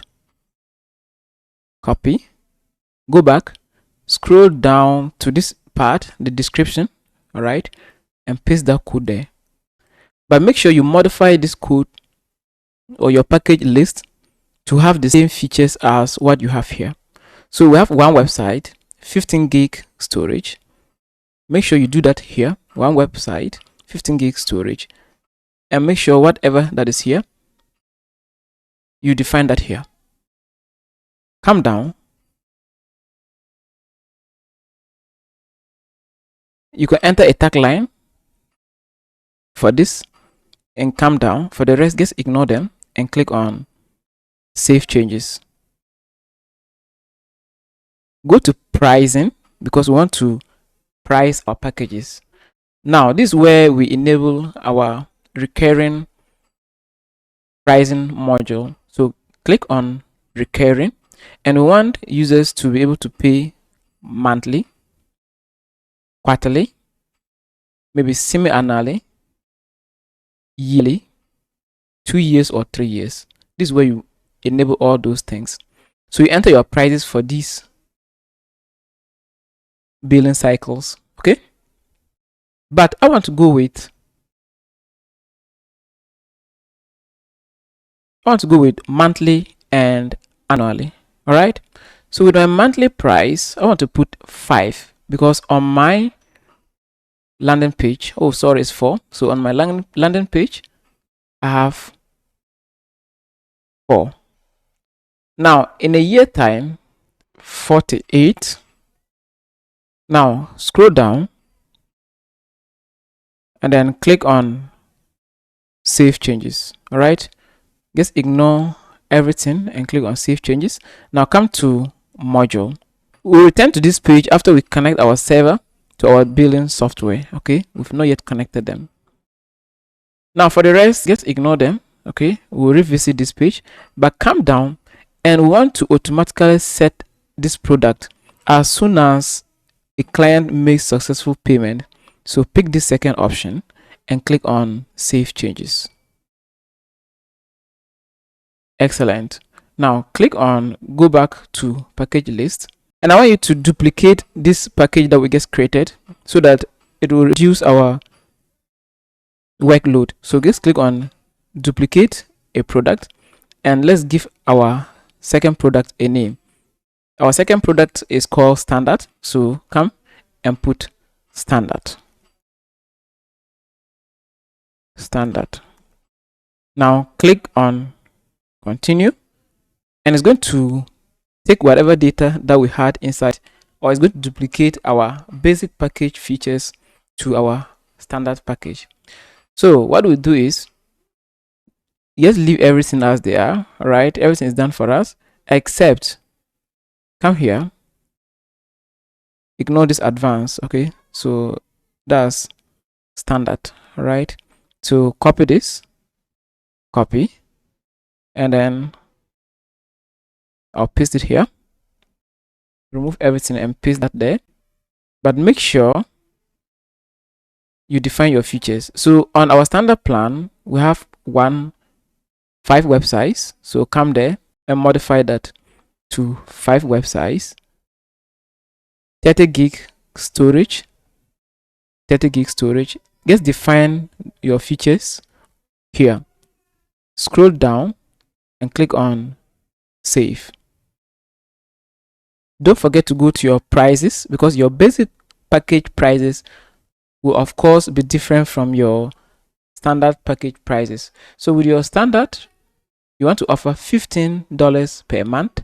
These are my prices. Also come up with your own prices.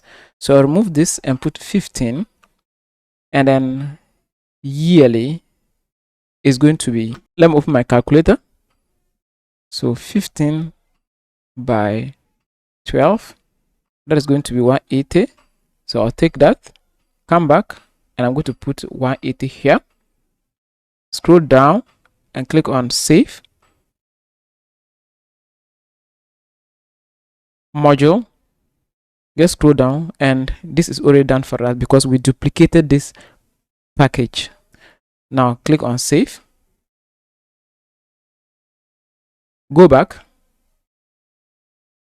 click on duplicate a product, and let's pick our second, which is our standard.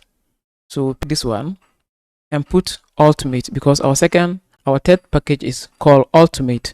So put ultimate, continue, scroll down, remove this, come here and scroll down and pick your ultimate list, copy, and paste it here.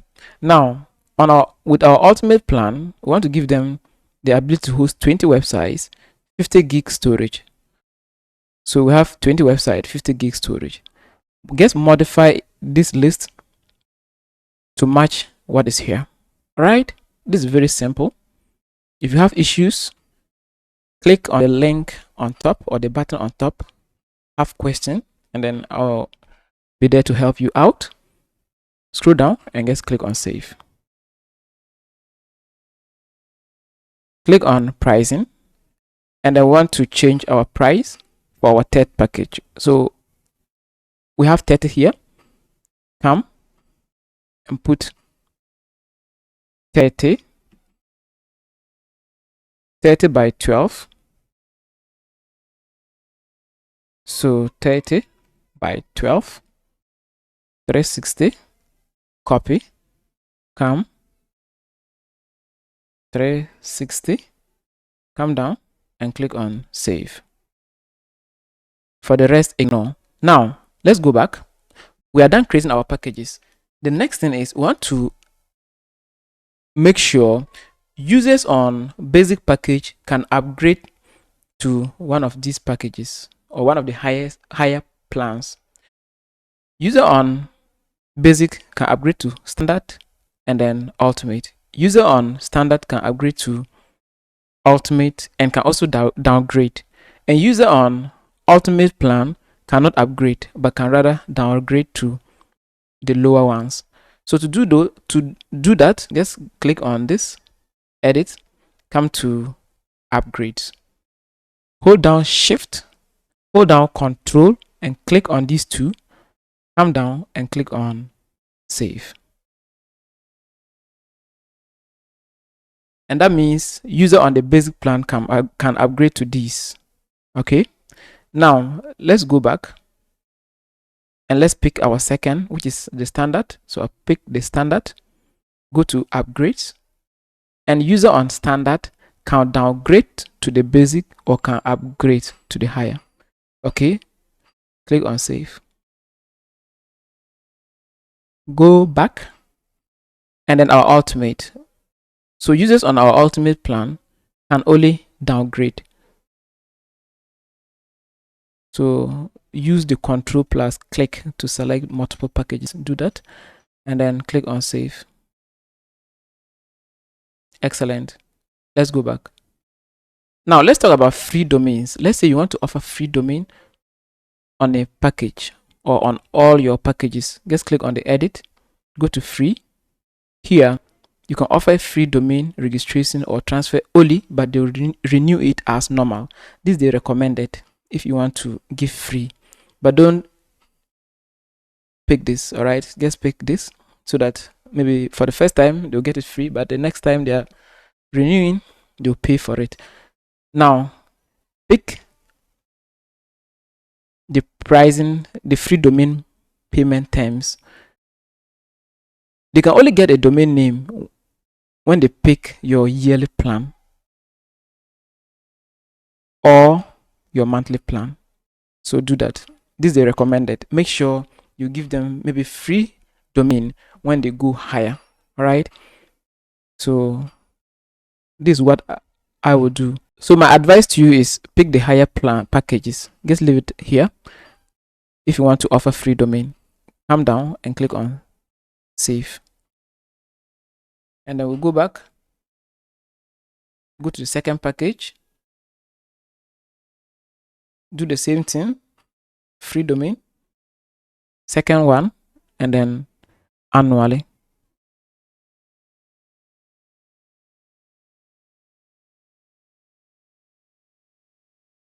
Go back,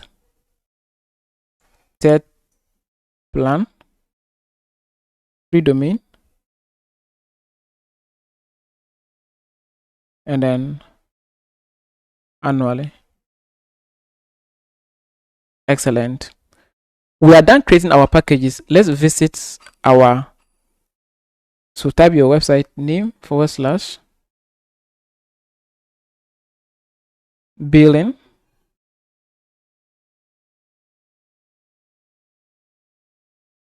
hit enter, go to store, and you see your category is here or your group. Click on it. We are done creating our packages in our WHMCS. I hope to see you in the next lesson. Welcome to this lesson. In this lesson, I'm going to show you how to set up a support deck or support departments for your hosting business. Now let me show you what I'm talking about. Let me take you to this hosting provider and click on contact support, and you see you can contact one of their departments. We can only contact their sales department. So we want to accomplish this with our own hosting. That way new users can only contact your sales department and not technical support department, because they are not yet users. Why would you want to give them access to your technical support department? But because they are still your potential users, they would want to know more about your products. That's why you have to make your sales department accessible to any user. All right. And then we'll also be creating a whole lot of departments like abuse department, billing department, sales department, and then other departments. So if that sounds interesting, let's see how we can also achieve that with our own hosting. That way users will come, click on contact support, and your departments will show up, and then they can contact the right or the appropriate department. To begin, let's log in to our hosting. So I'll put / billing, and then I'll put my new administrative URL, and I'll enter my details and then log in. Let's close this pop-up and go to settings and go to system settings. Inside this search, type departments, all right, and click on support departments. Enter your password and confirm. Let's add a new department. So I'll click on add new department and then enter your department name. So we're first of all going to create sales department, because we want to open doors for new users. Right now you don't have users, okay? So we want to give any user access to your department so they can contact your sales department to make inquiries about your hosting services. So click inside here and put sales. Okay, so our first department is sales. See how I'm spelling sales? Sales department. Describe your department. You can just copy what is here and put it there. There's no problem. Now email, put something like sales@yourdomainname.com. okay, so in my case my domain name is zinahosting.com, and we'll be creating these emails in our cPanel. Okay, so just take note of them. So we have sales@yourdomainname.com. Now let's assign this to an administrator, and you are the administrator. Make sure you pick that. And then you see this clients only, just leave it alone, don't touch it. We want anyone, whether the person is a client or not, to be able to contact sales department. So your potential clients will be able to contact you even if they don't have products and services with you. Okay, next up, scroll down and leave everything alone. Okay, for now just scroll down and click on add new department. Next, click, let's create department for support department. Just copy what is there, paste it here, and this one put support. So the first one was billing, this one is support. So support at your website name, so zinahosting.com. Now with our support department, we want to only limit it to our users, those who have services with us. Okay, because if someone is not your user, why would he want support or technical support from you? I hope it makes sense. Scroll down, and then what I want you to do is just click on add new department. Click again and enter billing. So this one is billing department. Copy on top, paste it here, and put billing. So billing, we'll create this email in our cPanel. Now assign it to an administrator, and we want to allow only clients to be able to contact this department. Scroll down, and we have to also do that for our support department. I'll take you back there.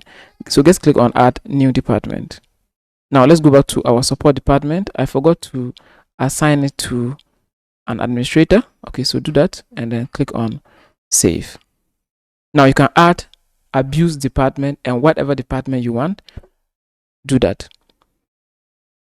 Let's now go to our cPanel and configure these departments. To do so, go to your cPanel. So I'm going to copy. I'm going to open these links, and then I'll copy my username and password.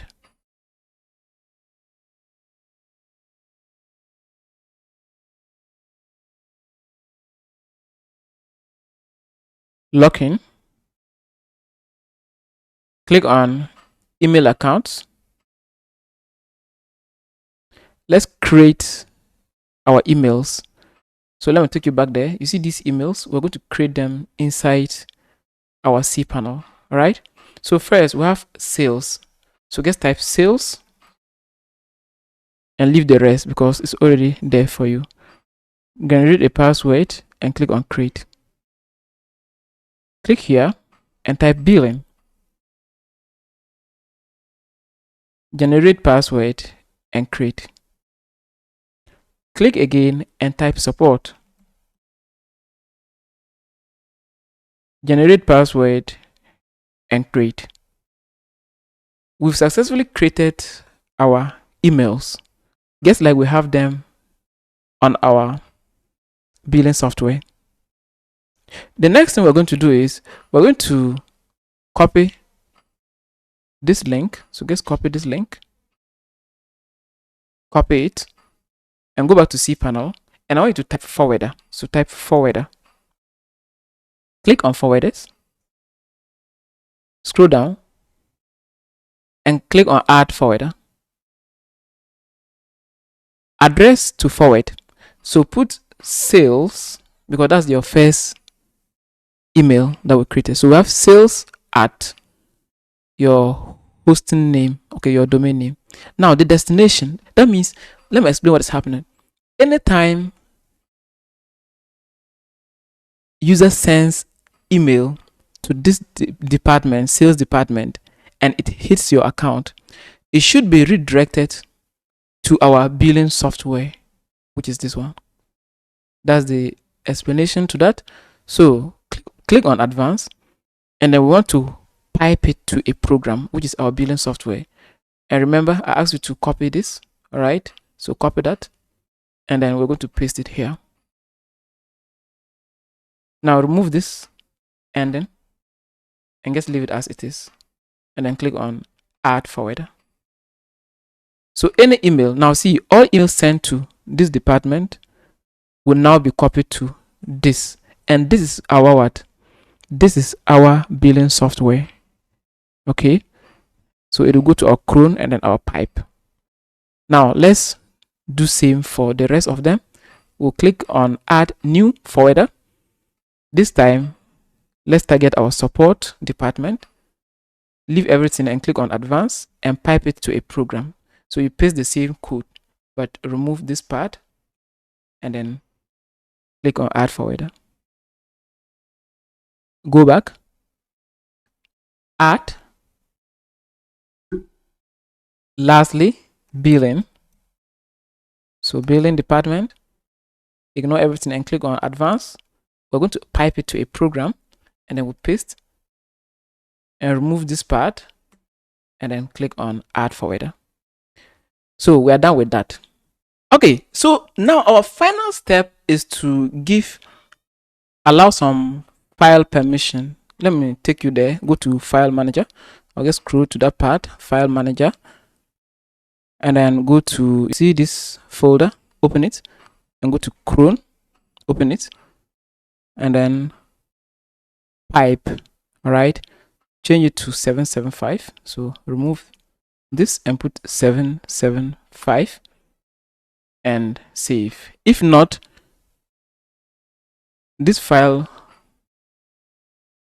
will not trigger. All right, it won't trigger when users send their emails to those departments. Okay, which we have here. Let me show you. Okay, so you see that's the file that we get allowed is permission to 775. So now that we have that ready, let's test our departments. So I'll open my email and then I'm going to send message to that department. And then what I'll do is I'll just click on compose and then I'm going to send to sales department. I want to contact sales as a client or as a potential user. So I'll send message to sales and then I'll put something like, I need your, so now I'm putting myself in the shoes of your users. They'll be contacting your departments. So I want to contact one of your departments, which is sales. So I need your services. Okay. And I'll just put hello like this and then click on send. So we have to test it and see if it will work. Now that we send that message successfully, let's go to our billing software and see if the software is receiving those emails. So I'll go back and then I'll click here. All right, let's close this. And then we should now have one ticket waiting. And then you see the software is receiving it successfully. All right. And that means any person who sends email to that or to one of your departments, you should receive them inside of your software. We are basically rerouting everything to our billing software. And then you'll be able to see that. And you see the department is here. That's sales department. And then the user is here. And the user is what? It's a guest user. That means this user doesn't have account with you. All right. Now, before we say bye-bye to this video, let me add this. Users who be contacting your departments or contacting your business through your support deck will receive an automated emails like this. Thank you for contacting our support team. A support ticket has now been opened for your request. You'll be notified once we reply to you. All right, and they can click here and view or follow up with these emails. Now, don't worry about this. All right, this company name thing, we'll be replacing that with our company logo. So that's it. That brings us to the end of this lesson. Hoping to see you in the next lesson.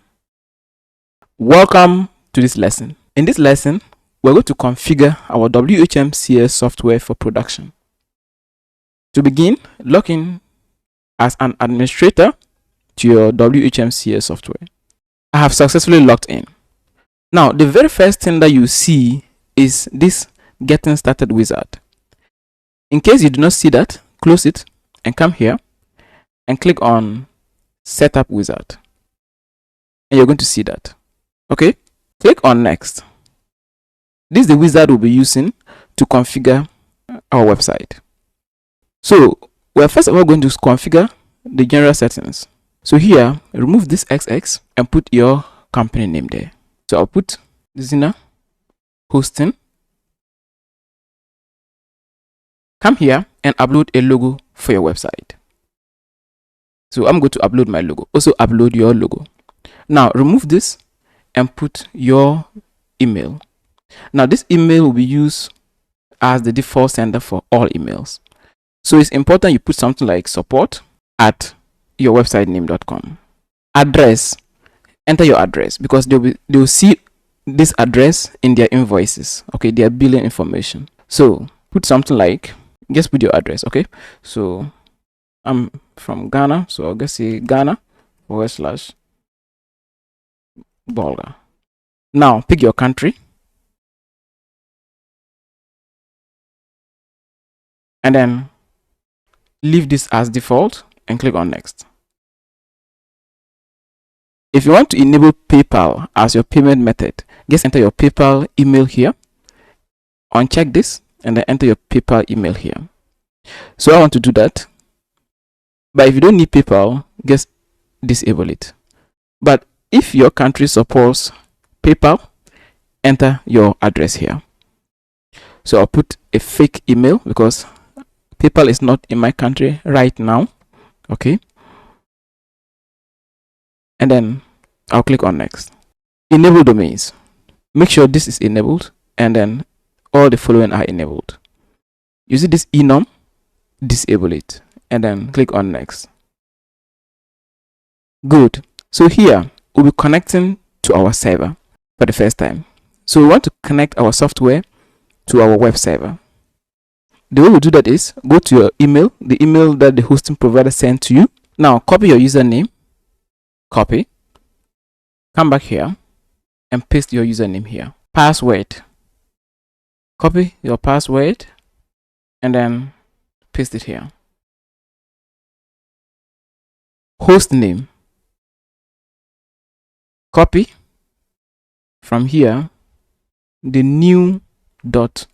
All right, so guess from here to here, copy and paste it here,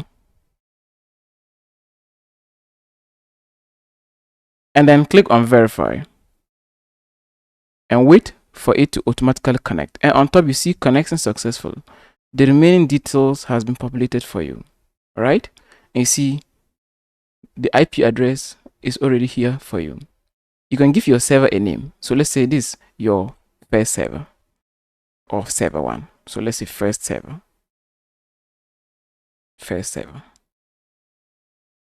Or you can say server 1. So let's give them numbers. Server 001. IP address. Go to your email, scroll down, and then our IP address is here. So copy the IP address and then name server. All right. So assuming this was not there, you have to put that there, but it's already there. Now let's copy the name servers. So copy the first name server, copy, return to this page and put your first name server here. Copy your second name server, copy, return to this page and paste it there and click on next. Fantastic. Click on next and then the setup is complete. Click on finish. Excellent. So at this point you can start accepting payment because you've now connected your software to your server, and then you have also configured the basic things. All right, before we do anything, come here, go to system settings and type products and click on products and services. Enter your password to WHMCS and confirm. Pick your packages, so edit them. We're going to connect these packages to our server. So go to basic and go to module, and then you see WHMCS is now communicating to our WHM. We created these packages inside WHM, but because we have now linked the two softwares, it's pulling out this information. So pick basic because that's your basic package, and then just come down and click on save. Go back and pick your standard plan, and then come to module, and then this one you have to pick standard and then click on save. Finally, go to ultimate, module setting, pick ultimate and then save. Good. So we have assigned our packages in our billing software to our actual WHM. That's where the creation of cPanels will be done. All right.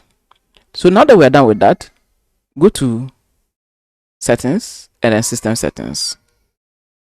Now click on general settings, and this is where we'll be doing the necessary configurations.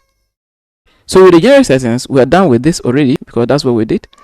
Our logo is already pulling out here, our address, everything here is done for us. With this, in your case, it's going to be like this.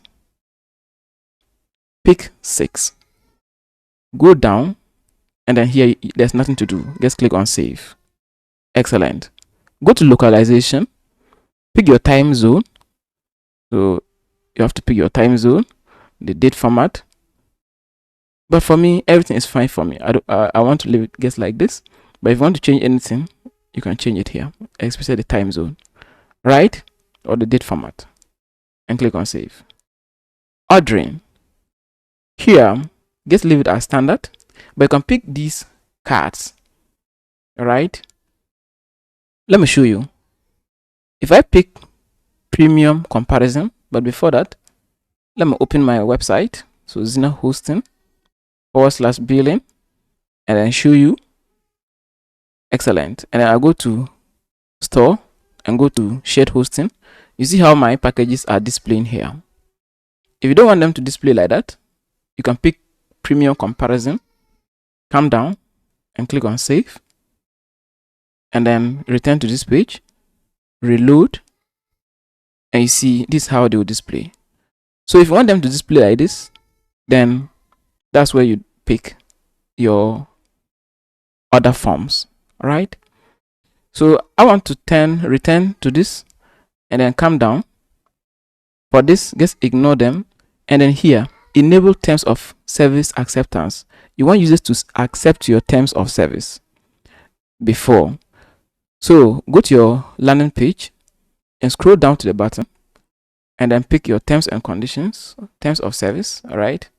So copy this, copy, come back, and then I want you to paste that here. So this, and that means users are going to be accepting to these terms in order to make payment. All right. It's important they accept your terms before proceeding. Next, if you want clients to renew their packages on time, all right, if you want them to do that, you can do that. But for me, I'll just leave it as it is, and then the invoice will always create for them, and then they'll pay via the invoice. So just leave it. Now come down. If you want to allow note on checkout, enable it. So it's important, just enable it. All right. Monthly pricing breakdown, enable this. That way it will break down the monthly prices for you. Block existing domains. Yes, we don't want any user who has an existing domain.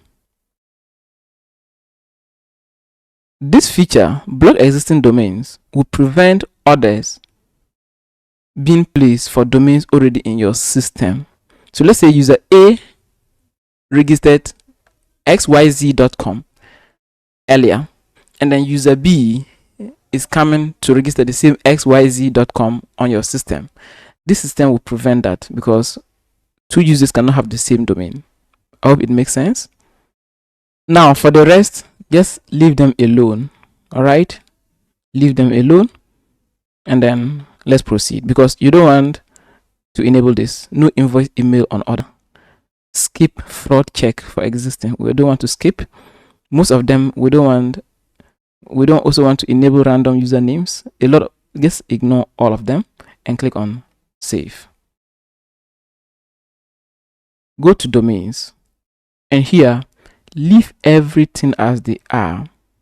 Okay, this name servers, what I recommend you to do is go to your email and pick the root name servers, which are also private labeled, okay, or white labeled.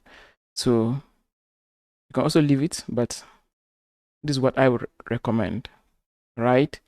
And then put 2 here,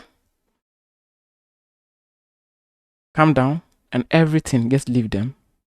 All right, now let me explain these 3. Enabling these 3 will allow users to register a new domain, transfer a new domain, and then allow clients to use their own domain. So everything is already set for you. The system is very intelligent. All right, so just click on save. Mail, here you can leave it as PHP mail. okay, and then it's going to use your system, your cPanel mailing server to send out emails. So you can leave it. But if you have issues with that and your website is not sending emails, you can contact me and then I'll show you how to configure an external SMTP server. But this default settings is going to work fine for you. Just allow it. Now go down, and here, this is the part I want you to change. Remove this because emails sent out are going to carry WHNCS complete solution. You don't want that. You want it to carry your hosting name. So Zina hosting, and then system emails from email. You can leave it as no reply. You don't want users to reply to system emails, but some users always so some clients sometimes do reply to these emails, and then when they don't get a response, they get mad. So what I would recommend you to do is put support@yourwebsitename.com, right? That way when they reply to you by accident, you still get these emails. Now come down, you see pre-sale form destination. Click here and pick your sale department, which is what we did earlier. So sales department, and then your pre-sale contact form email. You can put sales at, so sales at, here you can also use your Gmail. Okay, so sales at your host name, which is Zina hosting, but you have to put your own hosting name, zinahosting.com, and then click on save. Excellent. Before I forget, let me show you this. So this is your signature. After every email, okay, any email you send out will carry this signature. So you can put your name there and then do whatever you want to do. Okay, you can put something like love from Zina hosting. So something like this, love from Zina hosting. So this gets a signature, and then save it. Next, we'll go to support, and here what I want you to do is ignore everything that you see here. Just ignore everything. We don't want to prevent email reopening. Most of them are optional. Now, client ticket require login. If you want your clients to log in before they can see their tickets, okay, let's say you have responded to their tickets and then you want them to only see your response by logging in, then you enable this. Okay, show client only department. We don't want to show client only department to guest users. Okay, so just leave it. So we move to invoices, and here everything is done for you. Come down, and all right, so if you want to enable late fees, let's say a user is supposed to renew his service today and then he or she delayed the payment to next week. Okay, that's late payment. If you want to charge that user for paying late, then you can pick this percentage and put a percentage of how much you want to charge them for the late fee. If you also want to charge a fixed fee, you pick this one and put maybe $2.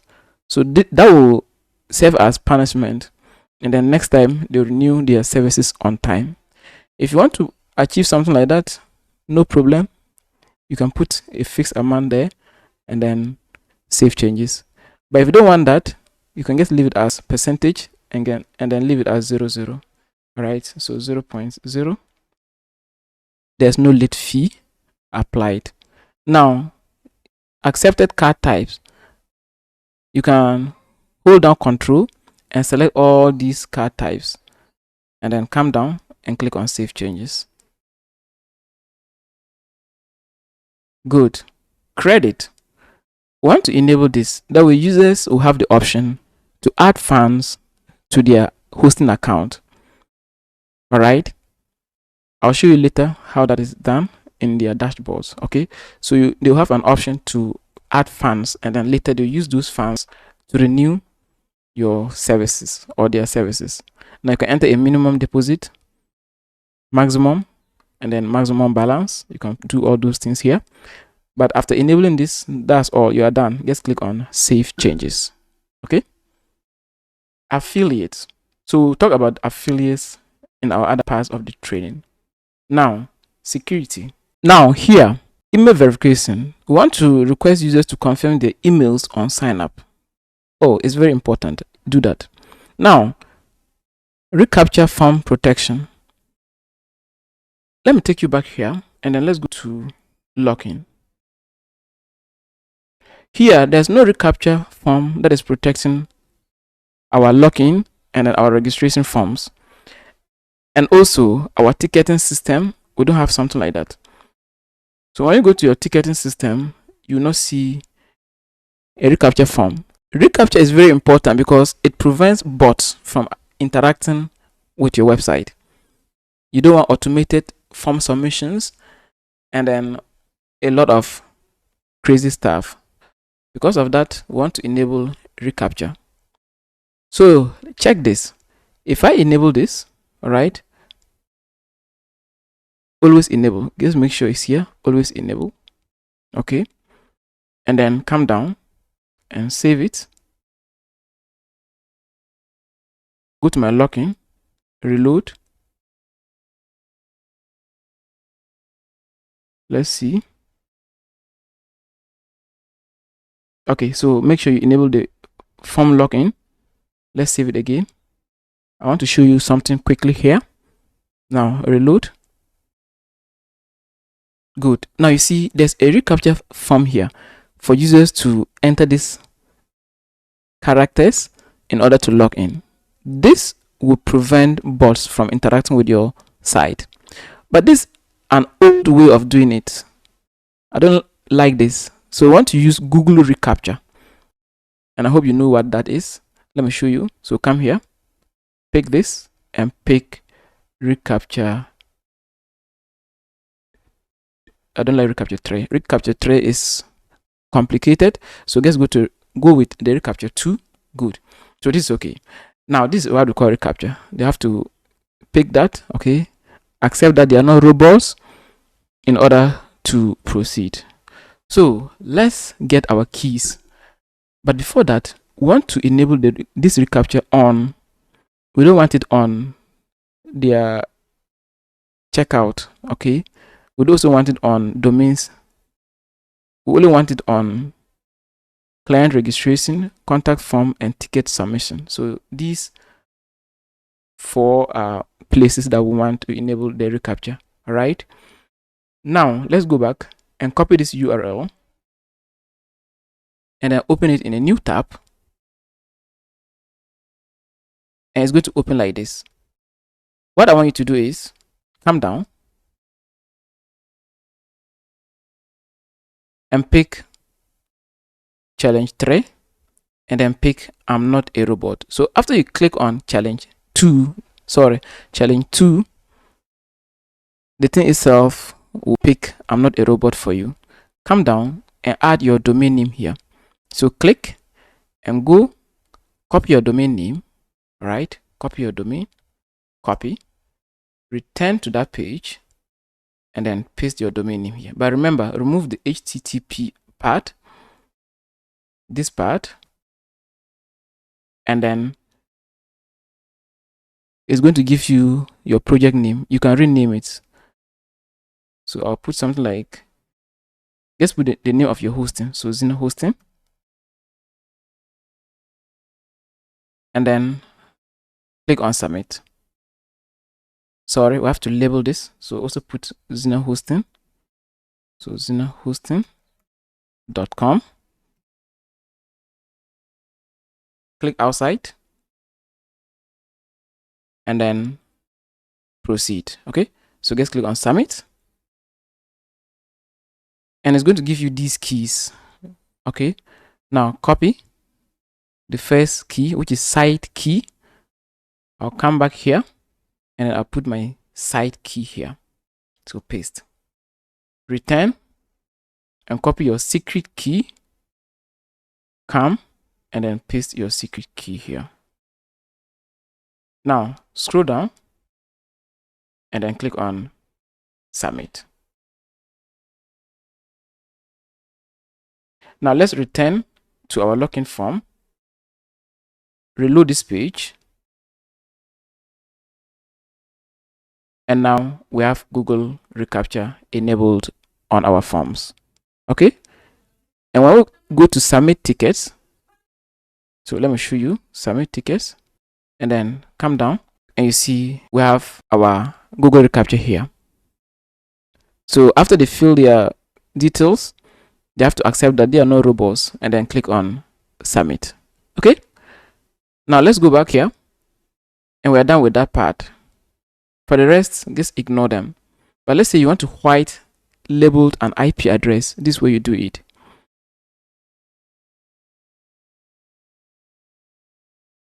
We'll come back to this later. All right, but for now, ignore it. Come and then go to social. You can enter your social links here, your Facebook, your YouTube link, and then what have you here. And then you can also enable the following to allow users to be able to comment. So there will be a button for them to comment or to tweet what you posted, okay, in your announcements or knowledge base, and then you can click on submit or save. Now let's go to other, and other, you can leave everything. All right, calm down, but this part very important. Optional profile fields. If you want to make some fields optional for users to during registration, you can enable that. Let's say you want to make their phone number optional or their city optional, you can enable them. That way they will not submit. There's no need for them to submit those information. Okay, like their regions, their city, you can do that. But these fields are very important.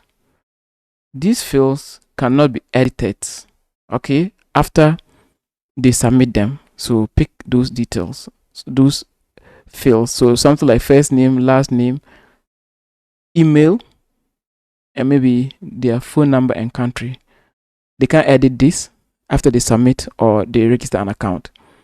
The reason being, if a user, let's say a user registered an account with his first name, last name, country, and email, and he wants to change them, it's possible that his account got hacked, and then the hacker now wants to change the email and then the details. So this user will be required to contact you in order to modify those details. I hope it makes sense. Okay, excellent. So it's for security purposes. Now scroll down, and then for the rest, just ignore and just click on save. Perfect. And we are done with the configuration part. Let's talk about the automation part of the training. So you see here, hover and click on automation status, and then click on error and copy this. Now open your cPanel. Make sure you open your cPanel, log in to your cPanel. Now let's copy the link, and then we'll go back to cPanel and type cron. So cron, and then click on cron jobs. Come down, and I want you to pick once every 5 minutes. So pick this once per minute. Come down, and I want you to paste that command that you copied, and then click on add new cron job. Good. So automation will now start itself, running every 5 minutes. And then when you return to this page, you should see this running. It will change from the never to maybe 5 minutes ago or 2 minutes ago. And this will handle tasks like sending reminders, suspension of users' accounts, and anything related to automation. All right? Perfect. Hello.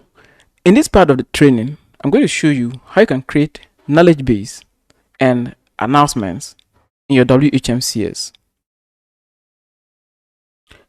Go back to your hosting, your WHMCS dashboard, and go to support and go to knowledge base.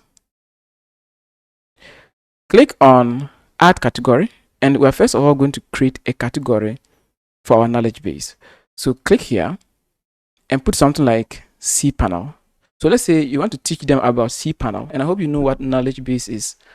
They are just like blogs, okay, blog posts, and then you create them and then you teach them how to do certain things. Let's say how to create email account in or business email in cPanel.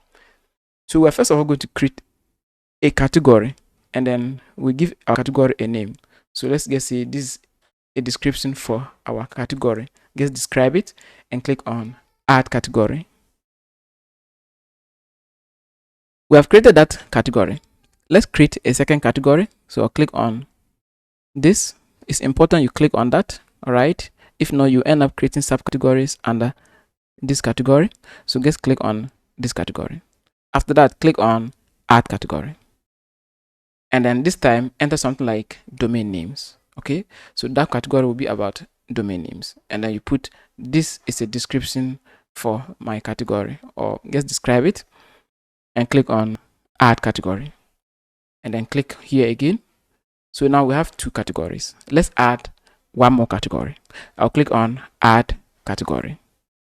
And this time pick something like maybe security or email account. Okay. So maybe security and SSL, and then describe that category, and then click on add category. Click this home, click on the home, and then now we have 3 categories. Now we want to go inside our cPanel category and teach people how to use cPanel. So I'll click on that category and then click on add article. Now give your article a name. So something like how to create email accounts in cPanel. So just type something like that. You have to type the actual articles that you want to article titles that you want to create for your knowledge base. But I want to use this one, and then I'll just copy that and go to ChatGPT and get some random text. Okay, ChatGPT will give us not random, the actual process, and then we'll just copy that. Okay, we'll copy that and then we'll come and paste. So click on add article. Excellent. So our article is about cPanel, and then it will show a number of views, votes, total, display order. Just ignore them. But here, enter your tags. So something like cPanel. Then hit enter. Maybe email accounts. Just enter tags, what people will be searching in order to get to that article. All right. Now, this is where you enter the actual article. So I hope the concept is simple now. So maybe we'll just copy what ChatGPT has generated, and then we'll use that for the tutorial. So I'll copy from here, going, but you have to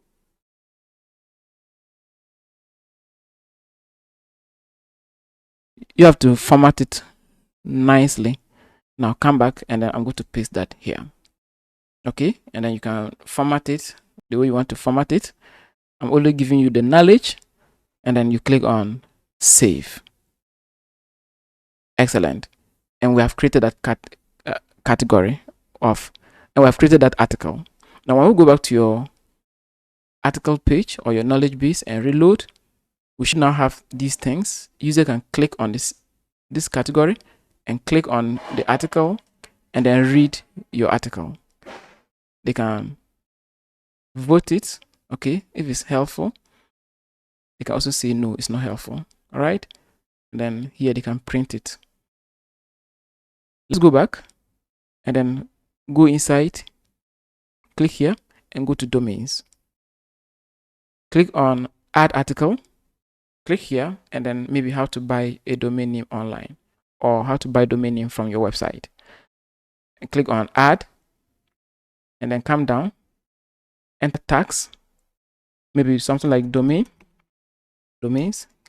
hit enter, and then how to buy domain. To buy a domain, hit enter. Now enter your article, the actual article here, step by step how they can buy the domain. Now there's another way of creating this knowledge base, okay, which is to embed a video. Let's say you know how to record your screens, all right, and then I'll be helping you in the workshops, and then you can do things like that. Now you can upload your video to YouTube and then embed that video here, or yes, you embed it here. But the way we do that is you have to go to code, and then you enter code here to embed that. All right, you can also put your website, a link to that video here. So what I will do is, let me take you to YouTube and open one of my videos. Come down, and then let's say it's this video, this one. Let's see how to migrate your website. So I'll open it. So now click on share, and then you can click on embed and copy this embed. Just copy that embed link. Come back here, and what I want you to do is click on this and then put your iframe there and click on OK. And then the video will be embedded just like this, and then you click on save. Excellent. And you've created that. Okay, now let's go back to your knowledge base, and then we'll go to knowledge base, click on domains, and then how to buy domain, and then they'll see that video there and then watch. So I think going with the video route will be very helpful. I think that's the recommended way of doing it. People would like to watch the video than reading. Okay, so they can click on it and then watch on how to do that. Okay, so we've created our knowledge base. Let's now talk about announcements. The same thing, hover here and go to announcements, and I want you to delete this announcement, this default announcement. Let me show you. Let me take you back and click on announcements, and you see this is from WHMCS themselves. Let's delete this. Come, click here, delete. Click on add new announcement. Now with announcement, you only, let's say you are doing some work on your website and then you want to announce to them, maybe next week your website will not be available. You click and then you tell them upcoming downtime. See how I'm spelling downtime? Upcoming downtime, and then the date. Now enter something like maybe on this day. You now explain what it's about. If it's also promotion that you have, you put that there.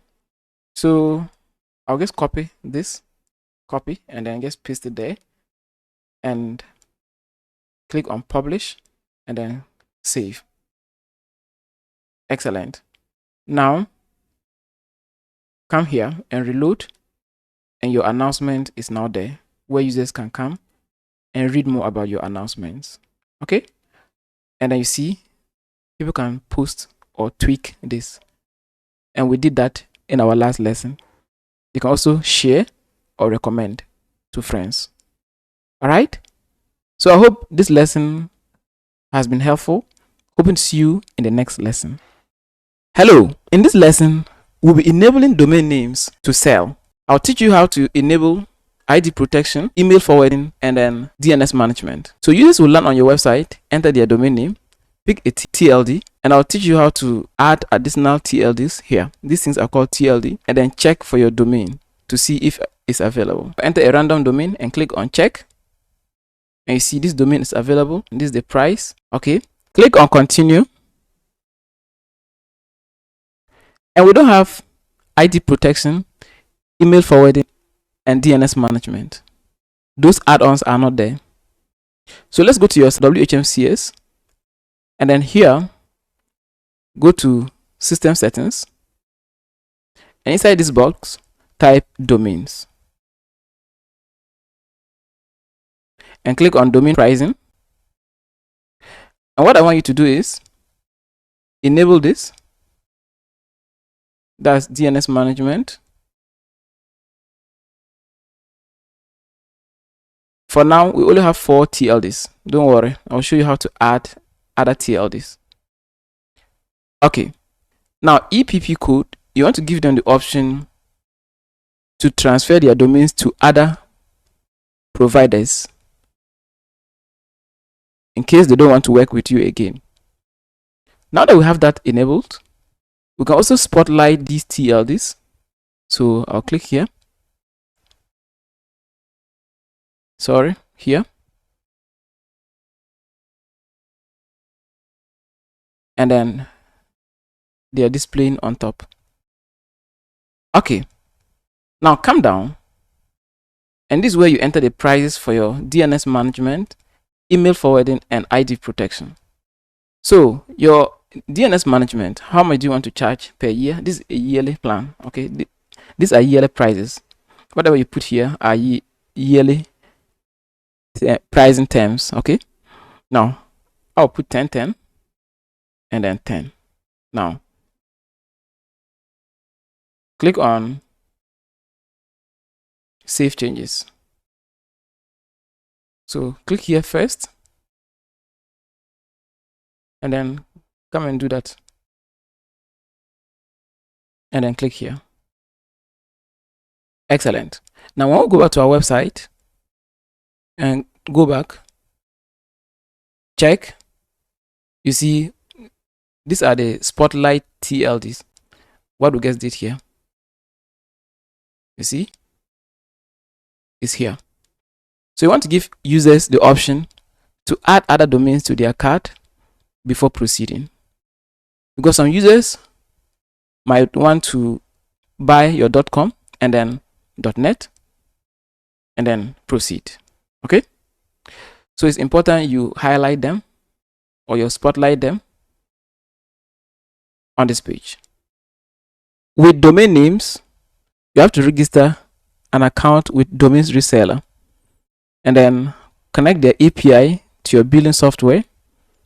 And let's say they charge .xyz 99 cents, and then you can charge it $5 on your website, and then you keep the difference as profit.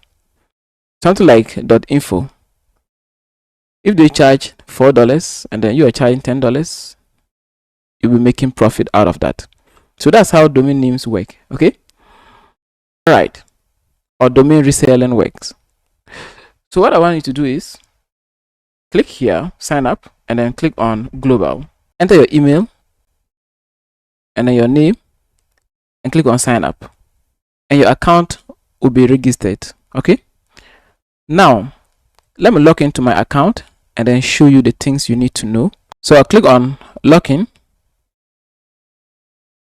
and this is my account.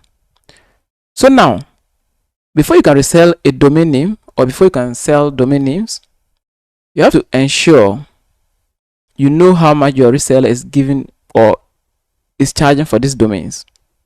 So let me put something like this. Let me put Solomon 20 www and put .ng, that's .nigeria, and click on search, and let's wait. So we want to know how much they charge for .ng, and you see .ng is 9.99 that they charge. So on your website you can charge it $15 for users to buy from you, and then you keep the difference. Okay, so that's how domain names work. Domains are not all that profitable, but if you get lot of users purchasing these domain names, it begins to add up. Okay, it will add up. All right, so you add up your markup, your how much you want to make your profit, and then resell it. So I'll use the .ng as an example so that you apply that knowledge for the rest to the rest of them. Okay, so with the .ng, what we do is come here, and then we're going to add it here because it's not there. So click and put .ng,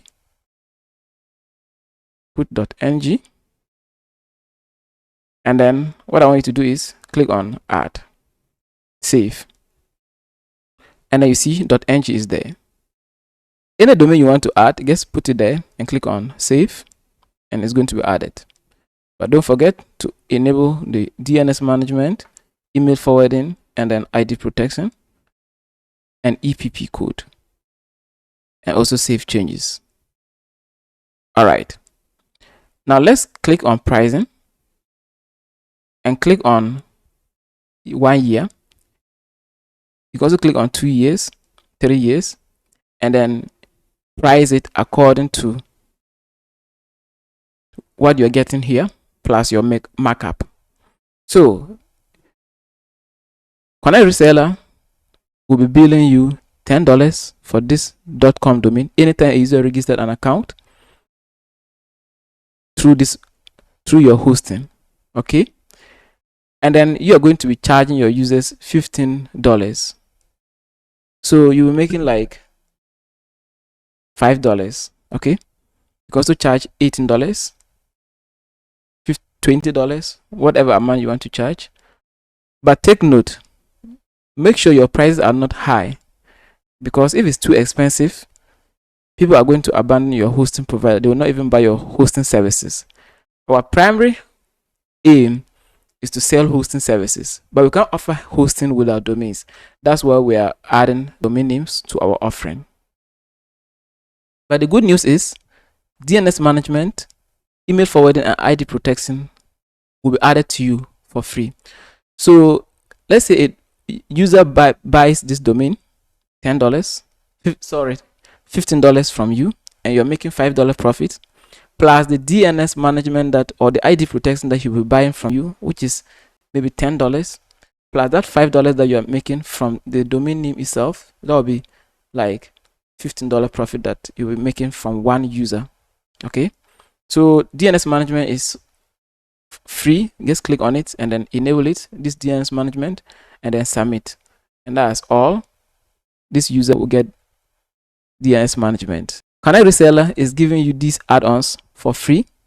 Everything is included in this one price, but you're going to sell those things separately to your users. All right, and that's where you'll be making profit plus the markup that you'll be adding to this to resell to your users. All right, so let's now go back, and then we'll go back to our prices. If you don't know how I got here, just click on pricing, and it's here. Now click on 1 year. Your provider is giving it to you how much? $10. So we'll put 15. When they're registering for the first time, it's 15. When they're transferring it from a different provider to you, is 15. And when they are renewing, is 15. You can also increase this. Let's say when they are renewing, it becomes 18, and what have you. Okay, so go to 2 years and price it accordingly. Now scroll down and click on save. Excellent. Now let's go back to your website, and then let's go back, and then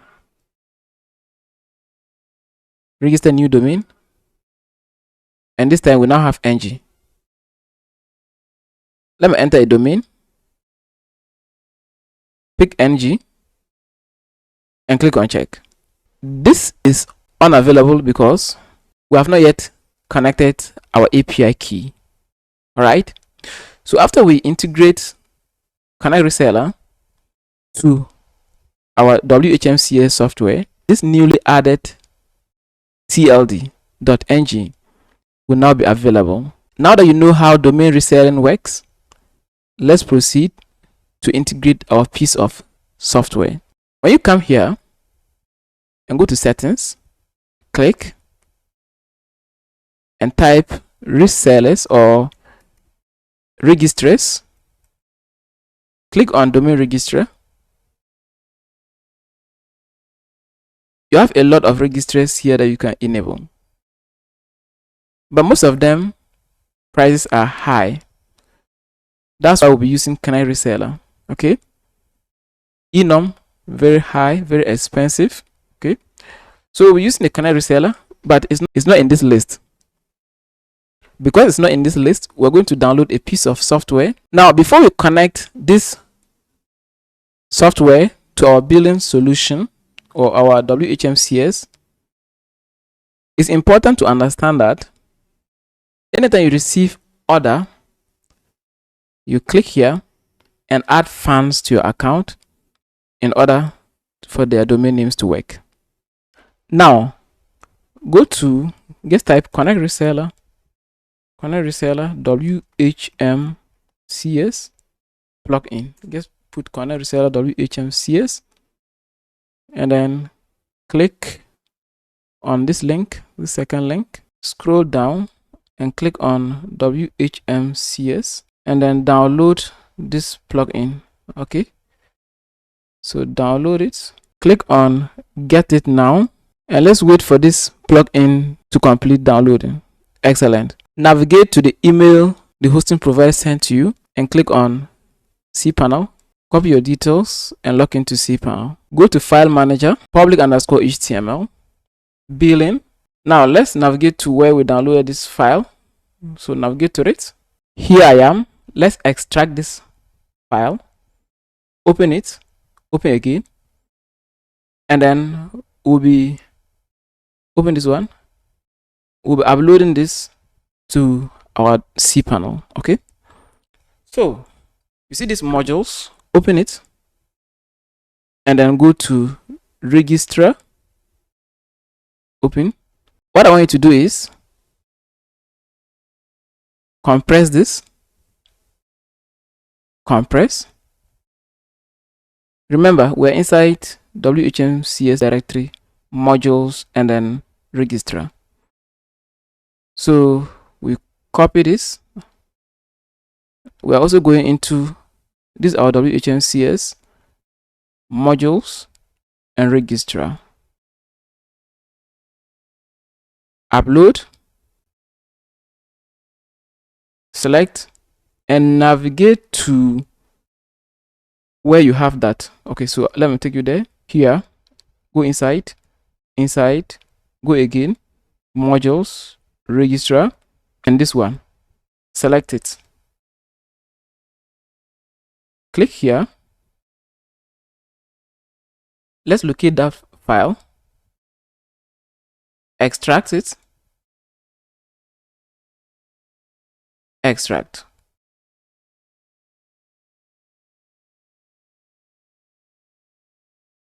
Look for Connect Reseller. Reload this page. And you see there's Connect Reseller there. Let's go back to our desktop. And let's go back to WHMCS directory. And then you see modules. Go inside modules, add-ons. And what I want to do is let's compress this one. So compress. Now this is the add-ons file. So we're inside WHMCS directory, modules, add-ons. So come here, go up one level. So we're in modules, add-ons, open add-ons, and then I want you to upload that here. So click on upload. Now let's navigate to that part. Desktop, this, open, here, modules, add-ons, and then this one. Select and wait patiently. Okay. Click on that link and then let's extract and then extract. Reload. and we have it here. You can now delete this. Delete. Our last folder to upload is we're uploading it inside WHMCS data. So go there and then locate these crones. Okay. All right. So wherever you have the crones, make sure you locate it and open the crones. Good. So what we're going to do is click upload here and go to where you have the plugin downloaded. So I have it on my desktop. Open again, open, and this time crones. Open and then click on this one and then select. Perfect. All right.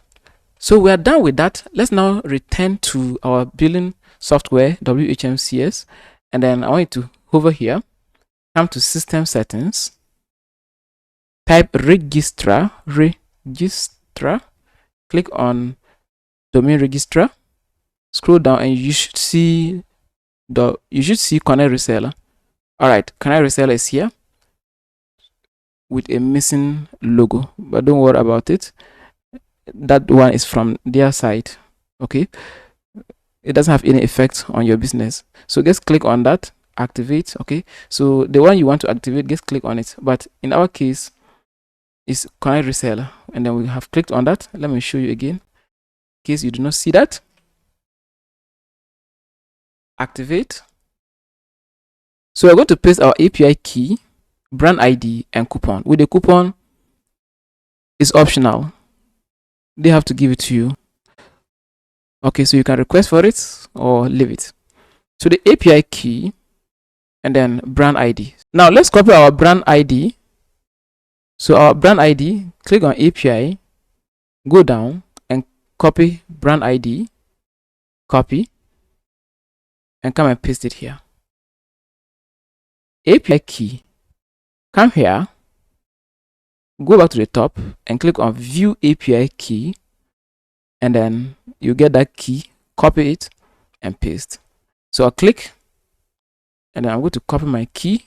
You can also generate new key. So I'm going to copy and then I'll come back here and then I'll paste. Click on save. Fantastic. All right, so we are done connecting our domains reseller plugin to our billing software, WHMCS. What we're now going to do is go back to domains. So go to domains. To your left hand side, you should see domain pricing. Go to domain pricing. And then you see this auto registration. Click here and pick Connect Reseller. Connect Reseller. Change everything to Connect Reseller. Okay. Perfect. And click on Save Changes. Now, this lookup, change it and then pick this one. And then choose Connect Reseller. Select all your domains so the Connect Reseller will be your default lookup, and then click on Save. Go down and click on Save. Now users will come to your website, enter a domain, and pick this time. Let's now pick our NG and click on Check. Now it's not loading the domain because we have not quite listed the IP of the server. So what we're going to do is go back to that email, pick your IP, which is here, go back to Connect Reseller, and then scroll down and make sure you put that IP here, and then here, and then click on Save Quite Listed IP Addresses. Now when users come and then they are to buy domains, it should now work because the two softwares are now communicating. So I've entered the domain, pick my ng or any domain and click on check, and it's now working fine. Congratulations. If you have achieved this, congratulations. This is a lot. Okay, so if you have issues, that's why this is a course and it's a program. I'm here for you. Okay, all right. So this is a lot. Okay, all right, and it's now working fine. Congratulations. So users will now buy this domain from you, 15, and you are going to, but make sure you have funds in your account to pay Canary Reseller. So Canary Reseller will be billing you $10. So make sure you have $10 funded or $10 balance here. And when they buy from you, $10 will be deducted, and then you keep $15. That means you're making $5 profit. And if this user purchased or added ID protection, which is maybe $5 or how much you have priced your ID protection, plus the $5 that you were making, that will be like $10 or $15 or how much profit margin that you have set up. I hope it's clear. Okay, so here's my piece of advice. Working with clients for over 5 years now, the domain names that are widely needed are the .com, .net, .org, these things. Okay, some are not needed. Okay, they don't get sales like that. So what I would advise you to do is just open your doors or only enable these TLDs, and users who will need other domain names will contact you or request. And when they request for it, you simply add it here, something like this one, and then you enable it. But if you also have the time, you can enable all the TLDs that Connect Reseller supports. Okay, you can find that by going to pricing, and then you can pick a TLD here. Just see these TLDs are supported by Connect Reseller. Just make sure you check the prices or their prices and then add them. But something like this .kits, .ph, .bible, most people, I've not seen anyone purchasing some of these domains. Okay, and then that also depends on the country you are from. All right, also I'll be funding this account, and then I'll be using that funds to register a testing domain in our final video. Okay, so I hope you have learned some valuable lessons in this lesson. Hoping to see you in the next lesson. Welcome to this lesson. In this part, we're going to connect our front end to our billing software, WHMCS. That way, users will come, click on other hosting, and then it will take them to your WHMCS part, and then WHMCS will now handle the billing aspect. We're also going to connect these menus and this. That way users can click and log into their hosting account. WHMCS is what is going to handle all of that. What you're seeing is just a template, but WHMCS will work in the background to handle all of that. Something like your ticketing system will also click. When users click on open support, WHMCS is going to handle all of that. So if that sounds interesting, let's proceed. But before that, let's log into our cPanel. So I'll take you here, and then I'll copy my details, and then I'm going to log in, enter my password, and then click on login. And I'm taken to cPanel. Let's also open our WHMCS part. So what I want you to do is type your hosting name / where you install your WHMCS. In my case, I installed it inside a folder called billing. So navigate to that. Excellent. Now we're going to connect. Let's go back to the top.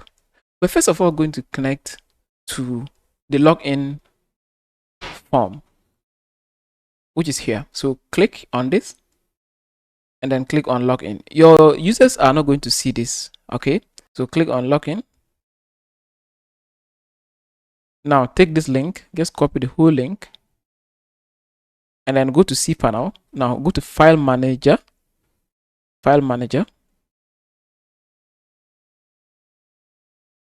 public underscore HTML, and then go to index.html,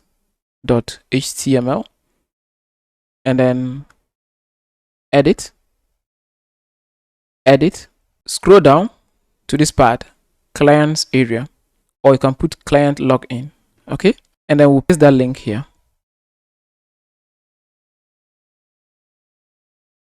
Let's go back, and then you see this contact us. I want us to change it to open support, but before that, click on home, and then click on get support. Now I need to copy this link, so copy this link, copy. You can also do this, remove this part, and then copy this link, come inside, and then scroll down, go to that support part here, contact, but I want you to remove this and put open support. Okay, so open support, and then replace this with your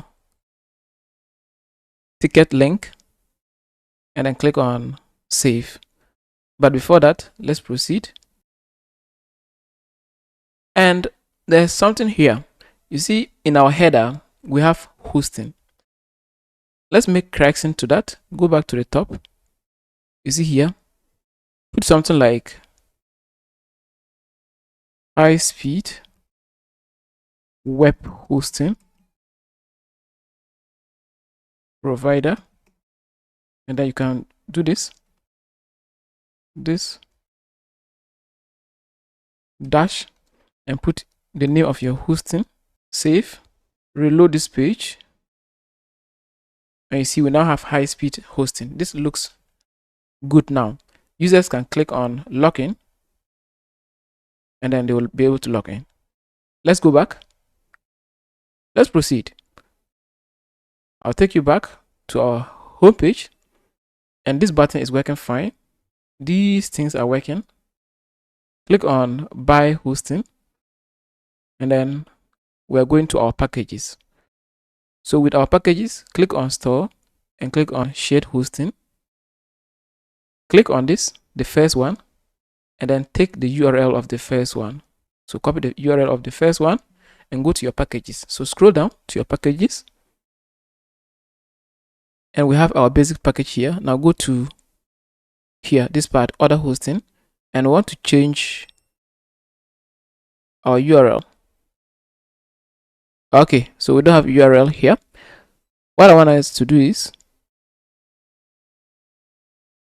let's put button here. So remove this and put A. So just put A here. A, and put href equal to quotation, and then we'll put our link here. Now also replace this, put A, click on save. Now let's go back to our hosting, reload, scroll down, and click on other hosting, and it's working fine. So now what we will do is just copy. So I'll click on this.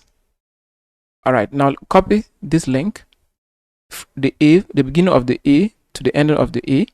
Just copy it and go down to where you see button. This button, replace it. Okay, replace it. Go down again and replace this. Okay, replace that as well. Good. So what we're going to be doing here now is, I want you to click on this, and then we're going to change the link to standard. So just change this part to standard. But To avoid issues, just click here, click on shared hosting again, and then click on standard, and just copy the URL exactly as it is, and then replace it. Okay, replace it. Excellent. Scroll down, and here put ultimate. But if you don't want issues, click here and click on this. Now come down and click on this one. Pick this URL, and then we are putting it here, and this is our ultimate plan. So put it here. Perfect. Click on save, and we are done with our packages. Let's reload. Users will come, pick one of them, and they can place order. So enter a fake domain, click on check, continue, and you see this is our ultimate plan. It's taking us to the right packages. Good. Let's go back. I'll show you how to link this to your home page. All right, so remove it, and then let's proceed. So come for here, forget. Now this part, I want you to link it to your packages. So I want you to link this button to your packages. The way we do that is scroll down, and you see we have other hosting here. Here, just put plan, small letters, and click on save. We'll go back, scroll down. For these features, ignore them. There's nothing to do. Now, this one, open support. Let's connect it to this part. So just copy this, right click on this, and then copy link address, and come, scroll down to open support and paste that link here. And then click on submit. Next. There's nothing to do here. We have another one here. So scroll down.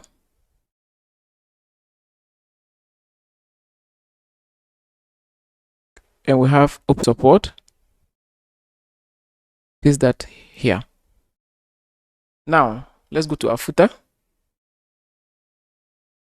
This one, buy hosting. What we do is go down, and we are going to the footer area. Now buy hosting, just put plan, buy domain, come here, and then click on store, register a new domain name, and pick this URL, copy it, come and paste it here. Knowledge base, click on it and pick your knowledge base link, paste it here. Support, we already have that here, so just copy this URL, copy, and come and paste it here. Scroll down to this part. All right, so this area is already done for you. Now scroll again,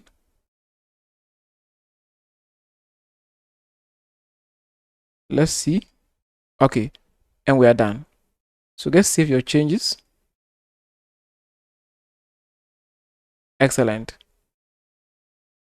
Now I want you to go to individual pages. So go to about us page, edit, and then scroll down, and we're going to do the same thing for this page. So we edit our phone number, our everything, and come here and do the same thing, just like we did for our home page. So click on login, copy this link, this URL, and then paste it here. Scroll down, and then let me take you to the about us area. Let me click on about us, come down, and then we have about us here. Click on it. Okay, so on this page, when you just click on it, nothing is going to happen because we have not yet saved our changes. So now that we have saved our changes, reload. When you just click on it, it's going to take them to the login page. So no matter the page they are on, they can still log in. So here you don't have to do, there's no much work to do here. Just change this to open support. We'll put open support, and then I want you to link it to your support or your ticketing system. So go back, copy, come and paste here.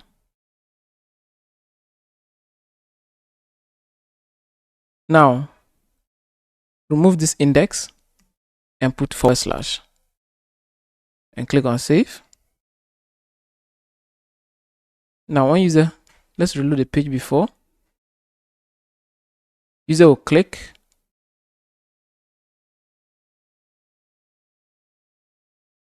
Okay, so on our home page, we have to also remove that. So on the home page, we have to also remove the index.html. We don't want to take them to index.html. We want them to stay on the root, which is also the same as the index.html. But if we leave it like this and click on this link, it's going to create another extra link for us. Okay, we don't want this. That's why I want you to go to logo here and then remove it and put / and then you can put title of this logo. Okay, here before you can say Zina hosting logo or your web hosting name logo. Okay, so make sure you do that for all the pages. Now let's proceed with the about us, and there's nothing to do here again. Just go down to this part, the important links. Buy hosting. For this, just put, let me show you. Copy this link, copy it, and then come and paste it here. Click on save. That way on your about us page, let me click on about. Click on about. Scroll down. And then when you click on buy hosting, it's going to take you to that part, just like this. All right. Buy domain names. For this, just go to home, store, and then register new domain. Copy this URL, copy, come, and then paste that here. Knowledge base. Copy, and then come and put it here.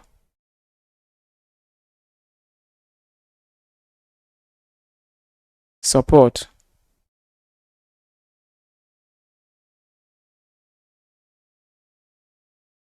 Which you can find on top here. Just copy this and paste it here.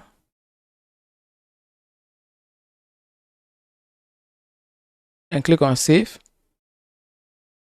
And we are done with the about us. Now go to privacy and policy, do the same thing, and then terms and conditions and do the same thing. And that's all. So it's left with 2 pages to complete with this step. All right. So you open it and then do that. Edit. Scroll down and then put your login page. Login. Just put it here. Don't forget to change these details to your own details. And here you have to also change this. Okay. All right. And then come down and here remove this and put the real or the actual support link. So put open support, and then we copy this, copy and put it here, and then click on save changes. So do that for the other page, and then you are good to go. So now I'll go back to our website and click on index or our logo. You see it's not opening the / index.html because we are now inside the root, and that's how websites load. Okay, so now we can click here, click on services, frequently asked questions, open support, and it's going to work. All the pages are now linked for us correctly. So I want to show you how to link this to your home page, because when users click on this, it's going to take them to this weird looking thing. I don't like this interface. So how do we link this? Let's go to billing. So go to your C panel, go to billing. Now inside billing, go to templates and go to 6. This is your template. So what you're seeing here is template 6. So go to 6, scroll down and go to header. You should see header, this header. Let's edit header, edit. Now let's look for logo, or hold down Ctrl F and type logo.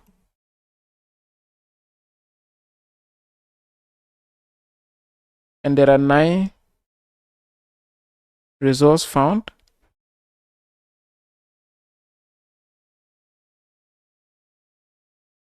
Okay, so this part, logo path.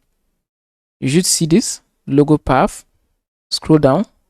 And what I want you to do is go to your website and then open this. Just open your website name and nothing else. Copy it. Go inside the header and remove this and replace it with your website name. Do the same for this one. And then click on save. Now let's go to our billing software, reload. When users now click on this, it's going to take them to this part and not that weird looking. So we have skipped the weird looking. Users will not get that. All right. So with this, we've successfully linked our billing software to our template.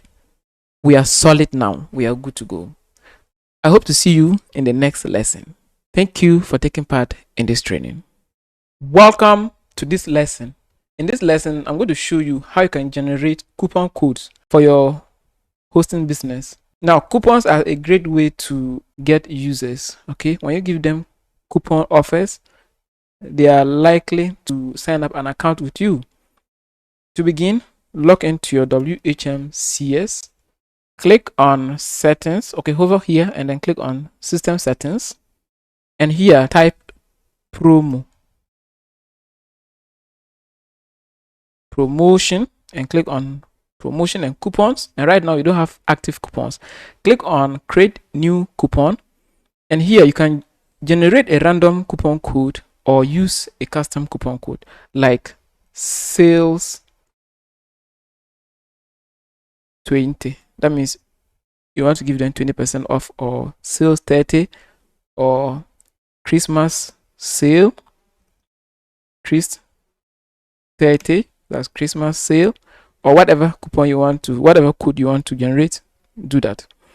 I want to put something like this: welcome 25. That means this for new users.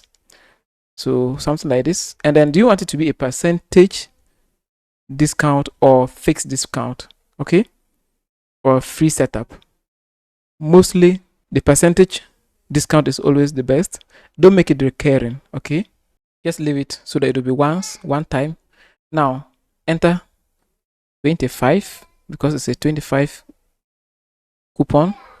Now you want this to be applied to your basic, standard, and then your ultimate. Do not apply this to your domains, okay? Because domains cost you money. Only apply it to your hosting packages.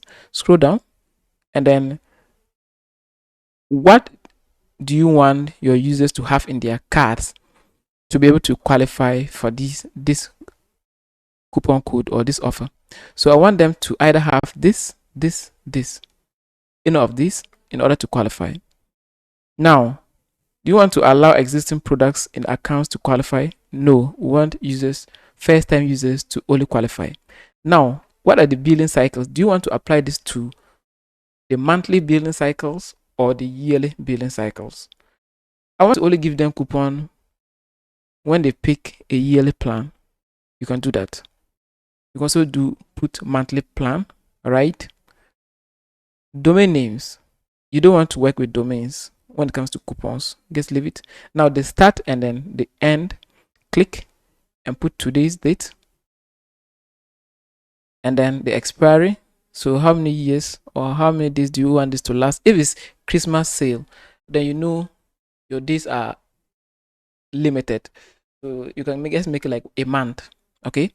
But this one, let's just see, in 7 days time or 1 year from now, this coupon will become invalid. Now maximum users, if you leave it as 0, that means unlimited people will use it, okay? But you can limit it to only 10. That means after 10 people, when let's say 10 people use, after 10 people use this coupon, then this coupon will be rendered invalid. So I want to leave it as 0 so that even future users will still be able to use this coupon. Now lifetime promotion, don't do that. You want them to apply it once, and then you want only new signups, and then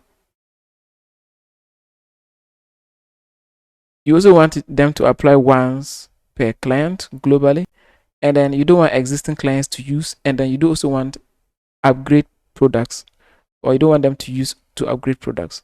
And then now click on save. Now let's copy this coupon code. So copy the coupon code, that's welcome 25. We return to this page and then we test the code. So test it and then click on validate. Let's see. Excellent. So it was 62, but now they are paying 50. All right. So that's how you create coupon codes for your hosting business. When they come down, you'll see the code welcome 25 has been applied, and it's a one-time discount. They can remove the discount and then they can proceed with the checkout. Okay. So that's it. Hoping to see you in the next lesson. Thank you.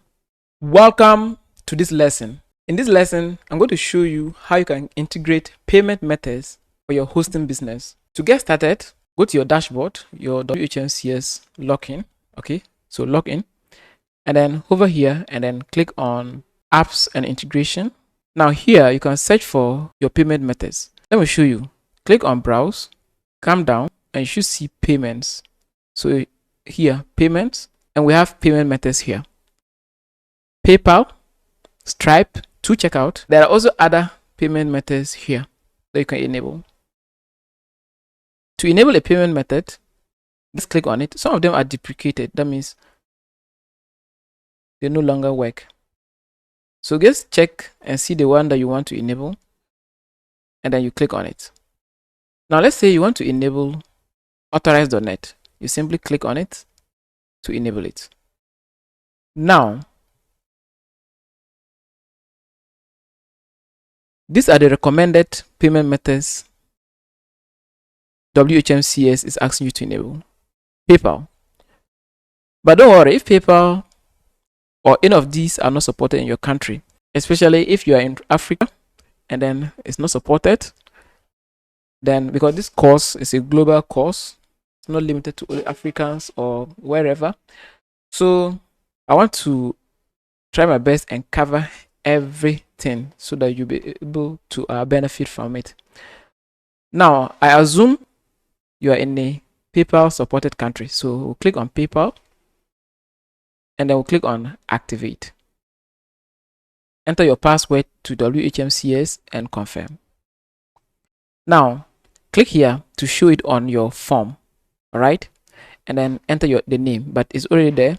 Now register an account with PayPal, business account. Okay, it should be a business account. Now after you register the account and verify it, you get access to your client ID, client secret, merchant, payer ID. Put them there. Now with this sandbox, just leave them. These are for testing purposes. Now you see this test mode, disable it, and then click on save. Okay, so after you click on save, that's all. PayPal is enabled, just like that. On top we have PayPal basics, so click, and then you see this is what we enabled during the starter wizard setup. So let me open that and show you. Okay, now click on starter wizard, click on next. All right, so we enabled that through this interface. That's why we have this PayPal basic. So enter your email, and then you can force one-time payment, but don't do that. All right, and then don't also enable this. Just leave everything, but make sure you enter your API username, API password, and API signature, and that's it. So if you want PayPal basic, you can use that one. You can also use this one, which is an advanced and needs merchant account. Okay, so you can start with the PayPal basic. All right, now let's go back and then make sure you are on the browse and payments. Click on Stripe. Let's say your country supports Stripe. Click on activate. Now make sure show on order form is enabled. Display, just leave it as it is. Now click here to activate the Stripe account. Okay, now Stripe is going to give you access to these keys, publishable keys, and then your secret key. Enter them here. After that, just scroll down, and for the rest, for this, ignore it. But this one, Stripe webhook endpoint, it will automatically generate an endpoint for you. Okay, so you take your endpoint from Stripe and come and put it here. Okay, and then click on save changes. After that, you can allow payment request button, but WHMCS is already handling that for you, so just leave it. Okay, and then click on save. Now let's go back.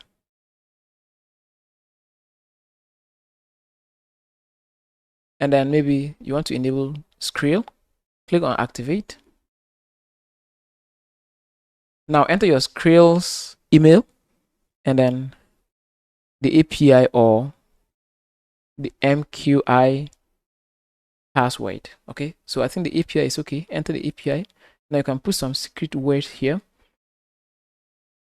and then for the maximum required amount, just ignore it. Now there's a link here to register an account with Skrill. So when you click on it, you should be able to register an account with Skrill. All right, and then it's taking you to Skrill, and then you'll be able to register an account with Skrill to proceed. So now I've covered the global payment methods. Let's now talk about local payment methods. I assume your country does not support any of those. So let's now talk about Flutterwave and Paystack, because those are my favorites. So just go to Google and type Flutterwave, and put WHMCS, hit enter, or WHMCS module. Scroll down and then click on this link. Scroll down again, and then you should get a link here. All right, come down, this one. So click on this one, and then click here and click on download. It's going to download Flutterwave's module. Let's open it. I have mine here. Okay, I've downloaded it to my desktop. Now let's extract the content, open it, and then we're going to follow this instruction. So what we're going to do is open modules and then gateways. These are the two files that we need to enable Flutterwave. So go to your WHMCS directory, copy my password, and then log in.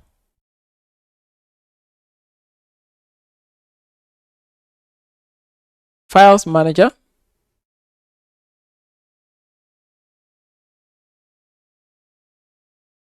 public underscore HTML, billing, modules, gateways. Good. And that's what we have here, modules and then gateways. Copy this or upload this. So what we'll do is just click on upload and then navigate to your desktop. I already have it here, but I will navigate. So go to desktop. We have it here. Go to modules, gateways, and this one. Upload it. Now let's go back and then let's look for callback. So here's callback, which is inside the gateways. So callback. With the callback, upload, click here and navigate to desktop. So navigate to where you have it downloaded. Modules, gateways, callback, and then upload the callback.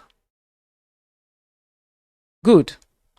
And we are done with that. Now let's go back to our WHMCS and then go to visit apps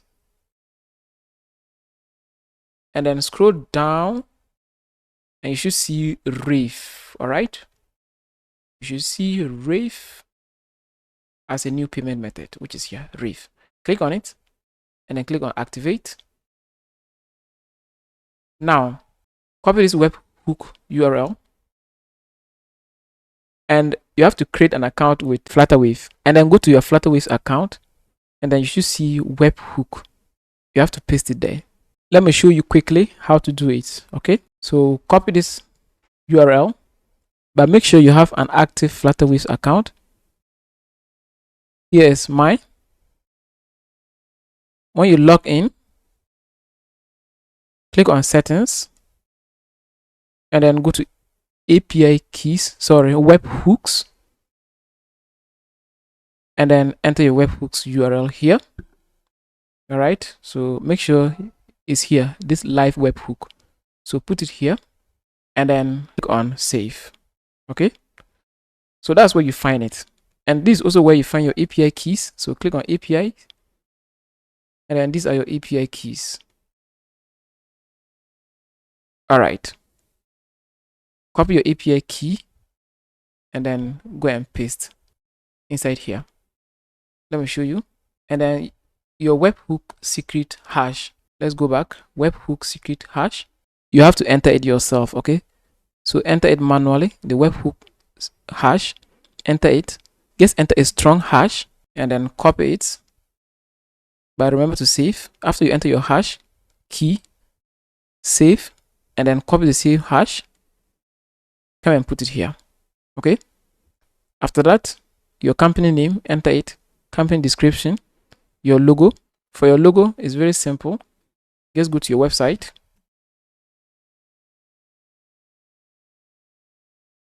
right click on your logo and then copy image address and then come here and then paste it here.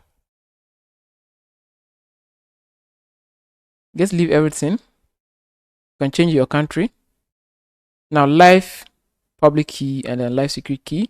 For the public key, it's already here. Just copy it, go to API keys, copy this and then paste it here. That's your public. Now your live secret key, come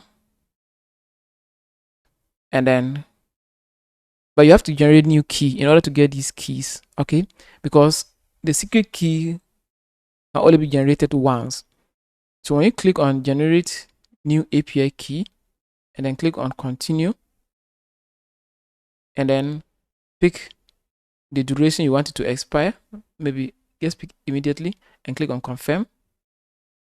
Now you enter your authentication code So I'll enter my code and click on generate new API key, and then you see your secret key and then your encryption key. Everything is now here live for you. Just make sure you copy them. So your secret key, come and put your secret key here. Our public key is already there, so you copy the public key and then you put it here. But for the testing public keys and test secret keys, just leave them as they are, and then leave everything and click on save.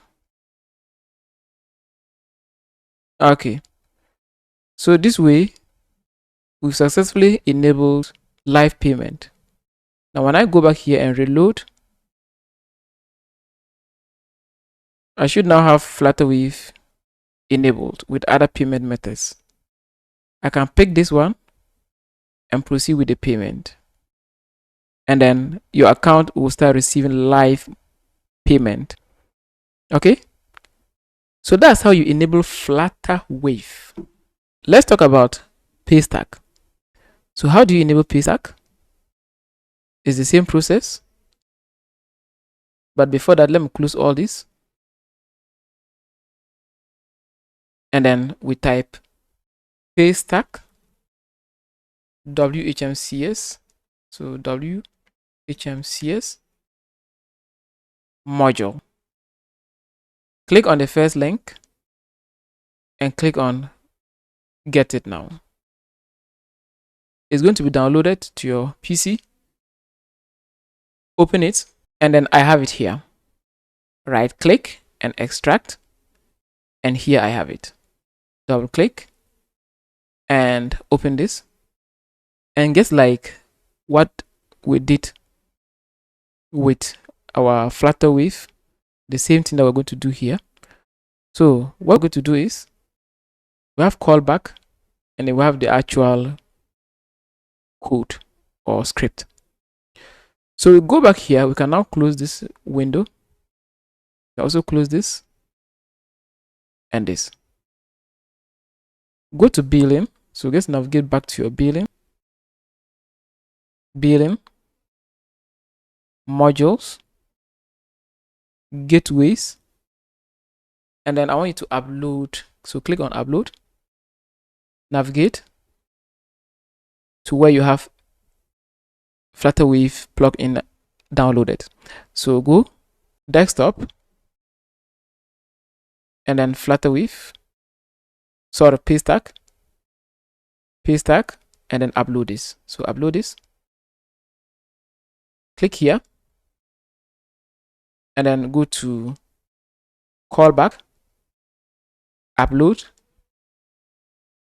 navigate to desktop. That's where I have it downloaded, and then Paystack here, and then callback. Now upload this to callback. Perfect. Now let's go back to our WHMCS, visit apps,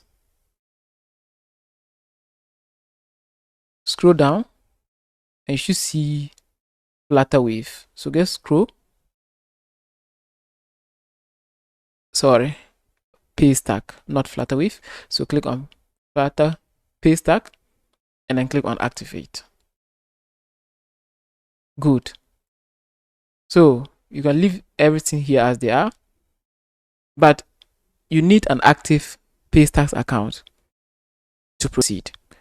So just like we did for Flutterwave, we'll also be doing the same thing. So we'll log in, and we'll type Paystack. I'll enter my code and log in, and I'm successfully logged in. Go to settings, and then go to API and webhooks. Please, this is your live secret key. So because it's called secret, click on this I and then reveal it. After that, let me just show you, because I'll regenerate all these keys after the video. So reveal it and copy it. Now you copy this live secret key, and then come here and put your live secret key here. So remove this thing and put that key here. Now, live public key is public, so that one you can show it to anyone. So copy it and then paste that here. After that, click on save. Okay, and then you will now have Flutterwave active on your website. Let me reveal it. So it's going to look like this. Copy. I will regenerate this key, so don't worry. So I'll copy it, come, and also paste that here, and then click on save. Now the webhook URL, copy it, copy, make sure this is enabled. So copy, and then come here and go to webhooks, which is already here, but go down and you see live callback URL and live callback webhook.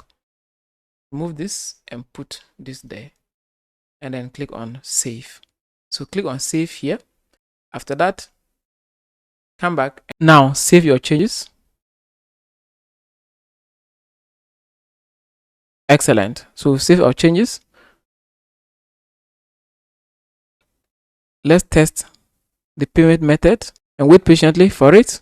We couldn't start the session. Currency not supported. Okay, so Paystack doesn't support the USD. Okay, so this you have to be in the supported country, okay, for it to work.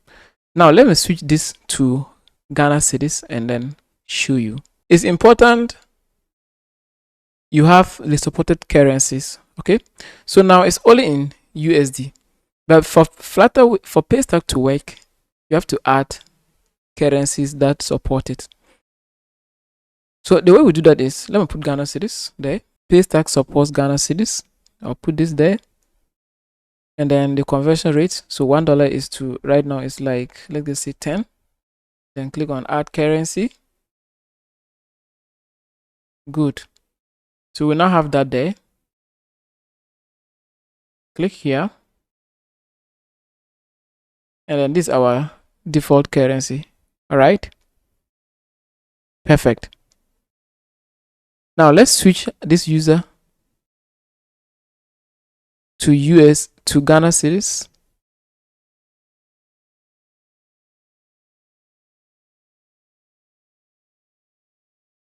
And then let's look for the currency, which is here, and then we'll switch it to Ghana cedis. This user will also have the option to do that when placing an order. So save changes. Now let's go back to this user's invoice and reload.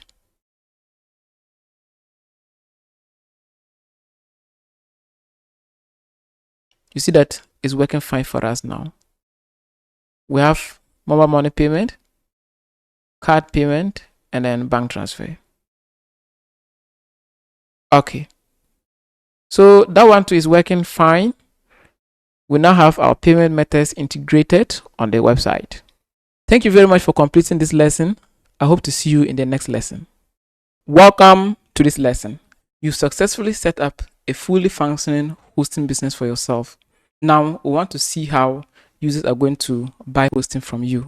I'll also show you a proof by installing WordPress on their cPanel account. And that's the exact process your users will be going through after they buy hosting and domain name from you, so you know it works. To get started, open your hosting website in your web browser, guys, like this, and then click on buy hosting.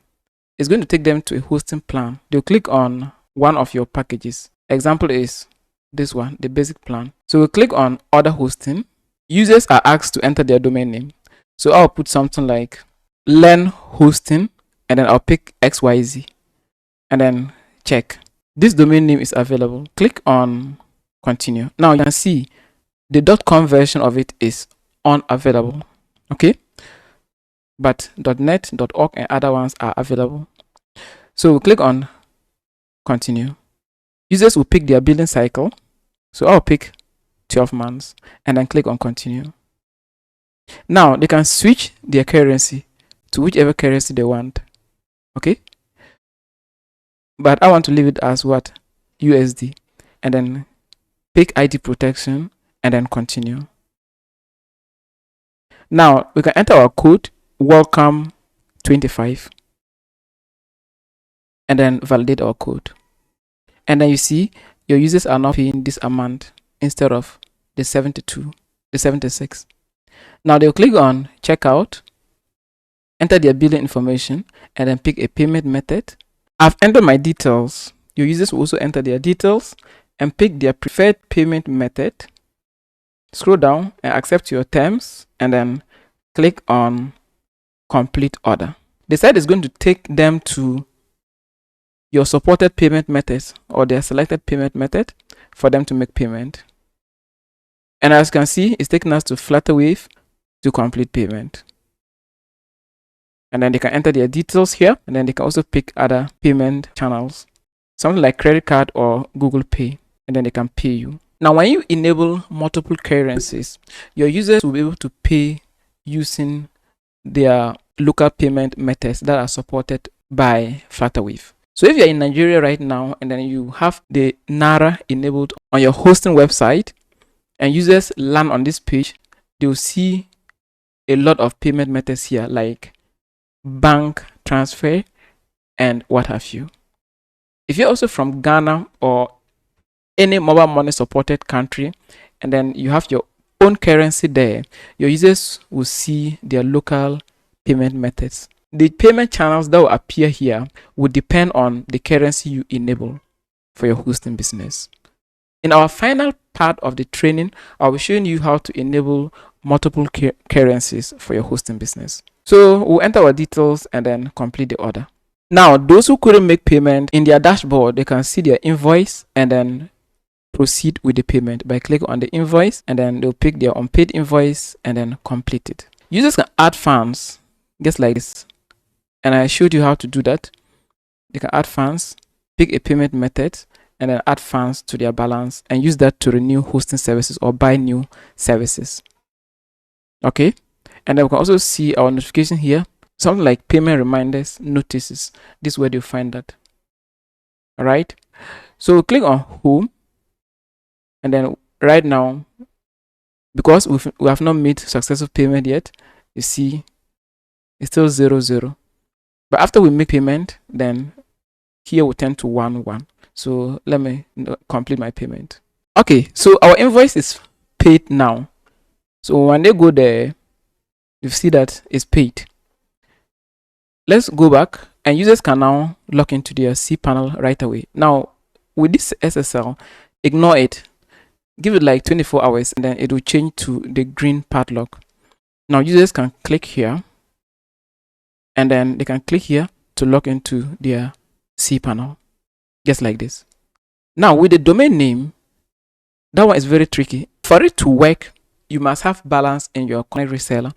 Okay, so let's say you didn't have balance in your Connect reseller, then you have to go to your Connect reseller and then put balance there and then manually register this domain.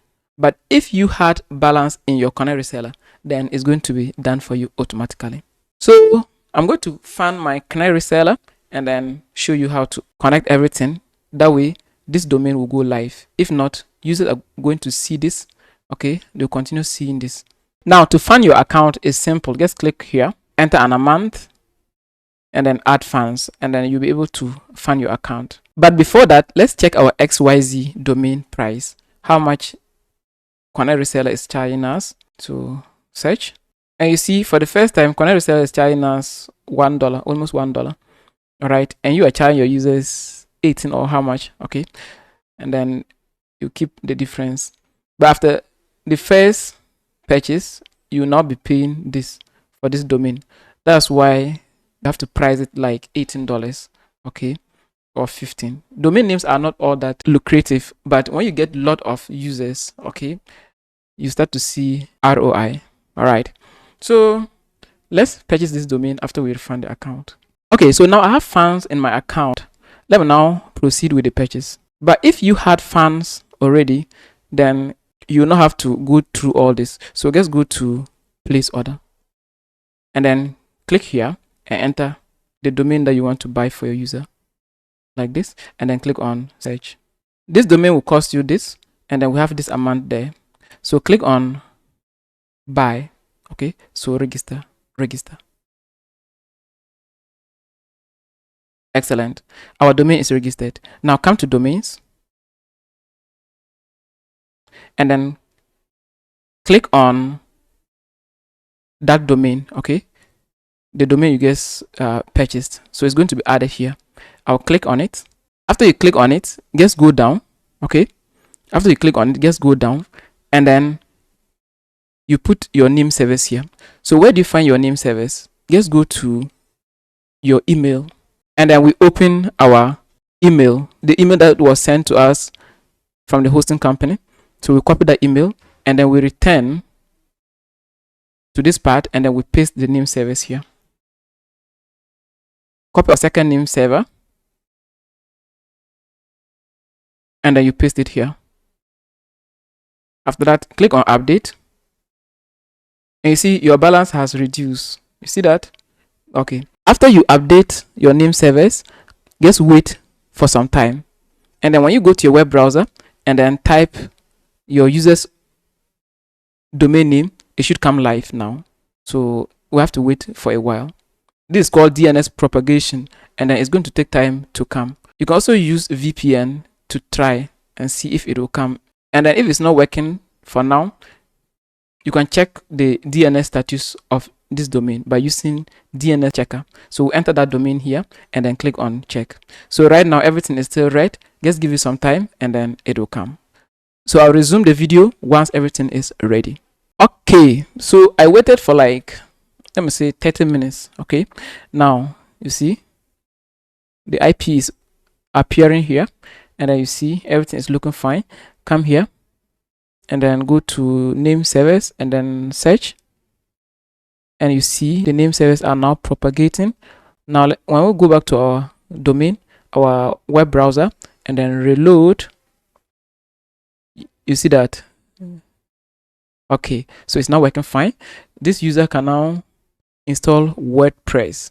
So let me now show you how this user is going to install WordPress. Okay, so this is the cPanel and this is a fresh installation of cPanel, right? And then you see that. Click on skip. This is what they will do, and then they will click on SSL TLS status. Now users can install SSL for themselves or wait for a few hours for the SSL to be generated for them by default. So I'm going to generate this SSL for this user and then show you how to install WordPress. So we have to wait for this to complete. Okay, so the page is refreshing in 5 seconds. And as you can see that SSL is now installed. Let's open the domain again. And you see there's a padlock here. That means SSL is working. Click and then you see your information, for example, password or credit card numbers is private when sent to this website. SSL or certificate is valid. Now let's try installing WordPress. So I'll click here and type software clause apps installer, and then we'll click on WordPress, and then we remove this directory and install WordPress, just like they will do on any other web hosting provider. So I'll remove all these things because I don't want them. And then what I'll do is I'll scroll down and click on install.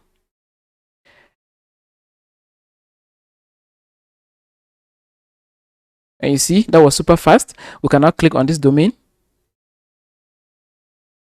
And you see WordPress is installed and they can now do whatever they want to do with their hosting account. Okay, so I've showed you how your users are going to go through ordering hosting from you and how they also install WordPress. And that's it. We're done with this part of the training. Hope to see you in the next lesson. Hello. In this lesson, I'm going to show you how you can suspend, unsuspend, and terminate users' cPanel accounts. Make sure you log into your WHM using the details your hosting provider sent to you. Click on list accounts and then navigate to the account you want to suspend or unsuspend. So this is the account I want to use for the demo. I'll click on this plus and then I have the option to terminate or suspend. You can enter a reason for suspension. So I'll click and put something like client failed to pay and then click on suspend. And this client's website is suspended. And you see the color has changed. Every suspended account has this color. Let's open the website. Users are going to see this notice when their accounts are suspended. We can unsuspend this account by clicking on this plus, and then we can unsuspend the account. Once the account is unsuspended, users can open their websites. So let me open that. And you see we're back to normal. Because of caching purposes, they might not be able to open it right away. Okay, and we're back to normal. So that's how you unsuspend users' cPanel accounts. Let me show you how to terminate it. So I'll click here and then I'll click on terminate. And it's going to give you this red warning. This would permanently remove users' data from the system. So make sure you double check before terminating this user's account. To terminate, just click on yes, remove this account. And that's it. This account is terminated. But for now, I don't want to do that because I need this account for the training. But you have to click on yes to remove it. You can also perform account suspension, unsuspension, and termination via WHMCS. Locate the user you want to suspend or terminate the account. In my case, this is the user I want to suspend. Go to products and services. Scroll down and we have these modules here that you can use to suspend. Enter a reason for suspension. Check this to send suspension email and then click on yes. And the account is suspended.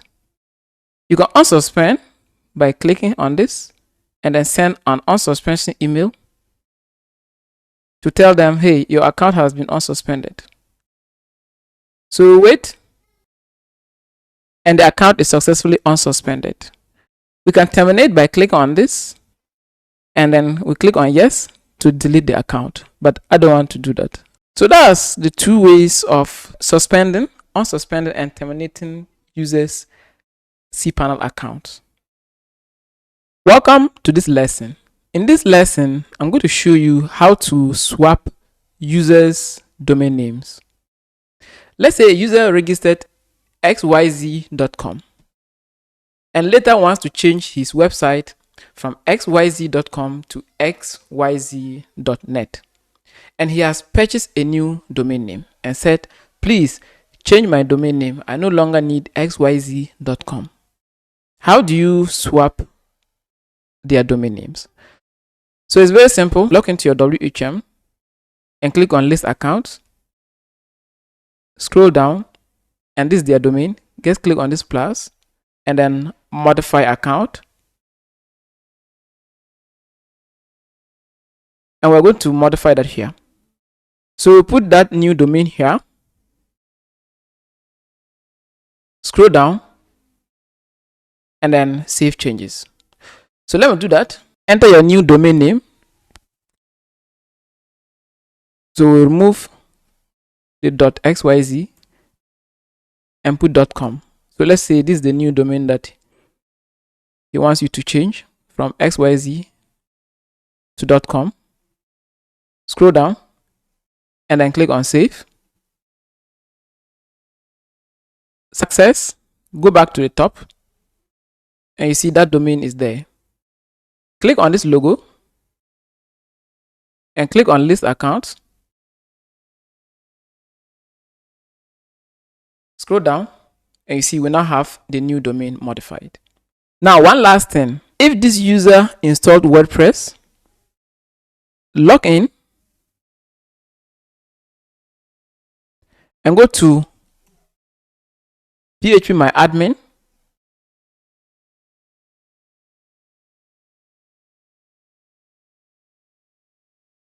and then go to their database, go to options, and make sure you also update that here. But in most cases, this will work fine for you out of the box. So let's go back and check. Let me modify it. Modify. And I'm going to change it to XYZ. XYZ. Save changes. Success. Now let's go back to the top. And you see this information is going to modify your users' details and the mail exchanger. So we'll go back, reload.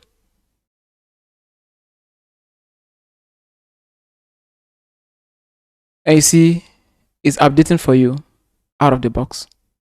Okay, so that's it. That's how you modify or swap users' domain names. One final thing, make sure this domain is pointed to your name service. These ones. Thank you. I hope to see you in the next lesson. Hello, congratulations. You now have a fully functioning web hosting business. But wait, we are not done yet, because we need to market it, to get it in front of potential buyers or potential users. Building the thing is one thing, and promoting it is another thing. So how do we promote our business? So I'm first of all going to show you the growth aspect, and we're going to do that for free using what we call free traffic methods. If this is your first time hearing something like this, free traffic or organic traffic, don't worry, I'm here to break it down for you so you understand. Now, when we talk of organic traffic, we are referring to ways and means of getting your website in front of potential buyers without paying a dime. That's what we call organic traffic. Most of these traffic methods, you do them one time and then you continue getting users. Let's take a look at some of the organic traffic methods that we have. We have something like content creation.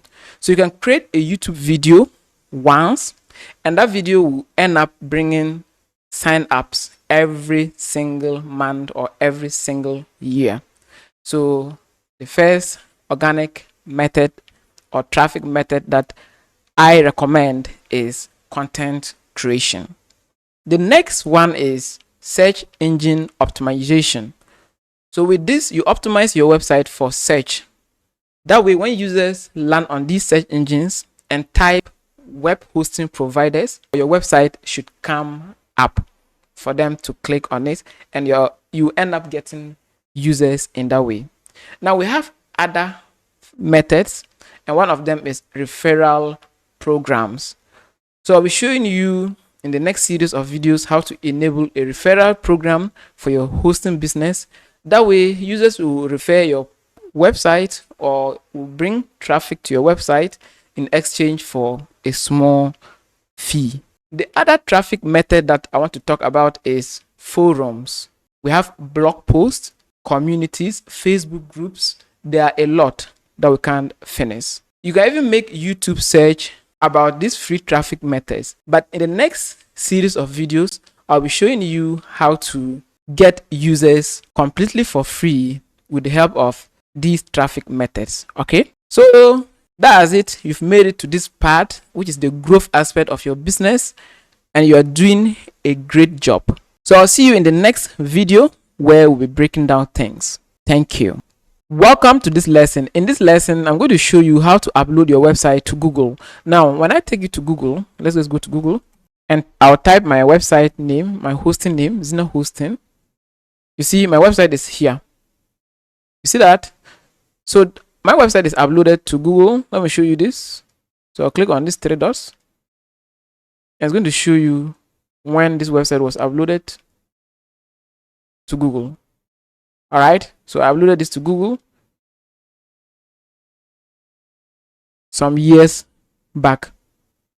Okay, so now let me show you how to also upload your website to Google. We call this Google indexing. Right now, if you type your website name, the one you get set up, it's not going to be on Google. It's going to be blank, nothing. You'll not see it on Google until you create it or you upload it onto Google. So the way we do that is, I want you to create an account with Google Webmasters. So just type Webmasters, Google Webmaster. Click on Google Webmaster and then click on developer. Okay, just click on this first link. Good. Now you can click here to get started. So click to get started.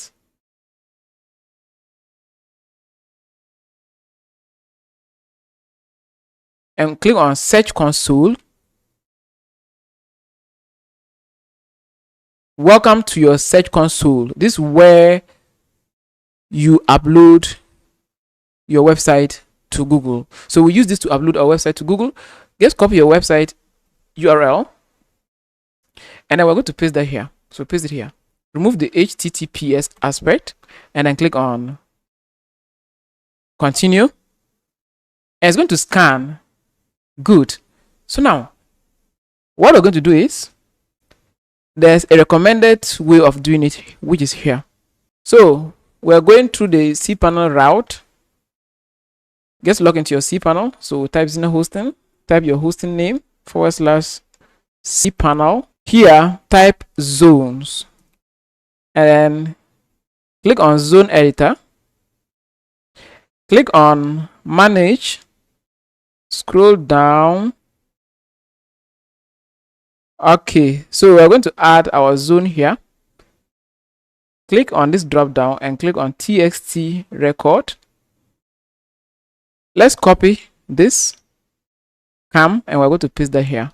Paste your domain name here and then click on save record, and our record is saved like this. Now let's click on verify and wait, and I think this time it's going to work. So domain verification, domain name provider. So this is the quickest way to do that. Just click on go and that's it. Now the final step is to click on sitemaps and then enter your sitemap. Now how do we get our sitemap? Go to Google and type, okay, just type free sitemap generator and then click on this link. Enter your host name here.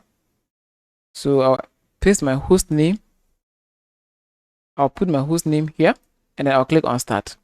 This is going to give us a piece of code or a file for us to upload to our cPanel.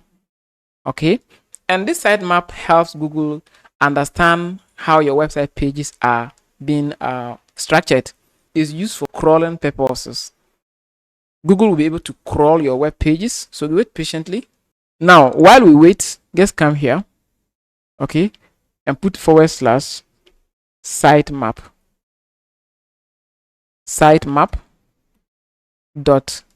.xml, okay, and then before we hit submit, we have to make sure this file is present in our cPanel. So come here and then go to file manager here. Good. So we'll be uploading that inside public_html here. This is where we'll be uploading it.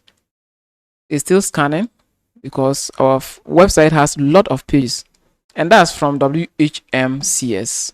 This tool will not allow website that has 500 pages or higher because we're on the free plan and we don't need those number of pages. All we need are our home page, our legal pages, about us page, our policy pages, and some basic pages. But this is going very intense with this, so it's going to time out once we reach 500. But what it will give us is more than enough. So get ready. Okay, good. So it's complete. So So click on view sitemap, and then we're going to download this file. Just click here, download. Now I've downloaded this a couple of times in my tutorial videos. Okay, I create videos. I'm a content creator. So in those videos, I showed people how to index websites. That's why you are seeing the 6, but don't worry about it. So we're going to upload it here into our public underscore HTML, and then I'll click on upload. Upload, and then we're going to upload this. Click on this link, and let's look for a sitemap file, which is here, but we're going to rename it in order to remove the 6. Remove, and then rename. Now go to your console, that's Google Search Console, and then we're going to now submit. So click on submit. This is an invalid path. Let me see. Okay, so we submit and then dismiss. So now it's supposed to start fetching. Good. Sitemap process successfully, and it has discovered how many? 500 pages. Excellent. We can now open this sitemap, and you see it's working fine. So at this point, you are done. You have to give Google some time, sometimes up to a month, to start seeing your website on Google. So when you now go to Google and type your website name, after some few weeks or a month, you should see your website here like this. All right, so that's how you upload your website to Google for users to be able to search for you. I hope you've learned some valuable lessons in this training. I would like to receive feedback from you about the course. Hello, welcome to this lesson. In this lesson, I'm going to show you how you can get local area clients or users for your web hosting business. Now, what do I mean by this? When I say local area clients, I'm trying to mean users who will be buying your services or who will be patronizing your services within where you are, within your locality. That's what I meant by local area users. So now we have businesses that are always around us. We have hairdressers, plumbers, dentists, clinics, and a lot. Now let me take you to ChatGPT and show you this. So I'll take you to ChatGPT. Now I also use this to come out with ideas. So just type local businesses that need website. All right, and here a list of local businesses that typically need websites. All right, so now we have law firms, accounting, private clinics, real estates, civil engineers, private schools or training centers. Now we have fashion and shops, so you can build shopping websites for these users. So you are not only hosting their websites, but you are approaching them as a web developer, and then you can build these websites for them using PHP scripts. We'll get to that, okay? We'll get to that in the other series. So you can use PHP scripts, and then even if you don't know how to program, learn WordPress, learn how to upload already made or already programmed scripts, and then you'll be able to build something simple for these people and then charge them for web design services and hosting their websites for them. All right, so let's continue. We have food and hospitality, restaurants, they're all here, hotels, guest houses, they're all here, bakery, they're all here, vehicle businesses are all here, education and training are all here, home and repair, so they're all here. You see that? So now let me show you how to get these users. Just pick one of them, the ones that you want to work with. My interest is here, the private clinics and medical labs. I recently visited a dentist only to realize these people don't have websites. So just type dental clinic around me. So dental clinic near me. So something like this. And then go to map.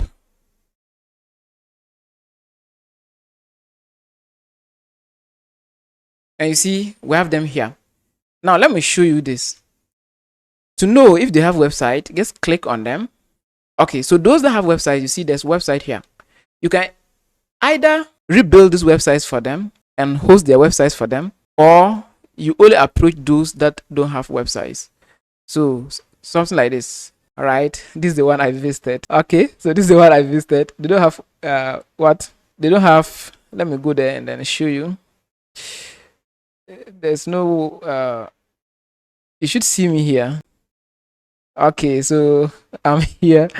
I guess visited their hospital a month ago, and then their clinic, and then no website. So you can reach out to these users, just walk to them, and then talk to them about how you can help their businesses. And in doing so, you'll be the one to build their websites for them. You also be the same person to host those websites. All right. So I hope the concept is very simple here. So let's look for those that don't have websites. So this another one. You see, don't have website. Okay. Now, dental clinics are not the only ones. We have private schools a lot, but I'm only showing you this to give you the idea how to go by it. Okay. Even schools, they all need websites. They need online presence. All right. So I can come here and type. You can even type ear clinic. All right. So ear clinic near me.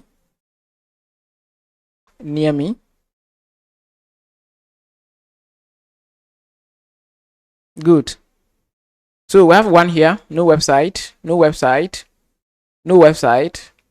These people have website, but let's see how it is. And most of them would not want to. Most of them are okay with the websites they have, but this doesn't look good to me. This doesn't look good to me. So you can rebuild their website, but if they are not willing to cooperate with you, then you move on to the next one. Okay. So these ones, they don't have websites. So what I want you to do is go around, just search on Google Maps, and then reach out to these people and talk to them about how you can help them. All right. So this is work. Okay. This is serious work. There's no work that is easy out there. If you're working for your boss, it's not easy. If working for yourself, it's not easy, but I would prefer going the route of working for myself. Okay. So approach them. Don't fear them. Approach them and then talk to them about how you can help their businesses. So that is it. I hope I've given you some insights about how to acquire these local users. And then you can also ask ChatGPT to write, okay? Just tell ChatGPT to write proposal so I can give to businesses about my web design services. Good. And let's wait. Now, this is the message. Dear business owner, I hope this message finds you well. The one I think works best is when you walk to them directly. What other people do and find success is they simply get their contact details and then call them. Okay? But just walk to them. That's the one I recommend. Walk to them. Now, in today's digital age, having a professional website is no longer optional. It is essential. A website acts as your online storefront and blah, blah, blah, blah. And then, so you get ideas from this. You can send it to them, to their emails via email, or walk to them. But I prefer walking to them. So what you can offer, include that what I offer. I will create a modern, fast, and mobile-friendly website that reflects your brand. So make sure you insert the needed information here. And then you'll be the same person to host these websites for them. Okay? So that's it. I hope you've learned some valuable lessons from this lesson. I hope to see you in the next lesson. Hello, welcome to this lesson. In this lesson, we're going to enable referral program on our hosting business. To get started, log into your admin's area. After logging in, go to settings and then click on system settings. Click on general settings. Enter your password again to confirm. Go to affiliates and then let's enable our affiliate program. Now, why are we enabling affiliate program on our hosting business or for our hosting business? There are a lot of people online, mostly content creators, who are looking for other ways to earn extra income. So it's important you enable this affiliate program, and then when these content creators come to your website, they can create an account and then get a piece of tracking link, and then they'll put these links in their video descriptions. Now these links will end up getting clicks and then hopefully converting to sales, and then you give them whichever amount that you want to give them by assigning that here. So after you enable your referral program, enter a referral earning percentage. So I want you to put something like, you can feel free to put any amount that you want, but I'm going to put 25. Your referrals are going to get 25% of every successful payment that you receive from their end. Okay, now you can also have affiliate bonus deposits. If you want, you can do that. That way, whenever they register an account, their account will be credited with some bonus, maybe $5. If you don't want that, disable it. Affiliate payout amount. How much do you want them to reach? That's the threshold before they can request for withdrawal, or before they can request for this money. You can put that here. So you can put something like maybe $100. They can only request for this money after they reach $100 threshold. Now, affiliate commission delay. I want you to put something like 30 days so that you'll be able to study these sales to know if they are not fraudulent sales, because some users would intentionally register these accounts with you with their own affiliate links, okay, and then later request for refund. So if you pay this money to your referrals, they'll end up scamming you.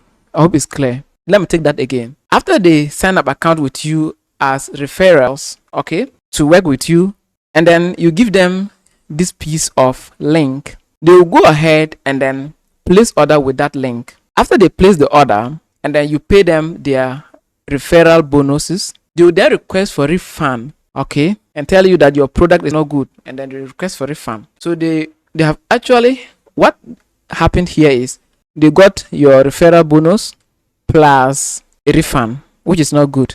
So leave it as this, maybe 30 or 31 days.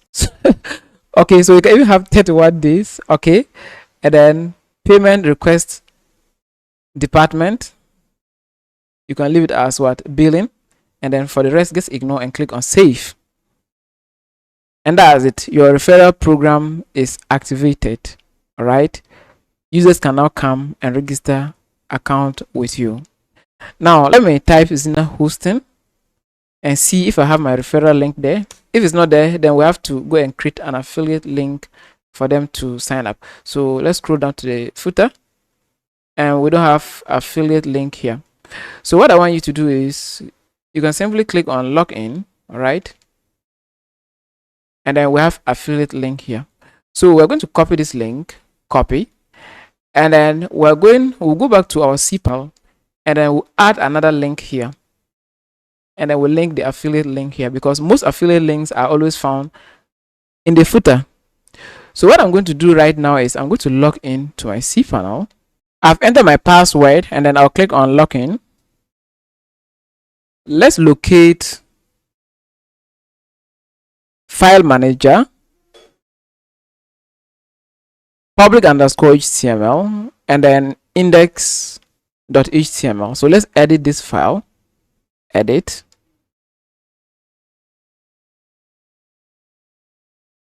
Now let's scroll to the footer. So I'll take you to the footer area.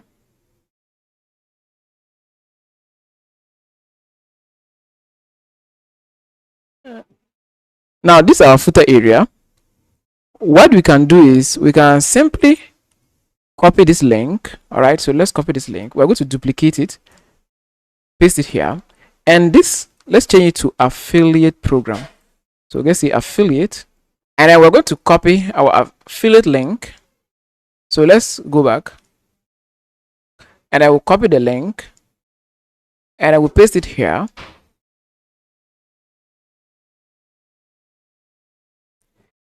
After that, let's save the changes. Now we can go back to our website, reload, and now we have affiliate link here. Users can click to join your affiliate program. Okay, this way we've successfully enabled affiliate or referral program on our hosting business. Now users can join and start promoting you in exchange for commissions. So that's it. I hope to see you in the next lesson. Welcome to this lesson. In this lesson, I'll be showing you how you can use PHP scripts in conjunction with YouTube to promote your hosting business. So PHP scripts are already programmed softwares that you can simply get and then create videos around it. And in doing so, you tell your audience that they need web hosting and domain name in order to host a website or build a website like this. Now, this is theory. Wait, let me show you this. CodeCanyon is a marketplace where we buy PHP scripts. So you can get PHP scripts here. Now, put something like this. Hotel, all right? Hotel in PHP scripts. And we have scripts here that talk about hotel booking. Okay? So now let's pick this one. And then let's demo it. Let's demo this. So we'll demo it. This hotel booking. Now this software, you are not going to program it yourself. You are simply going to get it. All right. You're simply going to get it. And then you teach or you start a YouTube channel teaching people how to upload. Your work is to study these scripts, create video around it. All right. Teaching people how to create a website like this using PHP scripts without coding, because these are PHP scripts that they can simply buy and upload it to their web server, connect the database, and then boom, they have their websites ready in a matter of minutes without programming. So like, which business doesn't want that? Getting a software, uploading it to their own web server. You'll be recommending your hosting. So in this case, it's going to be your hosting. So you teach them how to create simple websites like this. I'm using this to show you an example, but there are other scripts out there that you can simply get and upload to your web server to have a website like this online. Okay, so you teach them how to do that, and then in the process you tell them, or you recommend your own web hosting provider as the solution, because they'll be needing hosting and domain name to make it work. In that way, they'll get your hosting and domain name from you. And also, there's an affiliate program for all these softwares. So you make sure you sign up an affiliate program and then you promote these scripts via your YouTube channel. So your hosting will be generating some money for you. Affiliate commission is also there. Web design services, because some will be contacting you to design these websites for them. They have no idea how to upload all these things. What you have just learned, they did not learn that. All right. So you're going to be uploading. You are one step ahead of them. So you'll be uploading this to their server, which is your own server. But they'll be paid. They'll pay for that because that's your server. And then, so you'll be charging for the web design services, the hosting and domain name, and tell them they need ID protection. So you'll be charging for that as well. And affiliate commission from these scripts that you'll be promoting on your channel. Not just that, but in doing so, you end up having a fully monetized YouTube channel 2 to 3 years to come. Now you'll be earning from your YouTube channel. I'll create a separate course on this platform because this is my first course on this platform, showing you the complete system of promoting your business, from setting up the YouTube channel, getting these scripts without paying this amount. Okay, so you're going to pay, let's say, a one-time subscription fee to get all the scripts that you need, and from there I'll be showing you the organic traffic methods in details, and then the paid methods in details in another or a separate course. But this course is for building web hosting business, but I only added that to help you because I can't just leave you with your hosting business without showing you what to do in order to start getting new signups. That's why I'm adding this. So after you now get these scripts, you are going to create a channel, and then you start teaching them how to use this, how to create websites without touching a single line of code, and then you have it uploaded onto your channel to promote your business in that way. So this is one of the most effective ways of promoting your hosting business because you're going to get a lot of users in that way. All right, so that is it. Thank you for watching this part of the training. I hope to see you in the next lesson. Welcome to the scaling part of our business. In this part, I'm going to show you how to run paid promotions. Running ads is the quickest way to reach broader audience. Before we get started, it's important to understand what paid promotion is. Paid promotion is simply going to one of these social media channels, something like Facebook, TikTok, YouTube, to get your product in front of interested buyers, but you have to pay money in order to do so. That's paid promotion. We talked about the organic method. With that method, you don't pay a dime, but with the paid promotion, you pay to get your product in front of potential buyers. Before you run ads, it's important to have a creative. What do I mean by a creative? A creative is a video, banner, or any graphic design product. Now, something like this is a creative. So it's just a design that you put your message there, and then you now be using that to promote. Okay, so we're going to create our creatives in order to promote. So open Canva or any graphic design tool that you have, and then make sure you design your creative. So I'll come here and then click on this search box and type Facebook post. I'll click on this first one. Now your creative can be a video or an image, but I'm going to use an image for my Facebook promotion. Now scroll down and you can create a new design from scratch, or pick an already existing design and simply customize it. So you can scroll down and see the one that matches your brand. So maybe something like this. We can use this, and then we only change the text, and then we use that to promote our hosting business. Okay, so I'm okay with this. I'll click on it, and then I'll click on customize this template. Now I'll quickly modify this design. So I'll remove this and then change this color to my hosting color. I'm using blue, so something like, let's say this, and then you put something like maybe web hosting. I'm done with my design. I'm only giving you the ideas. Okay, so also come out with your design. I'll name this and then export it. So I'll click on share, and then I'll download it as an image. Download.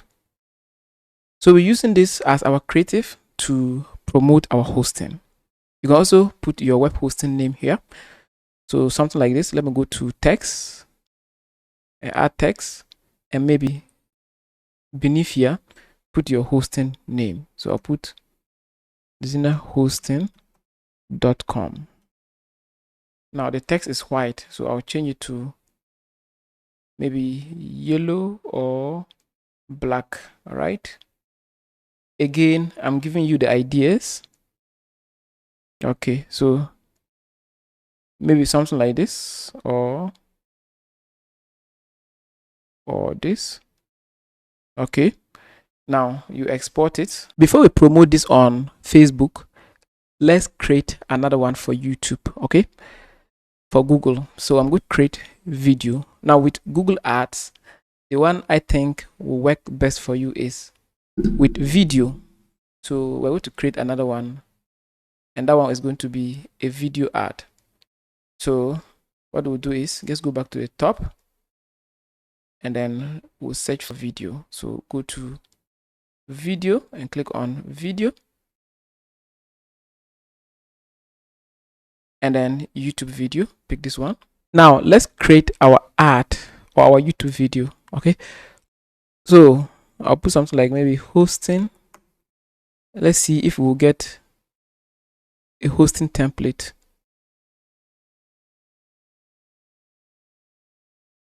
Okay, so some are here, but they are paid. What we'll do is let's create it from scratch. So I'll simply come here, and then I'll pick a server. Okay, so this is my server image. I'll put it here, and then I'll pick text, and then I'll come here and say need web hosting. Feel free to design your own thing, okay? Just come up with your own design. Now put animation. We'll animate this. Okay, you can animate this the way you want. There are different type of animations. Good, so animate it this way.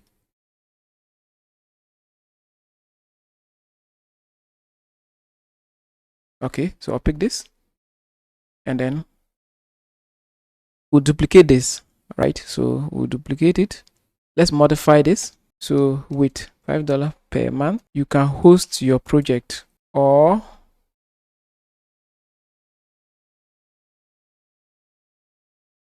with $5 per month, and then let's animate this. It's already animated. So we'll duplicate this again, duplicate, and here we'll say you can host your project. Feel free to come up with your own design, but I'm only giving you the ideas. You can change the color, change colors if you want.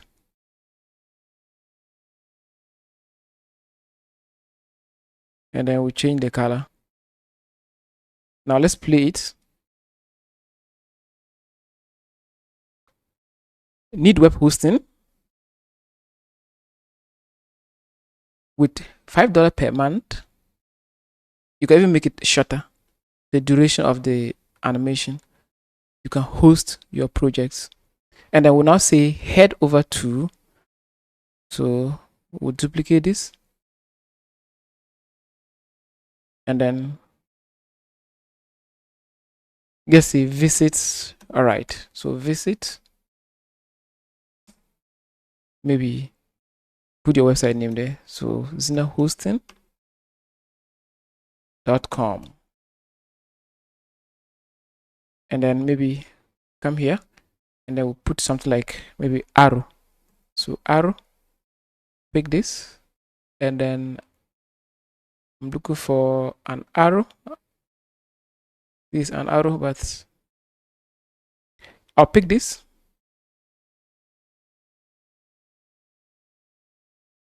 Good. So now let's watch our video ad.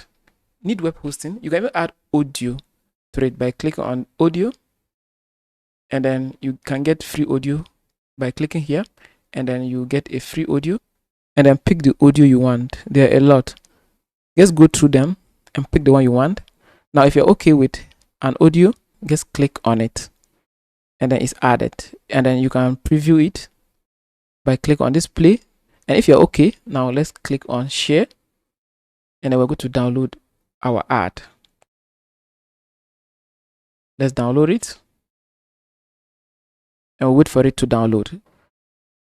So that's the first thing you need to do. You have to get your creatives, and that's your actual ad, what you're going to be promoting, and make sure you design it, and then you now proceed with the promotion. So our video is downloading. Excellent. Now let's open it. And this our ad. I don't know if you can hear. All right. I love it.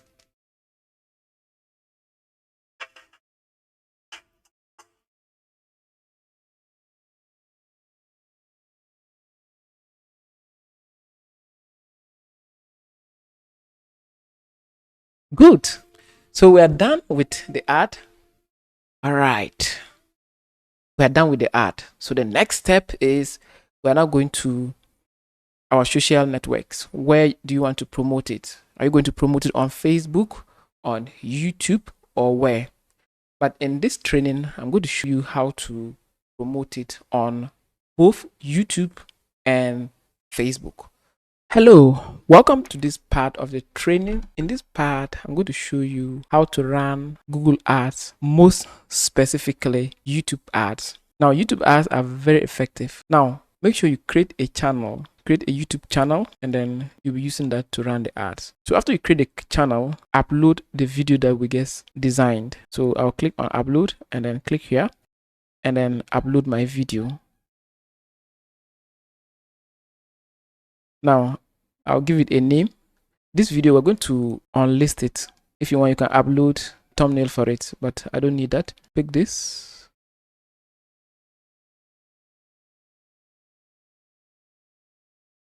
You can enter some tags for it. And then click on next.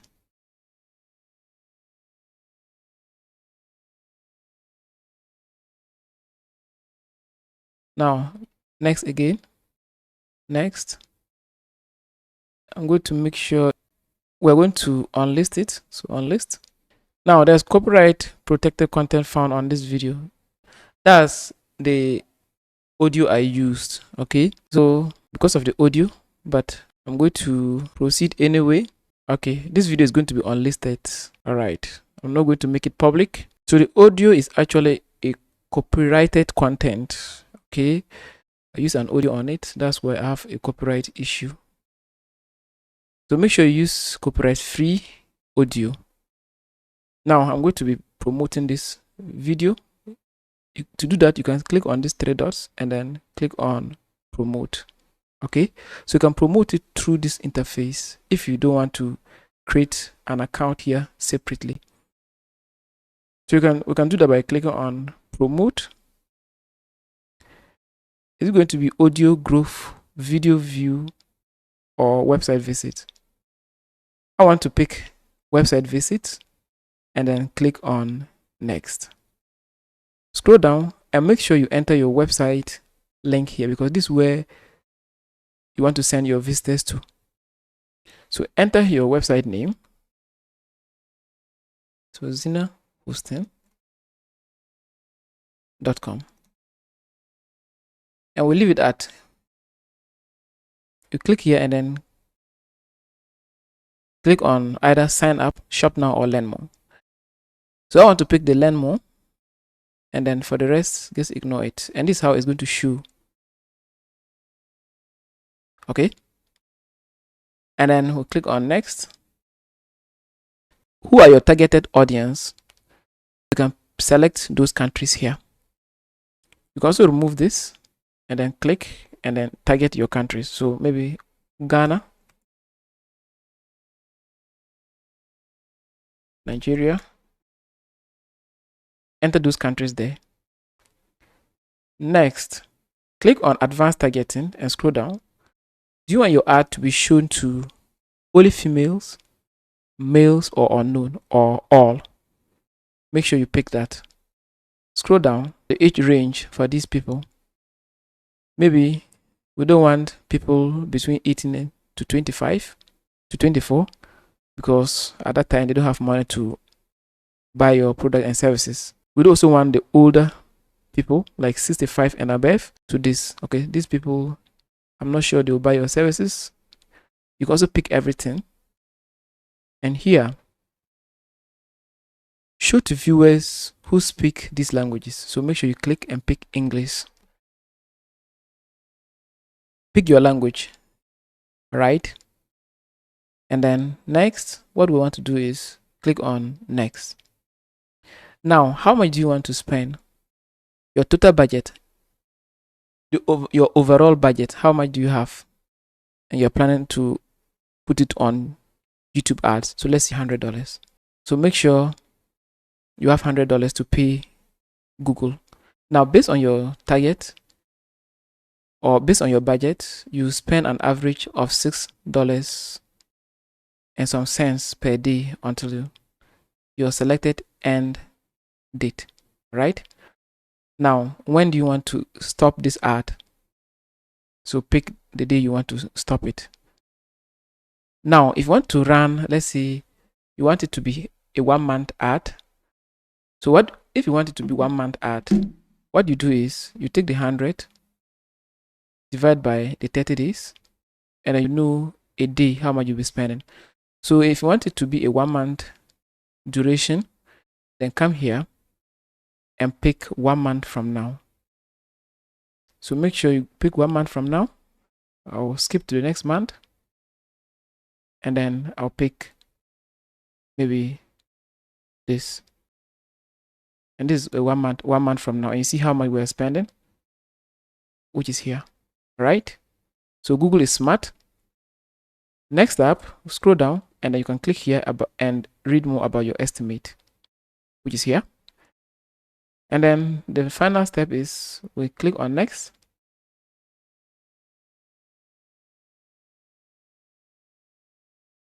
And then our country is Ghana. Now, just leave it as automatic payment, all right? And enter your card details. Already I have my card connected, but you have to enter your card information and then click on promote. Once you click on promote, that is it. This ad will start running, okay? So if you don't have your card added, there's going to be an option for you to add your card. I'll click on change card, and then because I have the card already, I don't have problem, right? So in your case, you're going to see an option to add card, but I already have card.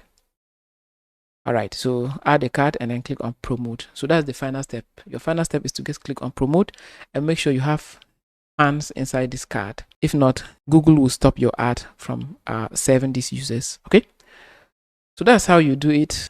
I don't want to run this ad. I'll simply terminate it, and that's it. Okay, so anytime you want to see your ad performance, let's come to promotion. You can also come to analytics and then see your video. Go to content. You should see your ad impression, views, and then impression, click-through rate, average view duration, and everything about this video. Okay, now this is the video. You can click on analytics, and then you can see number of watch hours, subscribers, views, and then your reach. Everything can be found here.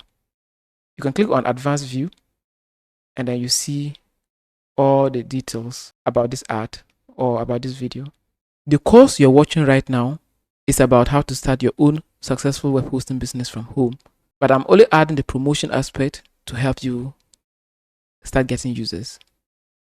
So remember to check my other courses because that's where you learn more about promotions. And that is it for this lesson. I hope to see you in the next lesson.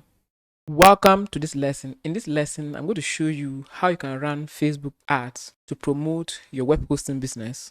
Before we get started, make sure you log in to your normal Facebook account. Here, I'm logged into my Facebook account, which is my normal Facebook account. Before you can run an ad, just like what we have here, okay? These are ads, sponsored. Before you can run ads like that, okay? You see, this is sponsored, this is an ad. Before you can run ads like this, you need a Facebook page. So to create a Facebook page, to your left hand side, you can click on see more and then scroll down and you should see pages. Click on pages, click on this button, create new profile or page, and then click on public page because it will give you advanced tools. Now scroll down and then click on next and then come down and click on Get Started. Give your page a name. So put something like Zina Host. Category, pick a category. Here you can describe your business, and then it's optional, but don't leave it. Make sure you put something there because people are going to read that and click on Create. Now this name is invalid. This is what they are suggesting. So let me redo that. Zina Hosting. I'll create this page. Our page is created. Now our website link, type your website name, and I'm going to copy the URL. Okay, so this is a web hosting business that we set up. Let me enter that here. Make sure you enter your phone number. So with email, I'll put something like support@myhostingname.com. Location, put your location. Always open because this is a digital product. And then we'll click on next. You can upload a logo for your page, but the one I want to upload is this. All right, but you can use Canva. You can go to Canva and then design a logo for your website, for your page. I'll click on next. You can also upload a cover image. So let me go back and then upload the same thing as my cover image, and that should appear here. Okay, make sure you design something appealing and upload that here. Click on next. Now it's asking us to connect our WhatsApp, so make sure you enter your WhatsApp, okay, and connect. But I have skipped that. Next, leave everything as they are and then click on done, and our Facebook page is created. So before you can run an ad, you must have a Facebook page, and that's what I just showed you. So now we have a Facebook page. Let's wait for it to load, and then I'll show you how to run an ad. Good. So I'm going to allow everything. Perfect. So now that we have the page, let's post. What we want to do is we want to click on photo and video, and then I'll upload our video, the video that we created. Let's enter some description for this post. So something like this: need hosting for your website, or do you need web hosting? Just enter your description there.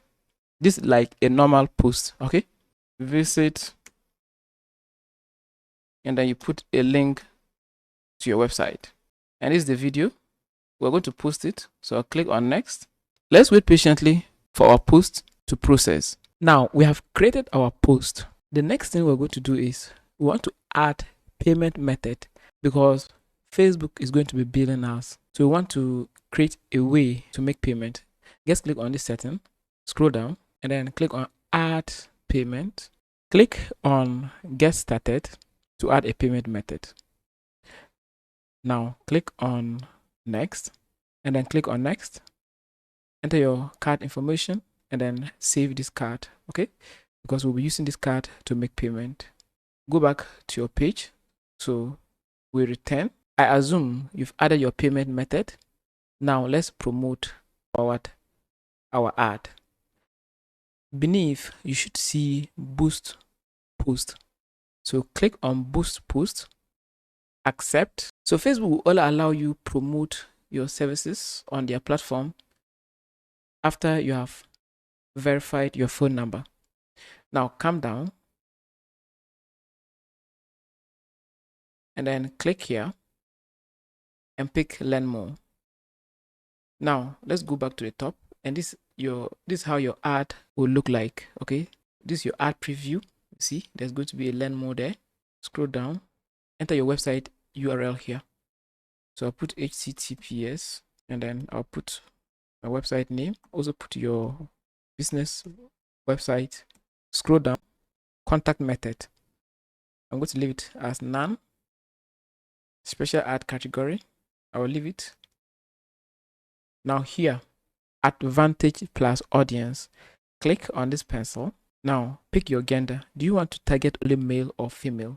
I want to target both. Now the location, enter all your locations here. USA is selected by default, but I can click and type Ghana, Nigeria. Make sure you add all your countries, and I will also have detailed targeting. Click on browse, and then you can target them by their demographics. So you can pick their education level, financial status, and then other stuff. But I want to target them by interest. So I want those who are interested in web development. So in that case, what I'll do is I'll go back and come here and put web size. Okay, so people who are interested in web size are likely to buy my services. You can also target people who are interested in maybe computers or servers, software.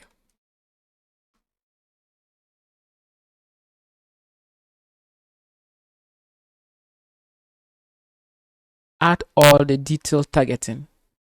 This is very important. If not, you spend your money on people who will not buy your stuff. Okay, so now that you're done with that, let's scroll down and click on save audience.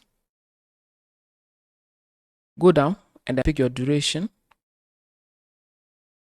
and then how much you're willing to spend per day. I'll change it to 3. And then how many days are you plan to run this? Maybe 30 days. The end date, you can put that there. Okay. Now currency, you can change it, but I'm going to leave it. Now come down. Placement recommended. Just leave it as it is. Now the payment method, I didn't add this payment method, but there's an option here for you to add payment method without going through the route I showed you. And then I'll add this payment method. Once you add the payment methods, okay, add your payment information. You come down and click on publish. Now this is your estimated reach and then links clicked. All right. This is your estimate and your ad is here. So after you click on publish, this ad will start serving on the internet or on Facebook. Okay. So the most important thing is the link to your web hosting and then audience and then the advanced targeting. Those are the most important things. Okay. The interest. Those are the most important things that will make your ad effective. So I assume you are done with that. Just click on publish and then give Facebook some time to review your ad and then approve or deny you. Once that is done and your ad starts to show up, then you start getting clicks and hopefully you get interested members who want to buy your services. So that's it. That brings us to the end of this lesson on how to run Facebook ads. I hope you liked it. I hope to see you in the next lesson. Welcome to this lesson. In this lesson, I'll be showing you how to promote your business, your web hosting business through what we call partnership and sponsorship programs. So this is a very simple thing. It's not hard. Just go to YouTube and then talk to influencers. Now, what I found interesting is this. You can go to YouTube and search for YouTube channels that create videos, something related to what you're offering. Because we are promoting a web hosting business or web hosting website, you can type something like web design, okay? Web design or web design full course. And then you see a lot of channels creating videos about web design. So what you do is, the concept here is you want to contact these users, all right, and tell them about your business. For every sign up they'll bring to your hosting business, you're going to give them a certain percentage of the revenue. I hope the idea is simple. So let's pick this one, right? Don't target the big YouTube channels. Just target those who are starting out. So we'll come here and most of them have a way you can contact them. So you simply click here and then you should get an information about them. And click here to view their email and then you start contacting these people. Now you can also target influencers or channels that talk about maybe graphic design, because these people, graphic design and web development are like twins. So you can target graphic design tutorial channels and then you tell them about your product and they'll be willing to sign up and get affiliate link and start promoting your business for you. Okay. So that's sponsorship and partnership program that I wanted to talk about in this part of the training. I hope the idea is simple. You can also use ChatGPT, and ChatGPT will give you concepts about this. So something like this. How do I partner with? So I'll click here, allow. How do I partner with content creators who work in the web design and graphic design space to promote my web hosting business? I'm the owner of zinahosting.com, and I want you to come out with an idea, a clever idea, where influencers will be signing up an affiliate program with me where they get commission for every sign up they bring to my hosting business. Write a script for me. Now wait for ChatGPT to do the magic, and then you'll be able to. So I'll click here, and then we'll now do what? Partner with web and graphic design influencers who already have audience, blah and blah blah blah. Now come down and you see your offer. So you're going to be giving them maybe 30%, but initially, okay, don't worry about the money. You can even give them 50%, okay, because this is a web hosting service that you're offering. It's not a one-time payment thing. After you get these initial users in the first billing cycle, you're going to be making less money, but the next time they will renewing, that's where you're going to be getting a lot of ROI. So now come down here and you see hi, and then you put the name of the content creator. I'm Zina Solomon, the founder of Zina Hosting, a trusted web hosting, blah blah blah blah. So you'll be sending this to your leads, those that you'll be getting. Okay, these people, make sure you contact them, and then you'll be sending them these emails, and some will be willing to sign up with you if only you give them higher commissions. Okay, they don't care, because content creators, I'm a content creator myself and I know how it is. They don't care. They will sign up with you and then promote the product. Most of them are going to be putting the links to your hosting, their affiliate links to in their descriptions, and then audience like clicking on links, and when they click and land on your hosting and they like it, they can even bookmark your links, and you end up having a lot of people who have bookmarked your links. Just look on top here. I have a lot of bookmarks links on top here. You see them? They're all there. So people bookmark this, and later they will then click when the time is due, or when the need arises, they will then click and then buy your hosting. Okay, so don't worry about the money at the initial stages. Just do the work for now, and then you get a lot of ROI, or return on investment, in the future. That will be the next billing cycle, maybe the next month or the next year. So go ahead and approach these people, and then with this message. And this is a very clever message from ChatGPT. ChatGPT did a great job by giving us this copy. Okay, so that's it. I will put this in the resource area for you to edit it if you like, and then you can use it if you desire. All right, so that is it for this video. Thank you very much for taking this course. I'm super excited to have you here. I hope to see you in the next lesson. Thank you.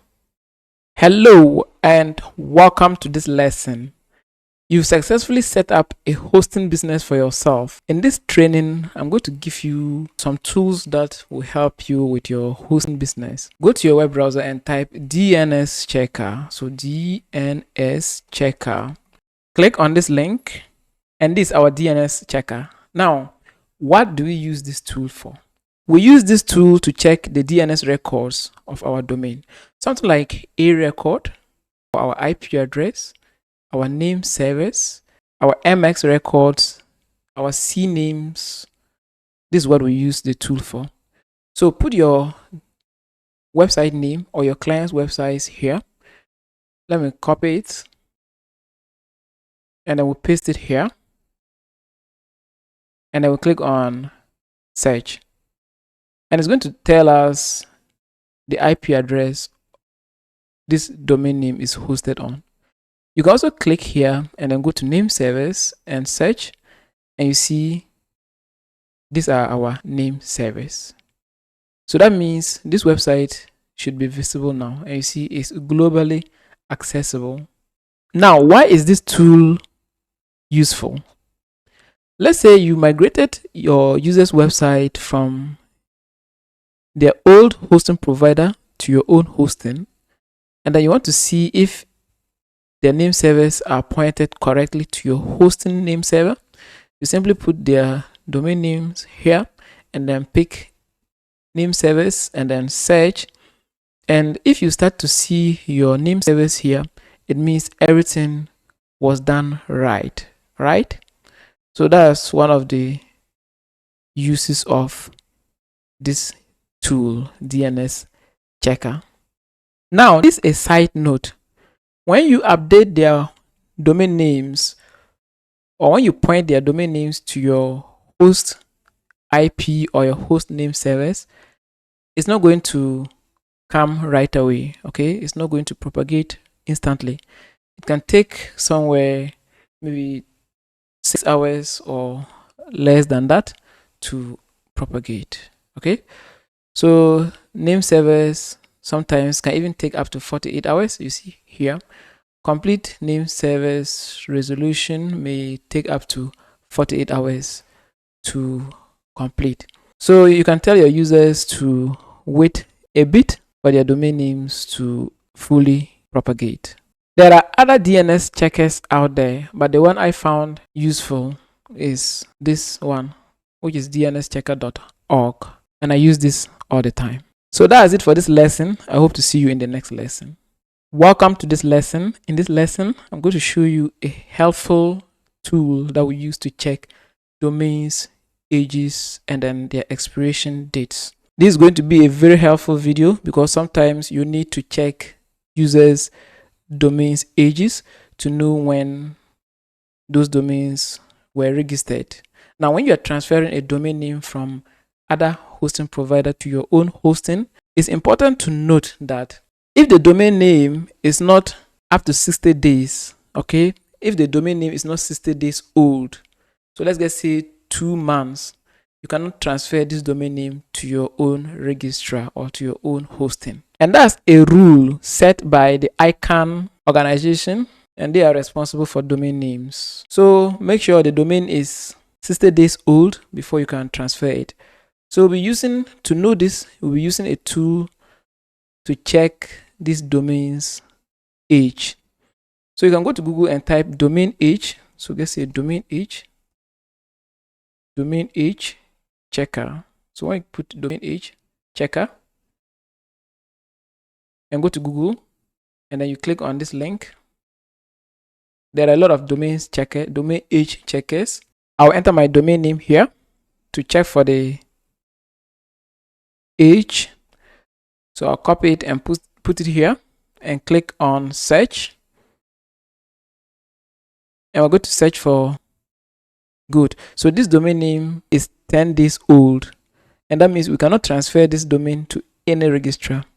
So if you're transferring a domain like this to your registrar, you have to wait for like 60 days in order to transfer it to your own hosting.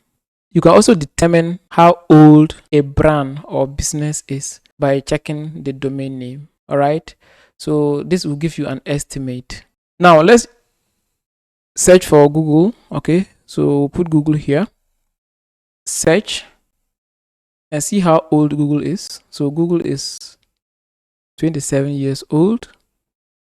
All right. And then the domain was registered on this day. So that means this domain name has been in existence for a very long time. Now, the final piece is the expiration. So we want to know when this domain will expire. So just enter the domain that you want to check for its expiration date and then click on expiration.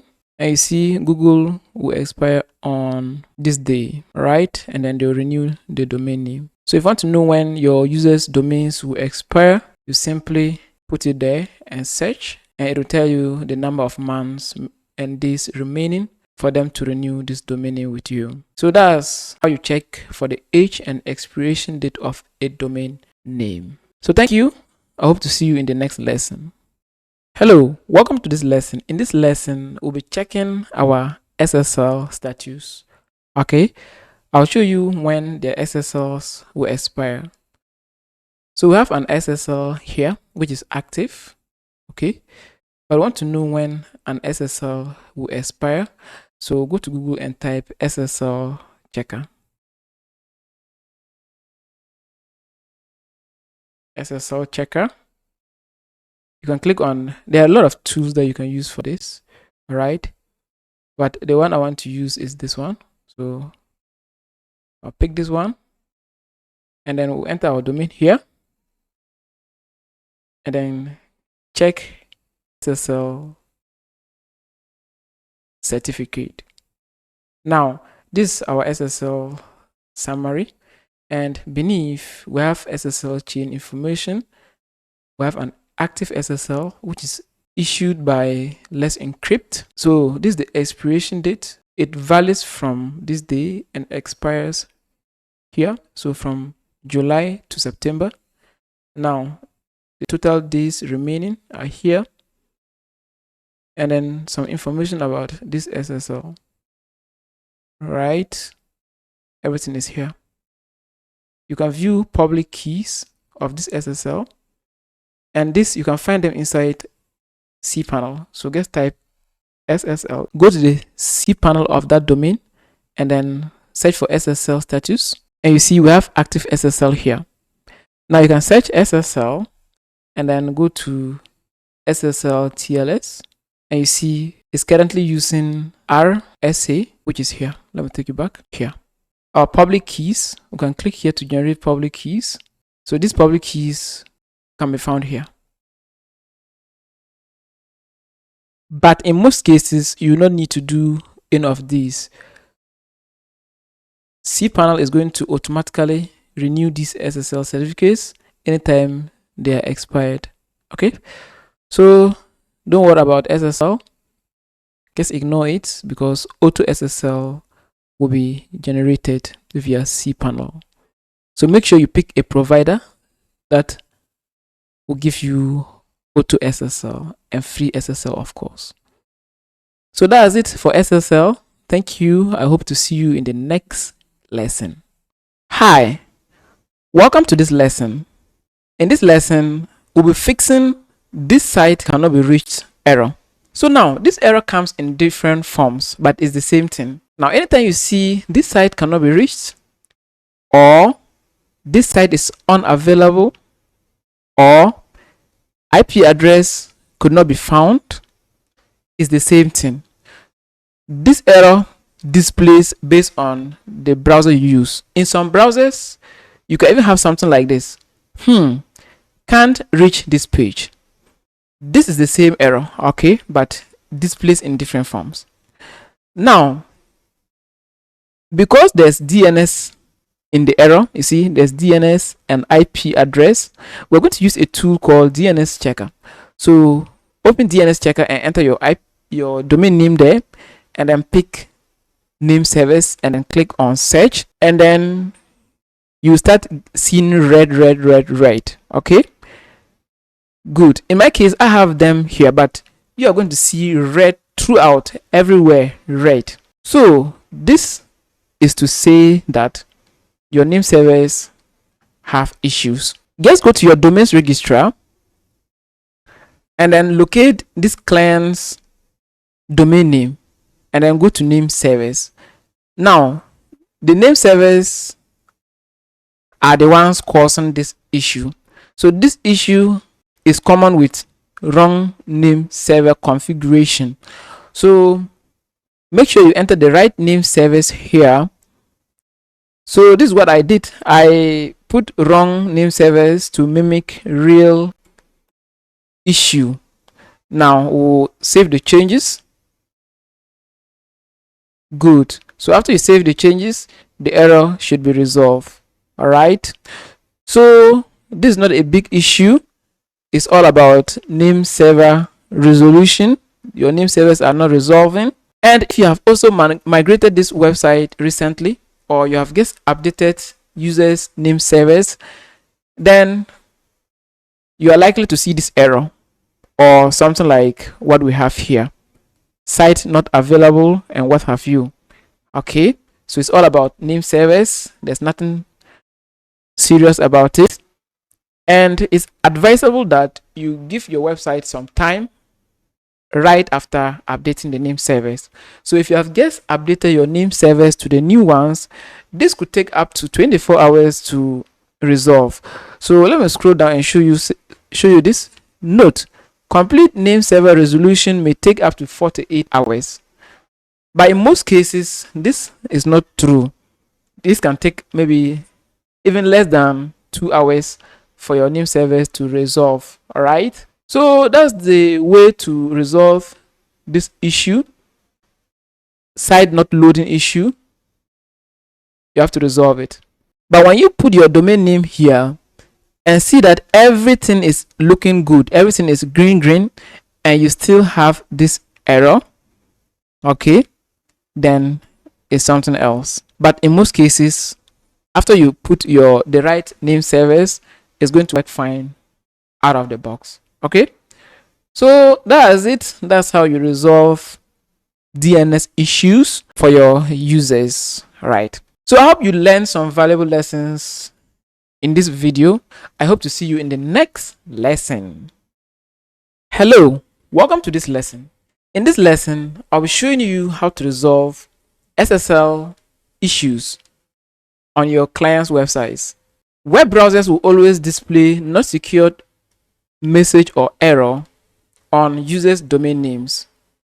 And this is not good because your clients' visitors would not want to open their websites because of this warning. Your connection to this site is not secured. You should not enter any sensitive information on this site, for example, password or credit card information, because it could be stolen by hackers. So why would clients want to host their websites with you when you cannot give them secured connections? But don't worry, in this part I'll be showing you how to redirect HTTP connection to HTTPS. We're going to force this to give us secured connection. Now let me show you this. If I type HTTP without the S and then hit enter, so when users type HTTP without the S and hit enter, they're going to be taken to the unsecured version of their websites. But those users who will be typing HTTPS and hit enter, they will see the secured version of the website. So the issue is not that we don't have SSL. We have active SSL in our cPanel, but they are not redirected to it. So how then do we resolve this issue? Okay, so the way you resolve this issue is you redirect or you force SSL for this client. So click on list account and then go to that user website that has that issue. It's not all the users that will have this issue, but let me show you. So just go to the user and go to file manager.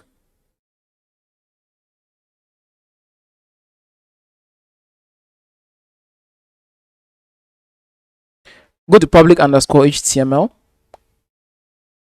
Now let's locate a file called htaccess. So click on settings and show hidden files and click on save.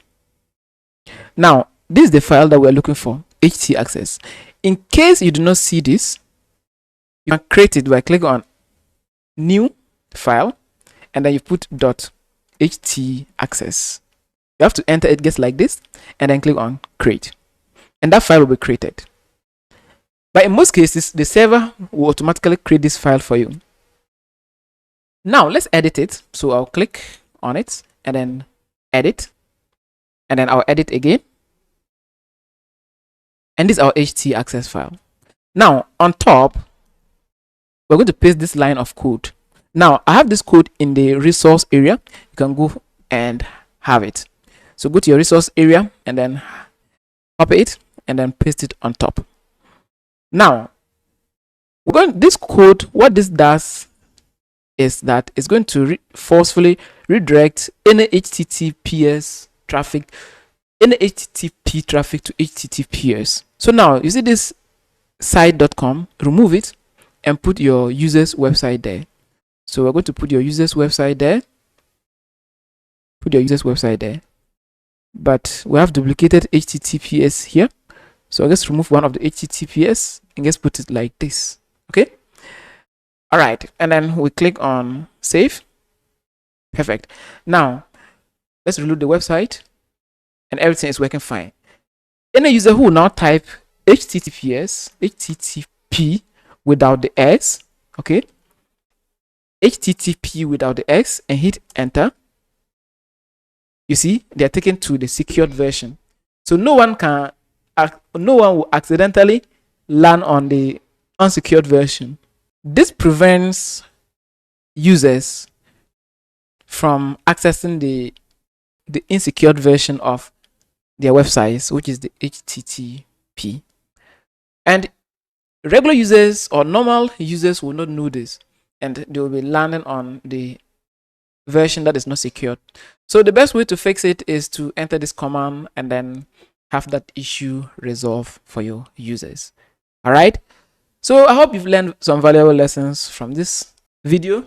I hope to see you in the next lesson. Hello, welcome to this lesson. In this lesson, I'll be showing you how to troubleshoot users' WordPress website issues. Now, this is one of the most common issues that you come across.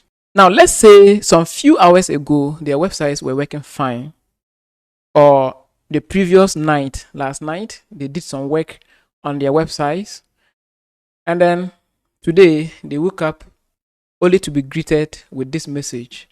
Okay, so what is the cause? And it's asking them to install WordPress. So if I click on continue, it's going to take me to an installer where I'll be asked to install WordPress. And now they have reported this issue to you as the website or the host owner. How do you resolve it? So when you see this error, the first thing that should come to your mind is the WP config file. This file is either corrupt. Okay, so I put some dash dash there to mimic that error. All right, so either they accidentally deleted it or they have modified it. This file should not be touched. So they have either modified it or they have deleted it. So make sure you look for it. In case it's not there, then what you do is you can simply download this file from WordPress themselves, the original file, and then replace it, but make sure you open it. Open. And then you make sure you enter their original database name, username, and password here. And also make sure that their database prefix is here. Now let me show you where to get their database details.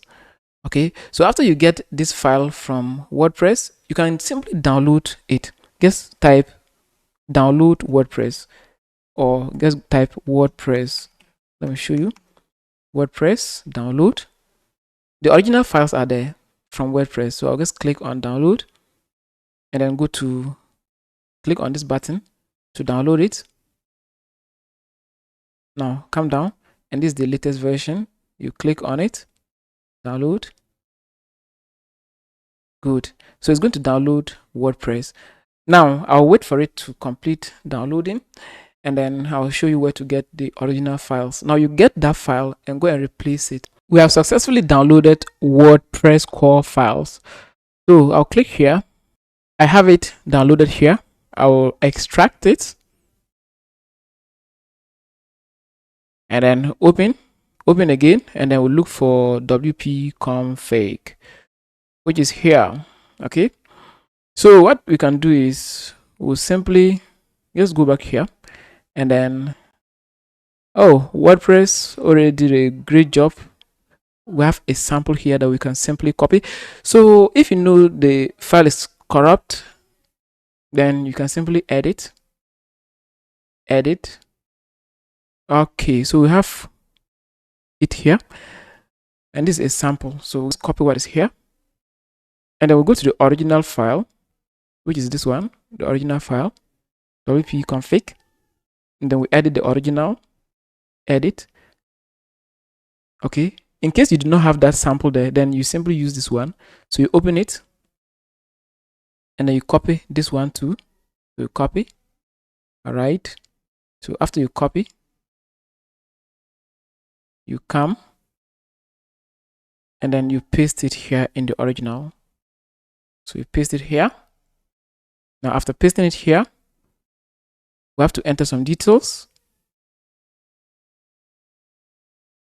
First, we have to get our salt. So to get your salt, there's a URL here provided. So copy this URL, go to, and then open it. Good. And that's it. Your salt is here already. You can only generate this salt once, and this is unique to you. All right. So let's close the other unnecessary tabs. Okay. Good. So this is where we are. Now we paste that salt here. We paste the salt here. Good. So this salt, you're the only one who has access to this. All right. Anytime you generate a salt, it's going to give you different salt. Next, the table prefix. So go to their dashboards and type php_my_admin and click on php_my_admin, and then click on their database, and you see this is their prefix. So wp.js, the beginning, that's wp.js, that's their prefix. So come and put wp.js. Next, we have to enter their their database details. So I'll copy their database details. So the database name is here.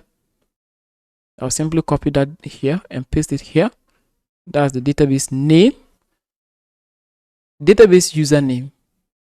So you can find that by going back to database. So come here and type db, click on manage my databases, scroll down, and then go to user, which is here. So this is their user. Copy, come and paste it here. So we'll paste the user here. Paste. Now password. For this, you have to reset it. So click on change password and generate a new password for them. I'll copy this password and then I'll use it and then change. Now make sure you paste that password here, paste it here, and then save. Excellent. So the final thing we have to do is we'll go to our website and then open our website name, and we are back. Okay, this is another error or common error with WordPress. So most of your users will be using WordPress to build their websites, and they'll come across this error and they'll be asking you to resolve it for them. How do you resolve this? So this error is clear. Error establishing a database connection. So the issue is very simple. It has to do with database. So make sure you log into their cPanel, and then make sure their database details. So go to file manager and go to public_html, go to their config file, which is this one, and that file contains their database information. So the database details are wrong. Okay, it's either they accidentally changed their database credentials and forgot to change it inside their config file. So I decided to remove remove 0 here because this is my correct database name, but I removed that to mimic that error for you. So they accidentally changed their database user password. So I'll type db DB, and then manage my databases. So make sure you check to see if the right database details have been entered here. So here, the right database name is this. So you pick that and make sure it's here.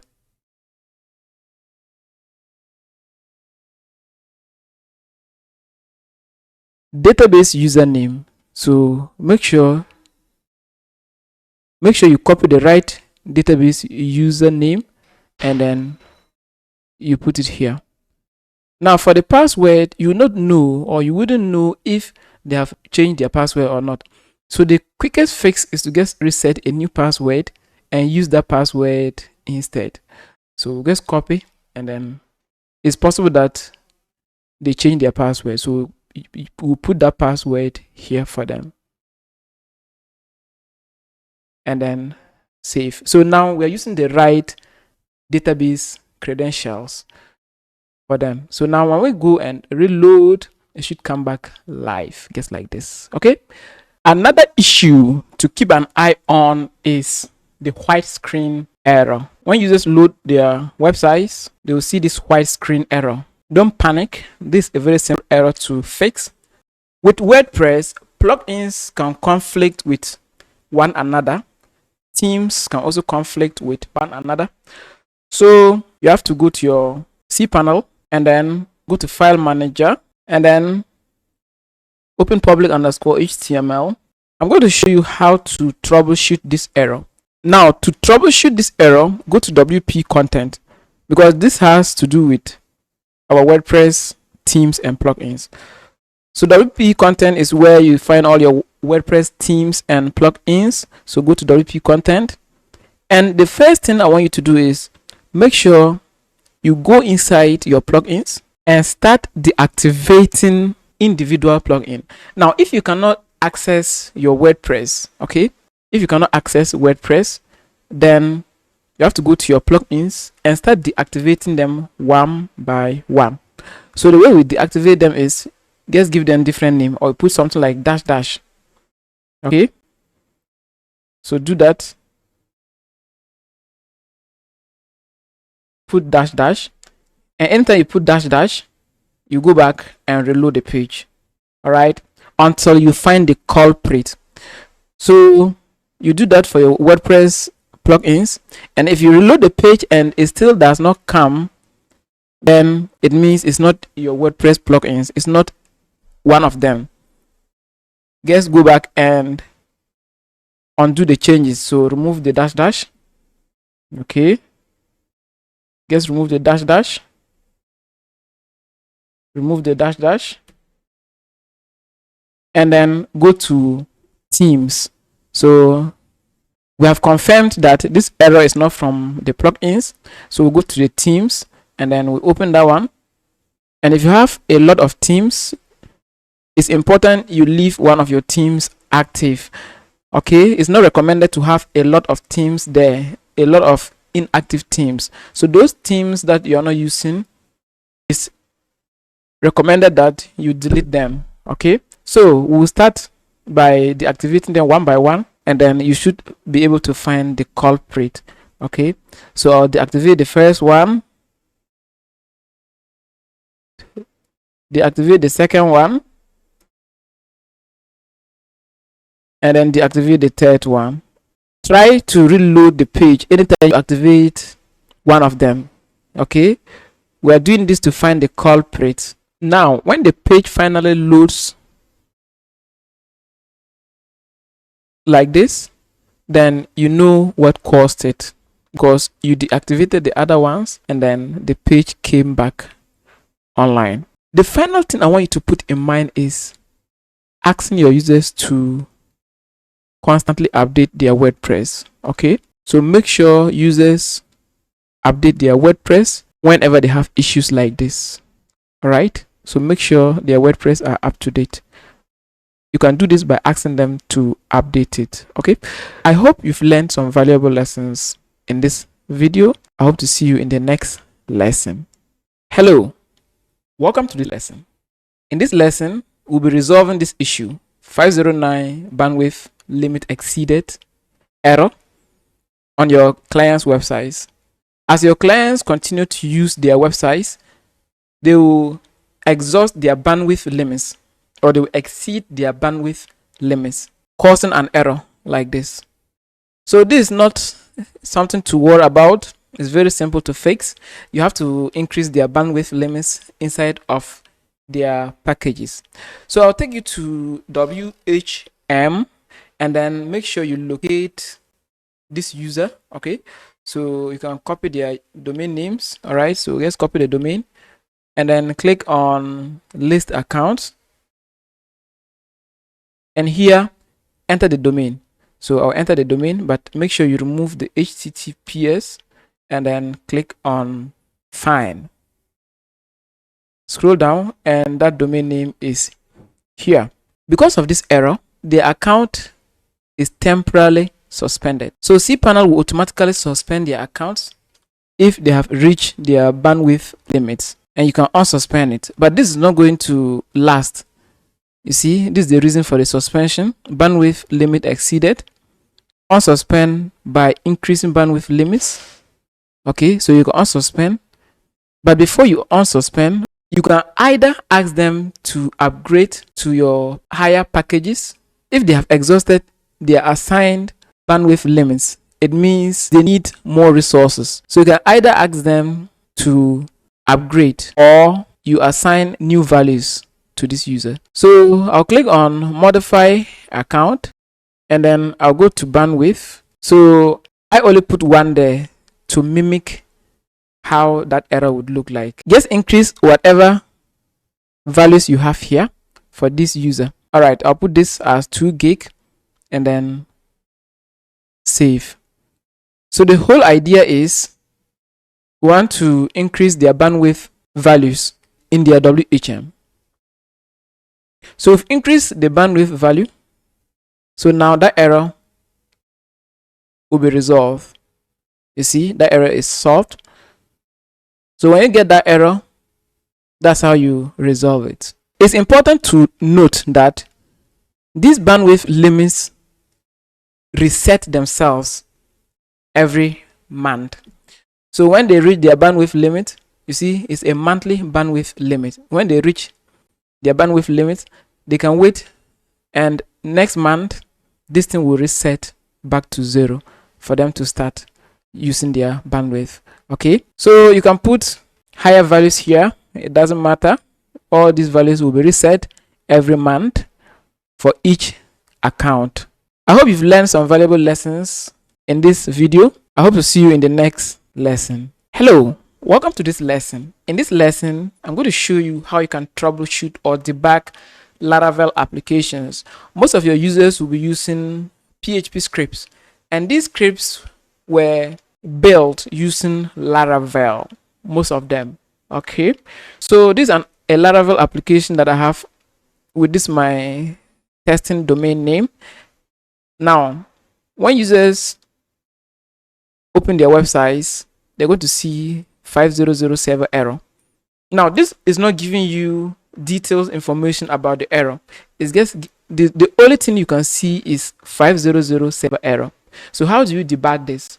Just go to your cPanel and then go to File Manager, and then go to public_HTML. Now navigate to the .env file. So I have it inside applications, and then I have .env here. So open it and edit it. Edit. Perfect. Now let's enable this. Good. You see this app debug. Let's change to true and then save. Now when you come and reload the page, it should give you details about this error, and you see it's about SQL. So that means the database is not able to connect. But I know what the issue is already, because I changed my database details inside that file. Okay, so that's how you debug issues. Just change it to true and then it will start printing out errors. This is a SQL error. Now let me show you what I did. So I simply renamed my database. So let me put it back and then save. And now when we go back and reload, that SQL error should go now, and you see it's gone. So I did that to mimic real issues and how you debug it. So now after you identify the problem, make sure you change it back to false and then save changes, because you don't want end users to see that error.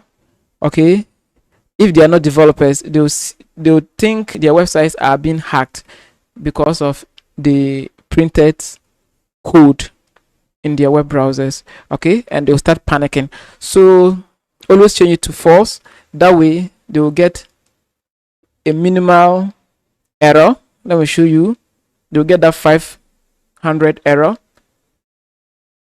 Okay, so they will get something like this, all right, as regular users, and they will start contacting you. But you, the website, the web hosting owner, will simply change it to true in order to troubleshoot the issue, and after that you change it back to false. All right, so that's how you debug an issue. Also, there are times their htaccess files will be missing, because most Laravel applications need this htaccess file to work. So if you're not able to solve it, also look for the htaccess, because that file has the needed rules for their websites to work. Okay, so make sure you have their htaccess file uploaded. Now, where do you get this htaccess file? Every Laravel application has its own htaccess file. Okay, that file simply rewrite rules for the application. So it's important you ask them to re-upload the .htaccess file, or you tell them to give you access to their script, and then you'll be able to locate that file and upload it to the right location, and then their websites will come back online. But in most cases, the issues are always from this .env file. So that's it. That's how you troubleshoot Laravel applications. I hope to see you in the next lesson. Thank you. Welcome to this lesson. In this lesson, I'm going to show you how you can migrate users' websites from their current hosting providers to your hosting provider. So we're first of all going to log into their current cPanel. So I'm logged into their current host, and this is their cPanel. I'm going to show you how to transfer this website over. The first thing we're going to do is we're going to download any database that they have. So I'll click on this search and type backup, and click on backup wizard, and then click on backup databases, and we're going to download any available database that you see here. In my case, I have one database, so I'll click on it, and then I've downloaded it. If this user has a lot of databases, make sure you download all of them. Next, let's download any email forwarder. So click on full or partial backup, and then click on email forwarders. Now you can see that we have forwarders here. Make sure you download all these forwarders, because we'll be migrating all these things. So I'll click on the first one, second one, and then the third one. Next, let's go to file manager. So I'll type file and click on file manager, and then we go to public_html. Select everything, and then we're going to compress, and then we're going to give it a name. So I'm going to put my backup. This is what I'll put. So my backup. And then I'll click on compress and wait patiently for the files to get archived. Now click here to close, and then we're going to download this zip. So we download it and we wait for it to complete. We are done with phase 1, which is getting the necessary data from your client's old host. Now let's log into your user's new cPanel, and that's your hosting environment.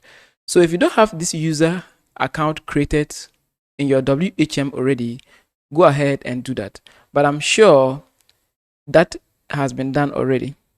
So we're now going to log into this user's cPanel, and then we'll proceed. For this, I'll close everything because we are done with this. In case this user account is not yet created, let's do it. Okay. So we can click on list accounts and see if this user's account is available. We don't have that here, so we can simply click here to create a new cPanel for this user. But in most cases, the cPanel account is always the first thing to get created. So you first of all create a cPanel account before thinking about migration. I assume you have that already, but if you don't have it, let's proceed. So we enter the domain name here, and then we enter username and create password for this user.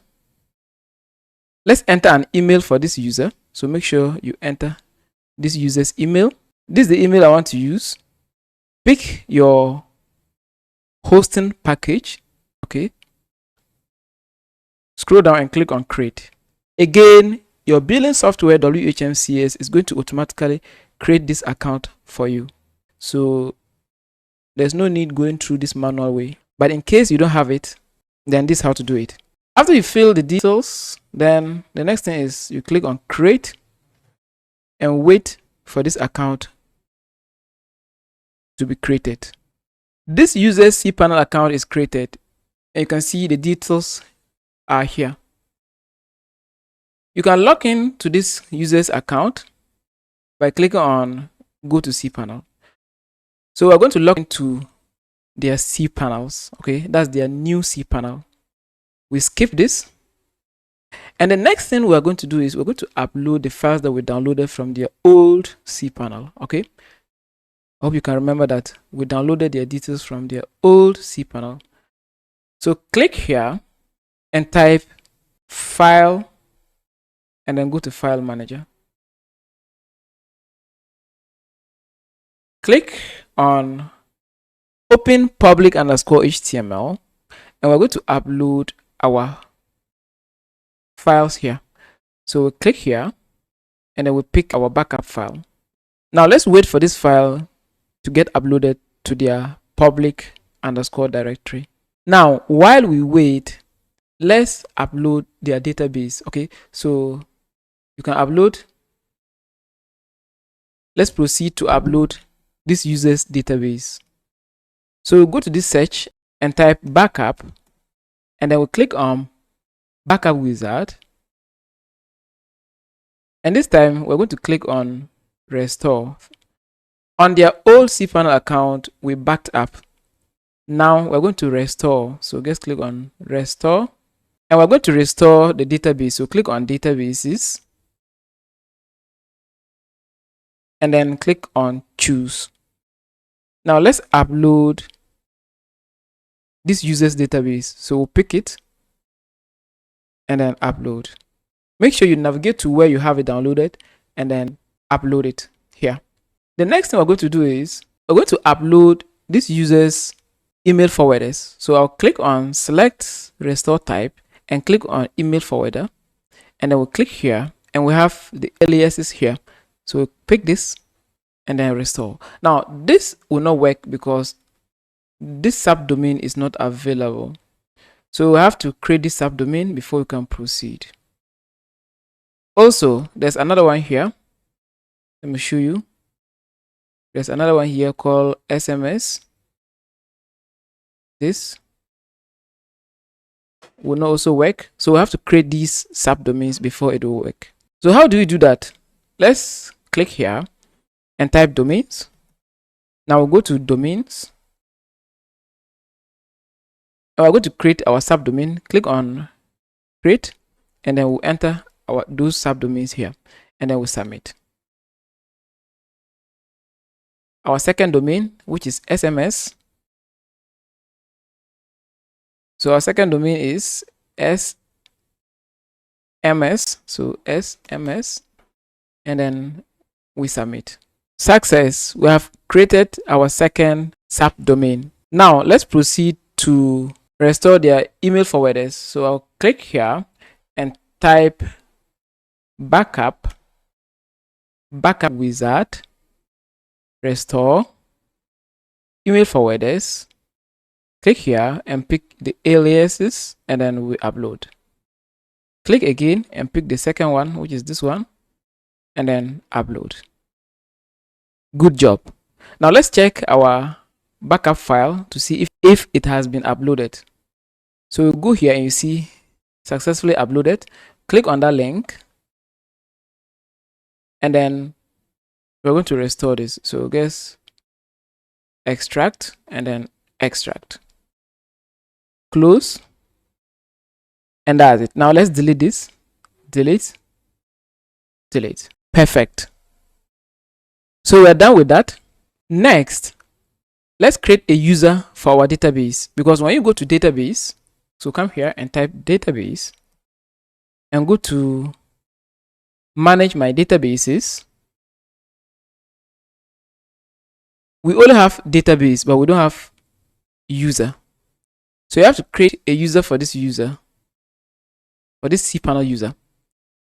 The way we do that is, make sure you go to your users public_HTML and go to where their database configuration file is,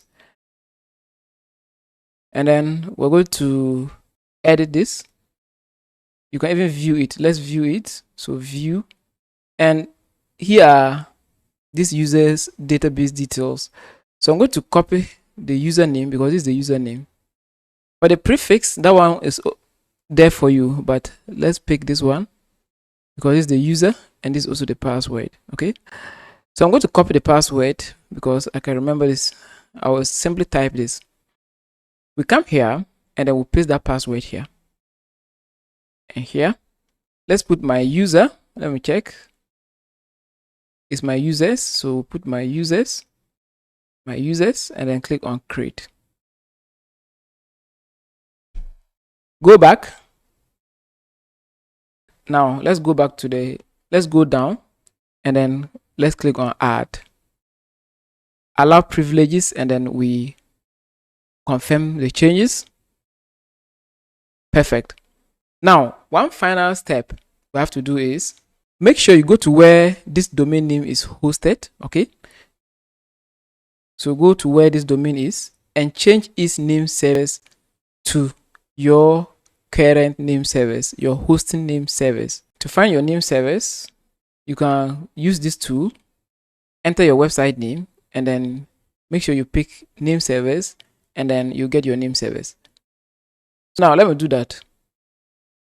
My hosting is Zina Hosting, so I'm going to use that to get the name service, and then I'll click on search, and these are my name service. So now I'm going to log into my domains registrar and use this name service on my user's website. So let's log into our Connect Reseller. After you land there, after you land on Connect Reseller, make sure you go to domains, and then you see a list of domains. So this is the domain that I have, and this is the one I'm going to update the name service. So just click on it, and then go down to this part, name service, and make sure you update this name service to your host name service. So make sure you copy your host name service, name server 1 and name server 2, put them here, and then update the changes. If not, your website or this website will never connect to your new server or to your server. Okay, this is the final step in migrating your user's website to your own web hosting business. Okay, and then Just give this website some time because it's going to take a while to propagate. I'm going to type my website name, hit enter, and we've successfully migrated it to our new server. So that's how you migrate a website from their hosting to your own hosting. This way, you can now migrate users' websites from one host to another. I hope to see you in the next lesson. Thank you. Welcome to this lesson. In this lesson, I'm going to show you how to migrate users' emails from one cPanel to another. When users are migrating their websites from their current hosting provider to your hosting provider, it's important to ensure that their emails are all migrated to your hosting. To begin, let's see how we migrate these. So log into their old or current hosting provider. Here I am. I'm logged in to their old hosting provider. Now make sure you navigate to File Manager. So go to File Manager and click on File Manager. Scroll down and we're going to compress this file because this folder contains all our emails. So I'll click on it and then click on compress, and then I'm going to give it a name, something like my mail. So my mail, and then I'll pick zip, and then okay, so my mail, and then I'll compress it, close, and then I'm going to download the compressed, which is this one, and then I'll download it. Perfect. So we're done with that. Let's now switch over to your hosting, their new hosting or their new cPanel. So let's log in to your hosting, username, and then password. I'm successfully logged into my WHM, and this is where all your user cPanels are located. We click on list accounts, and then we navigate to this user's account. The user will want to migrate their emails over. So scroll down, and this is the user. Click on cPanel logo to log into this user cPanel. Now let's go to File Manager. Take note, we are doing this in their new cPanel. Okay, so this is the new cPanel. So click on File Manager, and then we're going to delete this one. Delete. Delete. Now let's upload the one we downloaded from their old cPanel. We upload, and then we click on this link, scroll down, and we're going to extract this, extract, close, and then we now have it here. Now let's delete this, delete. Let's open this, and then you see we have admin at our domain. We have hello at domain, hi at domain, support, and tech. You can open this, and then you have them here: admin, hello, help, hi, support, and then tech support. So when you go to, let me show you. When you come here and go to email accounts, you're not going to see anything there. So the way we migrate them completely is we have to create these IDs. So we're going to create admin, click here and put admin here, and then generate a random password and then create. Hello, so we'll create hello, help, hi, and support. So click here, hello,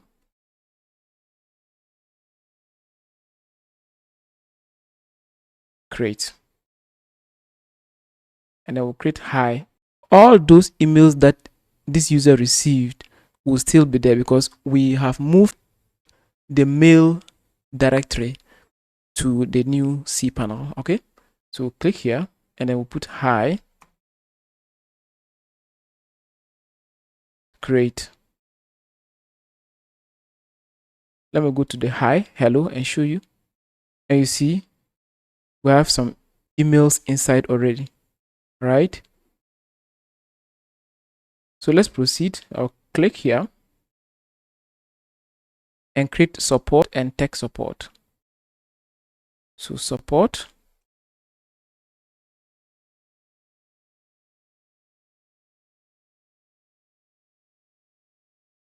and tech support.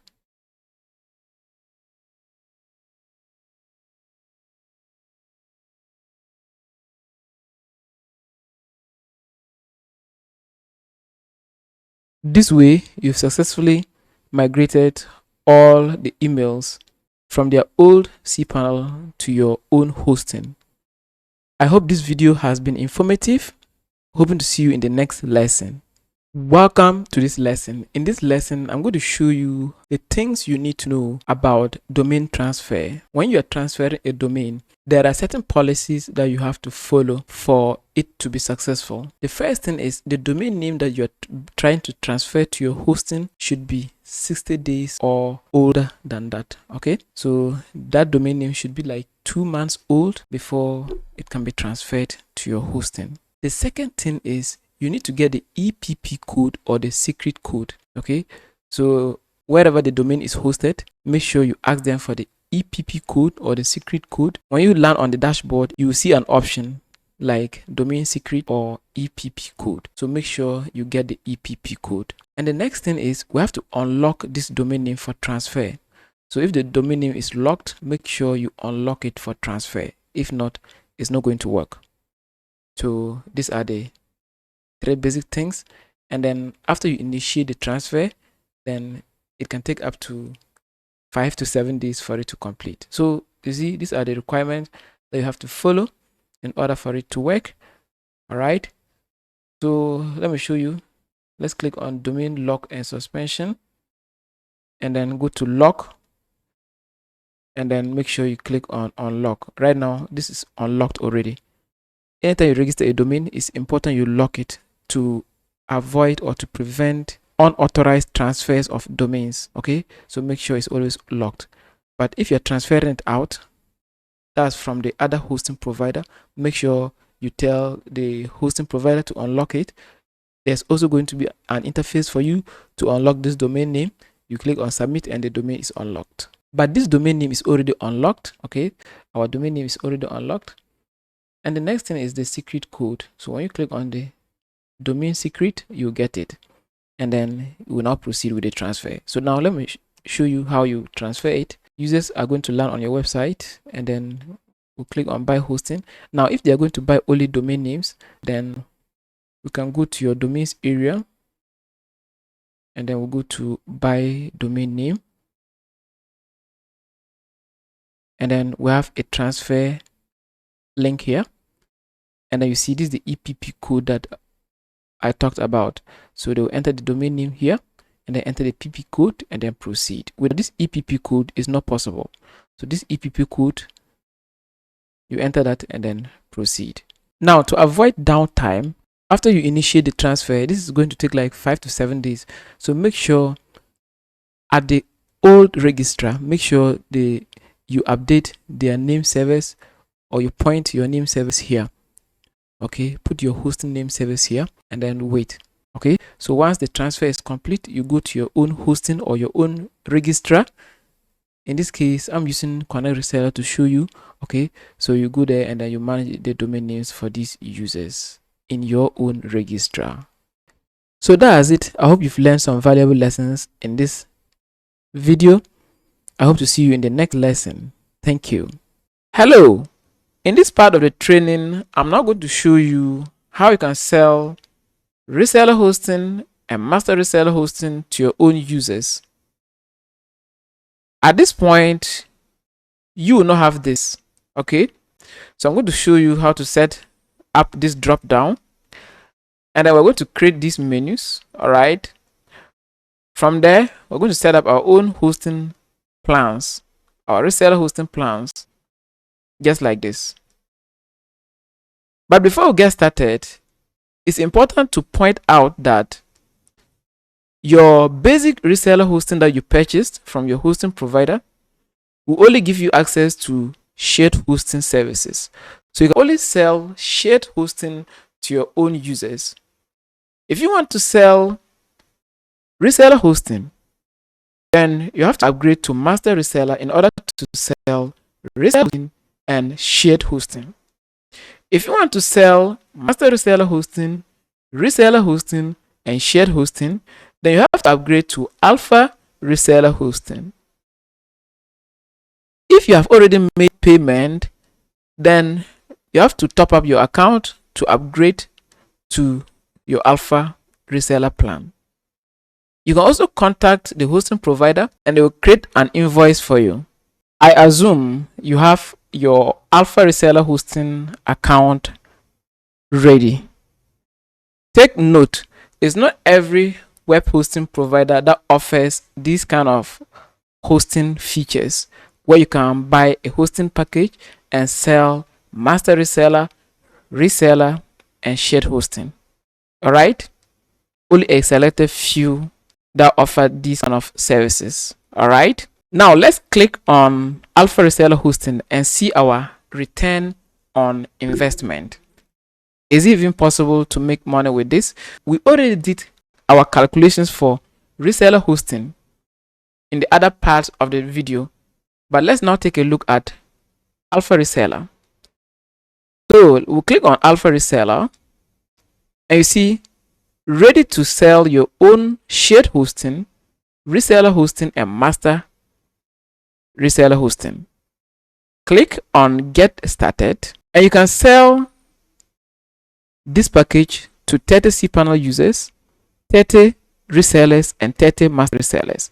Let me take you to your hosting. Hover here and click on reseller hosting.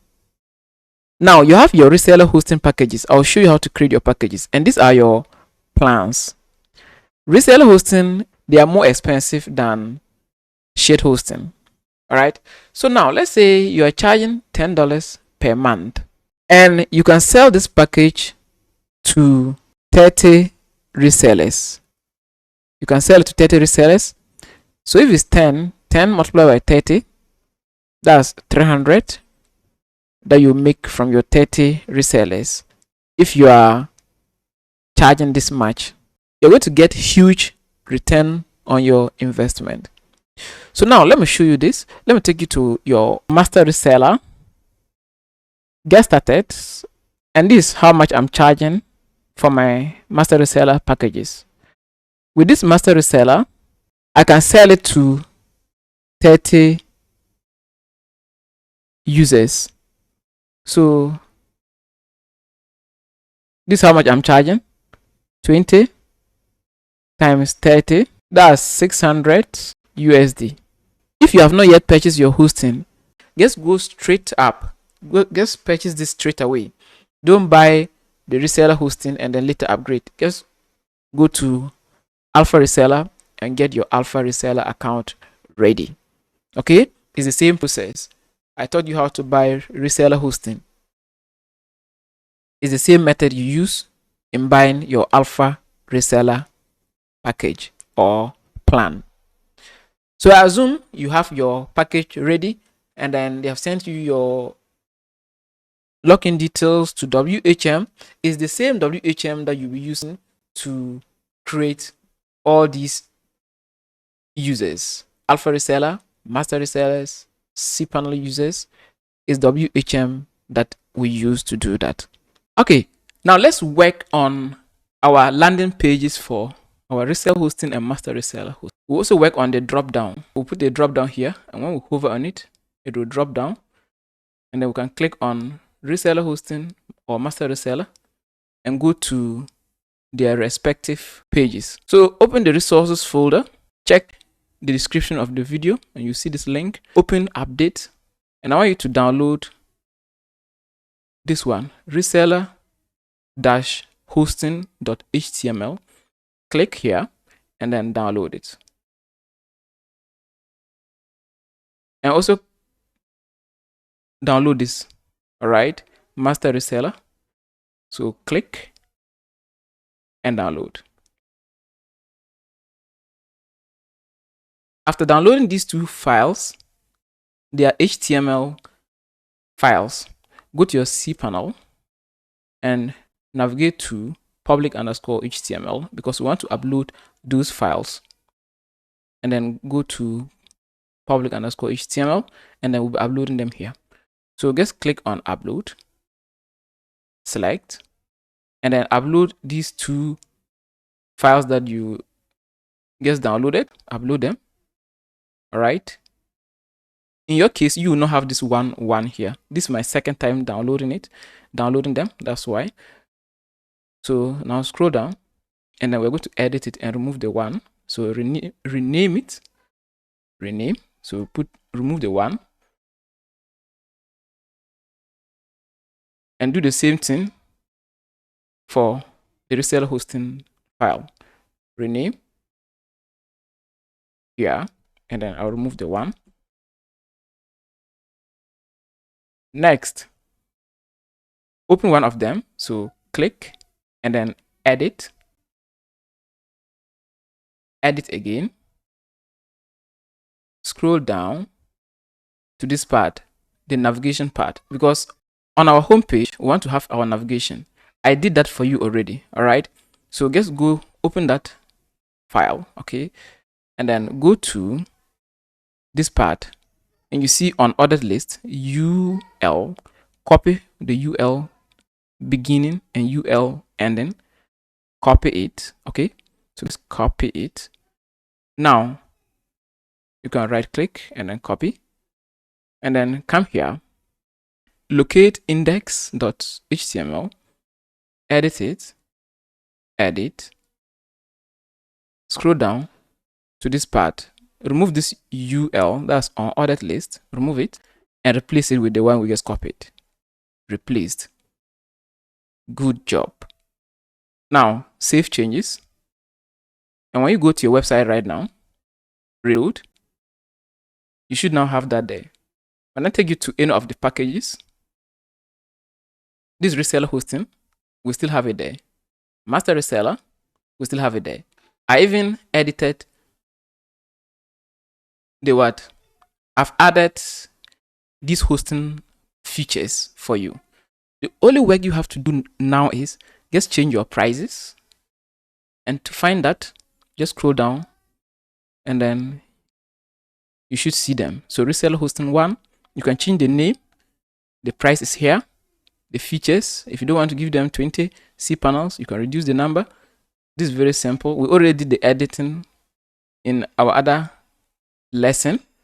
So I hope you now have fair knowledge on how to edit an HTML document. Okay. So do the same thing for your master reseller. Open it.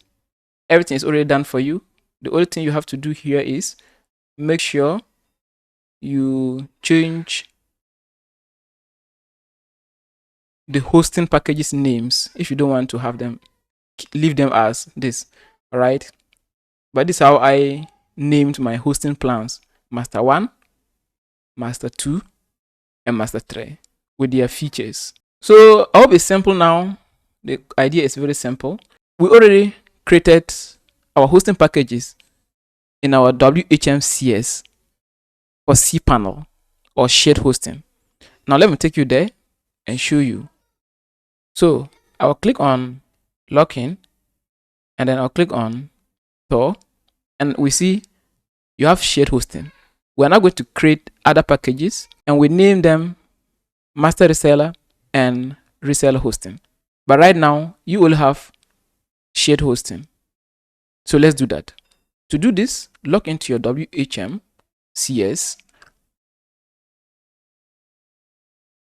Log into your WHMCS, enter your login details, and then log in. After logging into your WHMCS, we're going to create our hosting packages in WHMCS. After that, we'll create them in WHM. If you followed my other series very well, this should not be new or surprise. So I'll hover here and go to settings. And then scroll down and click on packages and services and click on products and services and click on products and services. Enter your password. Good. So we created our product group called shared hosting. Now we're going to create another group called reseller hosting. So go back to the top and create a new group. This time we give it reseller hosting, and you can just leave it as this reseller hosting cPanel, so they know what you're selling. After giving your product group a name, make sure you enter that here. So reseller, enter the same thing here, reseller hosting cPanel. After that, enter a product group headline. So just enter something catchy. You can also enter something here if you want. You can also leave it. Come down and pick standard. Go down and then make these payment methods available to the group. Okay, I hope you have your payment methods set up already. Okay, so next up, just click on save. So we've created our group for our reseller hosting. Let's now add packages or plans to this group. You see, we have a group with no products. To create a package or product, just click on create new product. Leave it and come here, pick reseller hosting. The other time we were creating our shared hosting plans, we picked shared hosting. This time we're going to pick reseller hosting. Come down and select the group that you just created, which is this one, and give your product a name. So the product I'm going to give, the name I'm going to give to my product is reseller one. Reseller one. And this should not be a surprise because on my website, I have it as reseller one. Reseller one. So you have to name them according to what you have on your homepage. So I have reseller one. Reseller one. Now, module, click here and pick cPanel. And then create as hidden. Make sure you turn it off and then click on create. But make sure you have this as reseller -1 and then click on create. We've created that successfully. Next, let's assign product description to this package. But for the rest, we ignore it. All right? So to assign product description, come here to your resources area and then open reseller plan txt. So open it. Copy this. But make sure you modify the features to match what you have here. Now paste that here. Scroll down. For the rest, just ignore them and then click on save. Go to pricing and make it recurring. Enable your currency. So enable them. Now this is your monthly fees. So with my reseller hosting, per month, I'm charging 10 USD. So I'll come here and put 10. I don't want to have a setup fee. And then here, I'll put 100 cedis because it's in Ghana cedis. You can pick yearly plan. So here, 1 year time, it'll be 120. And here will be like 1,200. Sorry, this is here. All right. Yeah. Good. Because I have 2 currencies enabled, that's why I'm setting up for both. If you have multiple currencies, you have to set up for both. Okay. Now go down. For the rest, just ignore and click on what? Save changes. For modules, ignore it for now. All right. I'll come back to this part and show you because we're going to set up these packages in our WHM. Right now we have shared hosting packages.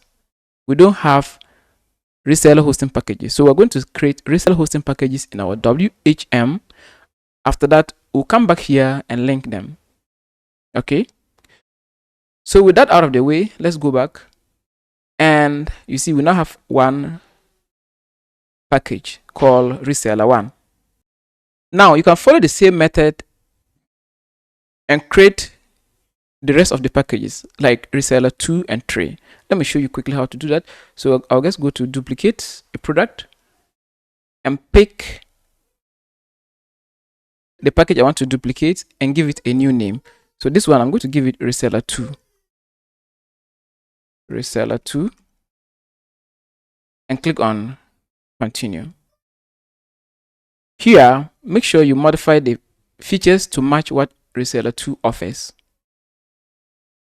I have my document here. I'll scroll down and I already modified this. You have access to this document. You can copy and modify it. So I'll remove what is inside here because this is reseller 2 and I have different features there. After that, save. Now the next thing we'll be modifying here is the prices, because our prices here are not the same as what we have here. So I will change it to 20 and here will be like 200 because it's in Ghana cedis. That's the rate. So 12 months time, that's 24. And for this, we put something like 2400. All right. You can also enable 3 years and 2 years. But in this video, I'm not going to do that. You can do that for yourself. And then I'll click on Save Changes. For module, forget about it because we'll come back to it later. So let's go back and then we do the same thing for reseller 3. I'll simply duplicate reseller 2 to duplicate. And I'll give it a name. Let me pick reseller 2 and then I'll give it a name reseller 3. Continue. Let's copy what we have here. Copy. And I'm going to paste it here because reseller 2 features are different from reseller 3. Save changes. Prices 50 USD. So 50.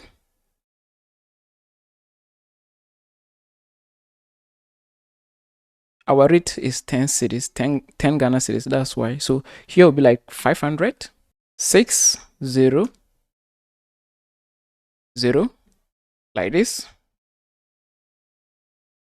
And then I'll save changes. For the module, ignore it for now. We'll come back to it. Okay.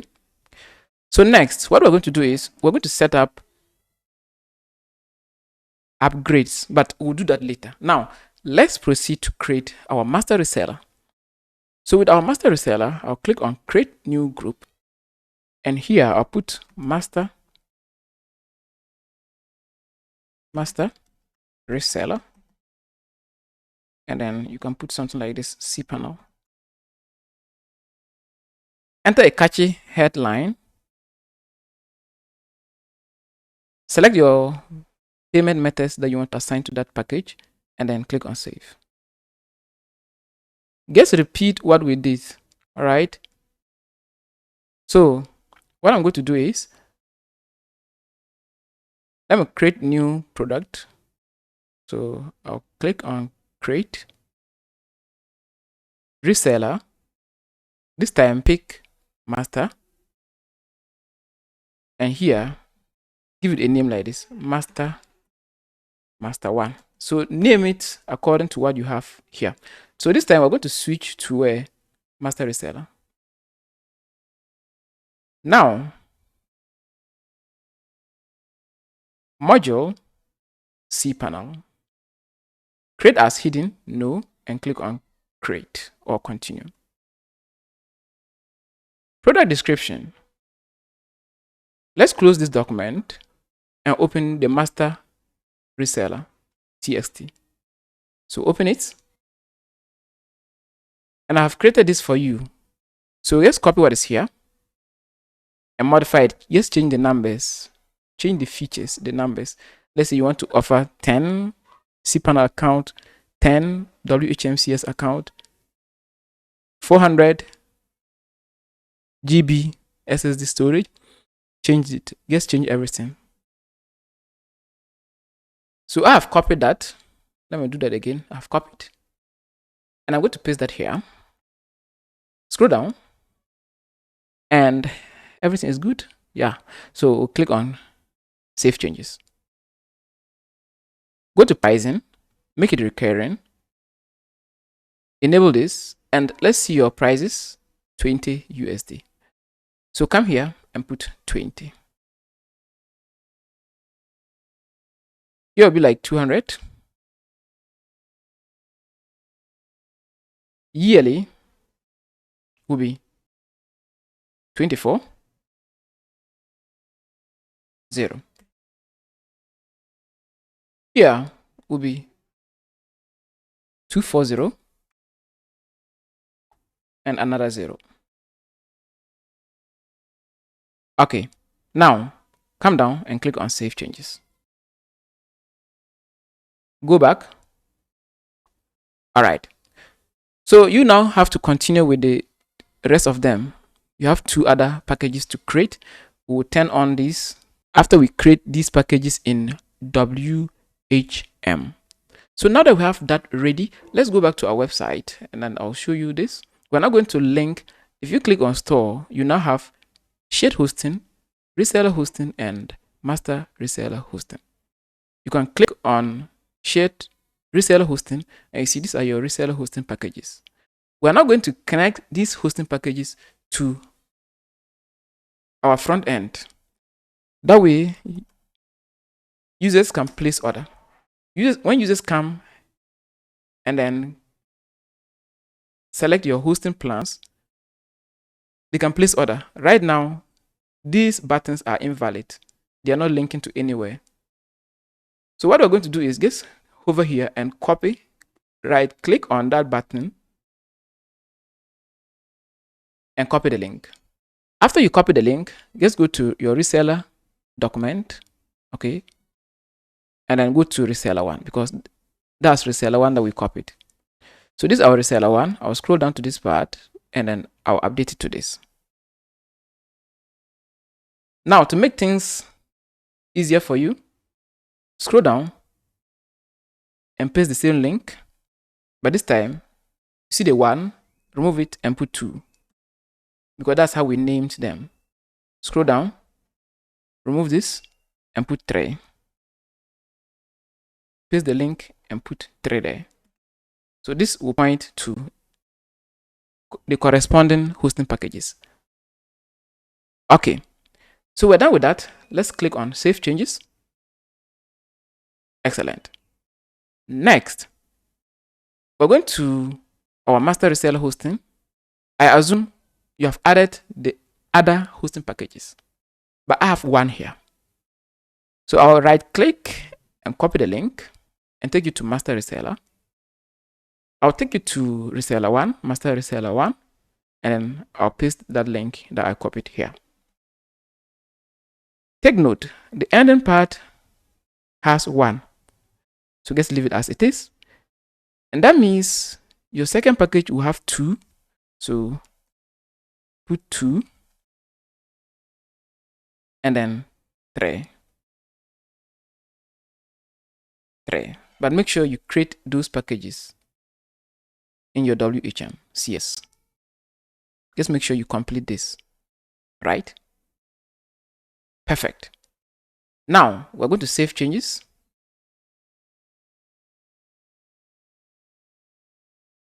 Any person who will come to your website, let me reload, and visit your reseller hosting plans, they can place order by clicking on order hosting, enter their domain name, and buy reseller hosting plans from you. This is very simple. So we're done with this part. We're now going to create hosting packages in our WHM. our alpha reseller. And from there, we'll now be linking them here. And then we'll be turning on auto setup. That way, when you receive payment, after first payment is made, the packages will be created automatically in your WHM. So that's the automation aspect. That will be the final part of the training. So let's do that. Hello. In this part, I'm going to show you how to create new packages for your new hosting services. Now, let me take you to your hosting. And you see, you have 3 hosting levels. We're going to implement reseller hosting and master reseller via WHM and WHMCS. Already, we've set up reseller hosting packages. So if I take you to your WHM and type packages, all right, you should see your packages there live, just like this. But we don't have master reseller packages and reseller hosting packages. So how do we create them? Type packages here and click on add a package. Give your package a name. Now, name them based on what you have on your homepage. So let me scroll down. We are starting with our reseller hosting packages. So this is how I named my packages: reseller 1, reseller 2, and reseller 3. Just go back to your WHM and create those packages. So I'll click here and put reseller 1, and then I'll give it bandwidth and disk storage limits. Assign your limits here. Now the part that is so important is here.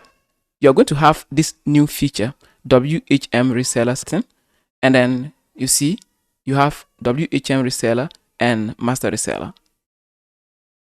All right. So you see WHM.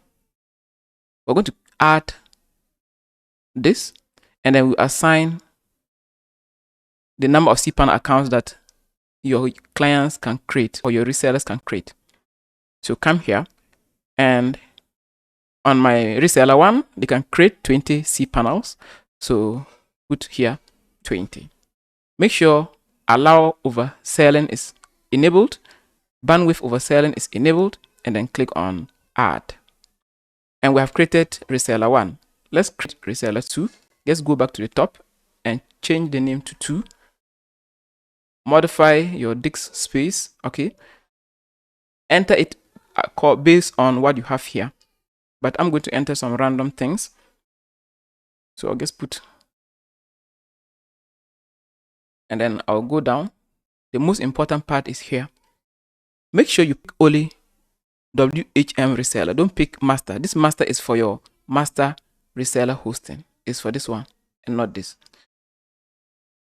So right now we're working on our WHM reseller. So our reseller 2, they can host 80 cPanels. Also enter or specify the number of cPanels you want them to be able to host. So I'll put 80. And then I'll click on add. And then finally, we'll do that for reseller 3. I'll come here and put 3. Specify your disk space, but make sure this tallies with what you have on your home page. Come down, and the most important part is WHM reseller. How many cPanels do you want them to create? Come here, and here I have 250. So I'll come back here and then put 250 here. But take note, you can sell more than 250 if you're on. Let me take you to your hosting. Because with your hosting, your plan, you can host 30. So that means if you get up to 30 users, you have to upgrade. If not, it will not work for you. So this only allows 30, 30, 30, 100, 100, 100, and then unlimited, unlimited, unlimited. Okay, so if you are setting your prices, know that when your users exceed the resources, that means your account too has exceeded. So you have to upgrade. All right. So you're setting it based on what you have here. Because if you're on reseller alpha 1 and you have access to only 30 cPanels in your account, it's not possible for your users to create cPanel accounts more than 30. That's why it's important you upgrade. Your mission is to get to the unlimited packages. Okay. All right. You can also reduce the number of cPanels that your users can create. All right. And then let's click on add. And we are done creating our packages for reseller, our reseller hosting. Now let's do that for our master reseller. So I'll go to master reseller, get started. Now with master reseller, we want them to create cPanel accounts and WHM accounts. So what we do is just go back to the packages, don't close the page, and remove this whole thing and put master one. Master one. Assign your disk space. All right. So let's look at what is here. 100 gig. So assign that here, and then also assign your bandwidth. But take note, you can't pick unlimited. All right. If you want to put unlimited, you have to put something like this: 9999, 9 of them. This means it's unlimited, right? In hosting, there's nothing like unlimited. All right. So you have to put 99999. If you put unlimited, WHMCS will get confused because you can't have unlimited storage. There's still going to be a limit at some point. So you have to still put 9999 to specify unlimited. If you put unlimited, you're going to get an error. So that's the rule of thumb. All right. So now let's go down, and this time we want to pick WHM and master because we're creating this package for master. Now, after you switch to master, you see you now have the option to create number of cPanels and number of WHMs. So put the number that you assigned here, so 2020 on master one. So master one. So on master one, we have 20 cPanels and 20 WHM. Specify that here. So 20 cPanels, 20 WHM. Scroll down and click on add. We'll go back to the top. Don't close the page. Just put 2 here. After you put 2, specify your disk and bandwidth limits and other features. Scroll down, and this part, change it. Enter your values, number of cPanels that you allow on your master reseller 2. So I have 80. I'll come back here and put 80.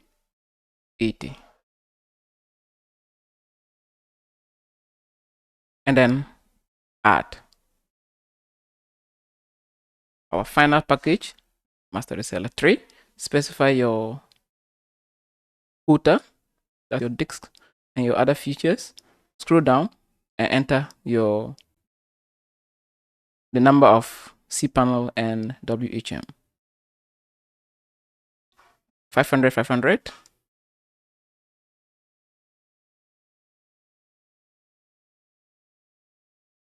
And then add.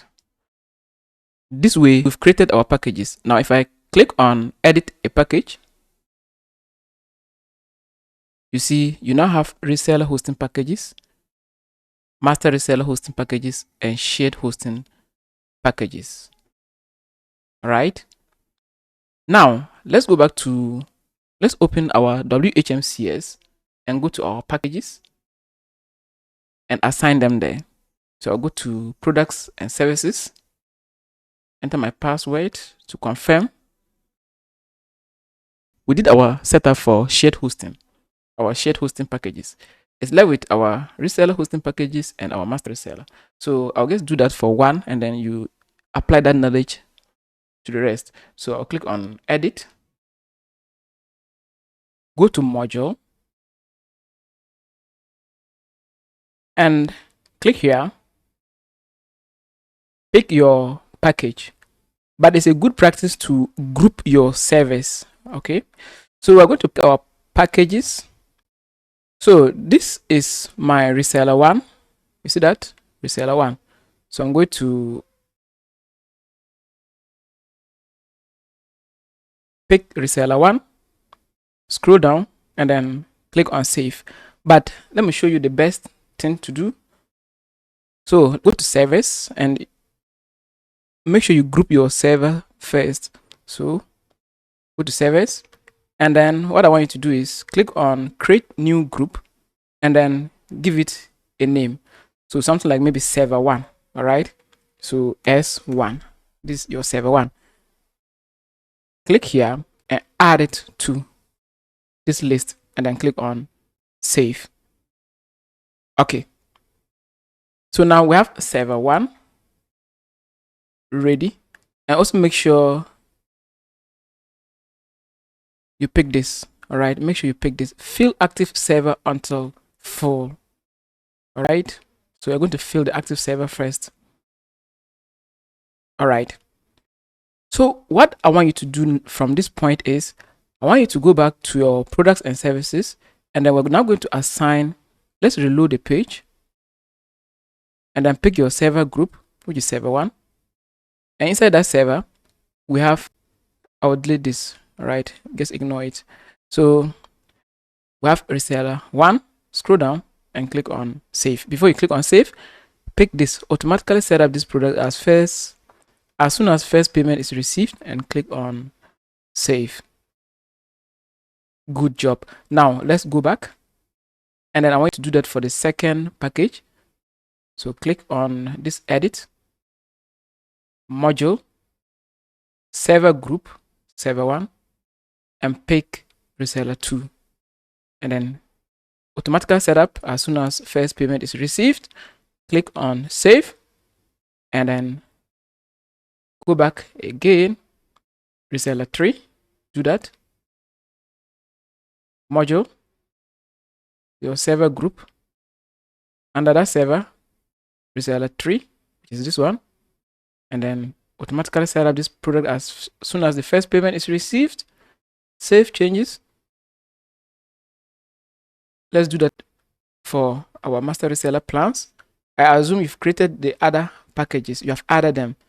So I'm going to do this for my first package, and you now apply that to the rest. So I'll pick my server group, and then I'll pick master 1. Click on automatically set up as soon as first payment is received. Save changes, and then click on save. So do that for the rest of them. After that, you are good to go, right? So what I want you to now do is we're going to create a user. I already have a user here, so I'm going to switch this user to a reseller plan and show you what they have. So I'm going to pick my product, and I want this user to be a reseller. All right. So, and then I'll give it a domain name. So I'll just put solo reseller. Okay, so let's just say example -reseller.com. So that's the domain name I want to use. Registration, and then what next? Active, and then I'll submit this order. The order is submitted successfully. Assuming successful payment was made, then you see this as complete, right? So now let's go ahead and provision this account. So I'll click on view, click on the user, products and services, and what I want you to do is scroll down and then click on create, and then click on create. That account is provisioned successfully.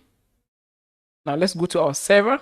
So you can hover here and go to server or settings, type servers, and your server is here. Let's auto log into this. This is our WHM. Click on list accounts, and you should see this cPanels account there. But this user is a what? A reseller. You see that? This user is a reseller, and that's what we just did. Here, I've logged in as this reseller. Okay, the reseller that you created. So this is your reseller. Now, your reseller can also create their own WHMs. And you see, these are the number of cPanels you assign to this user. This user can create his own packages, add package. This user has the option to add a package under his own name.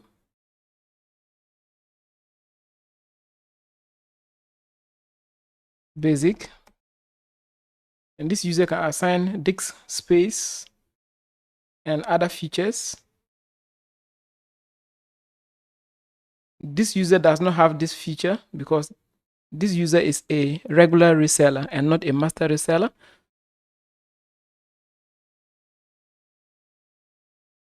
Now we can create our package. So that your user will create his package and also start hosting his own users. Hello, before I say bye-bye to this video, let me show you this. Scroll down to the bottom and under plugins, you see WHM Reseller Master Resellers. Click on that. And it's going to bring you to an interface like this. On this interface, you can manage your master resellers and your regular resellers. You can use this to edit, view accounts that are under this reseller, reset, password, suspend, upgrade, downgrade, or terminate. Termination means you're going to delete it permanently. So when you're taking this action, you have to be very careful. So that was a very long training on how to start your own web hosting business. Thank you very much for taking this course. I hope to see you in the next video. Bye-bye.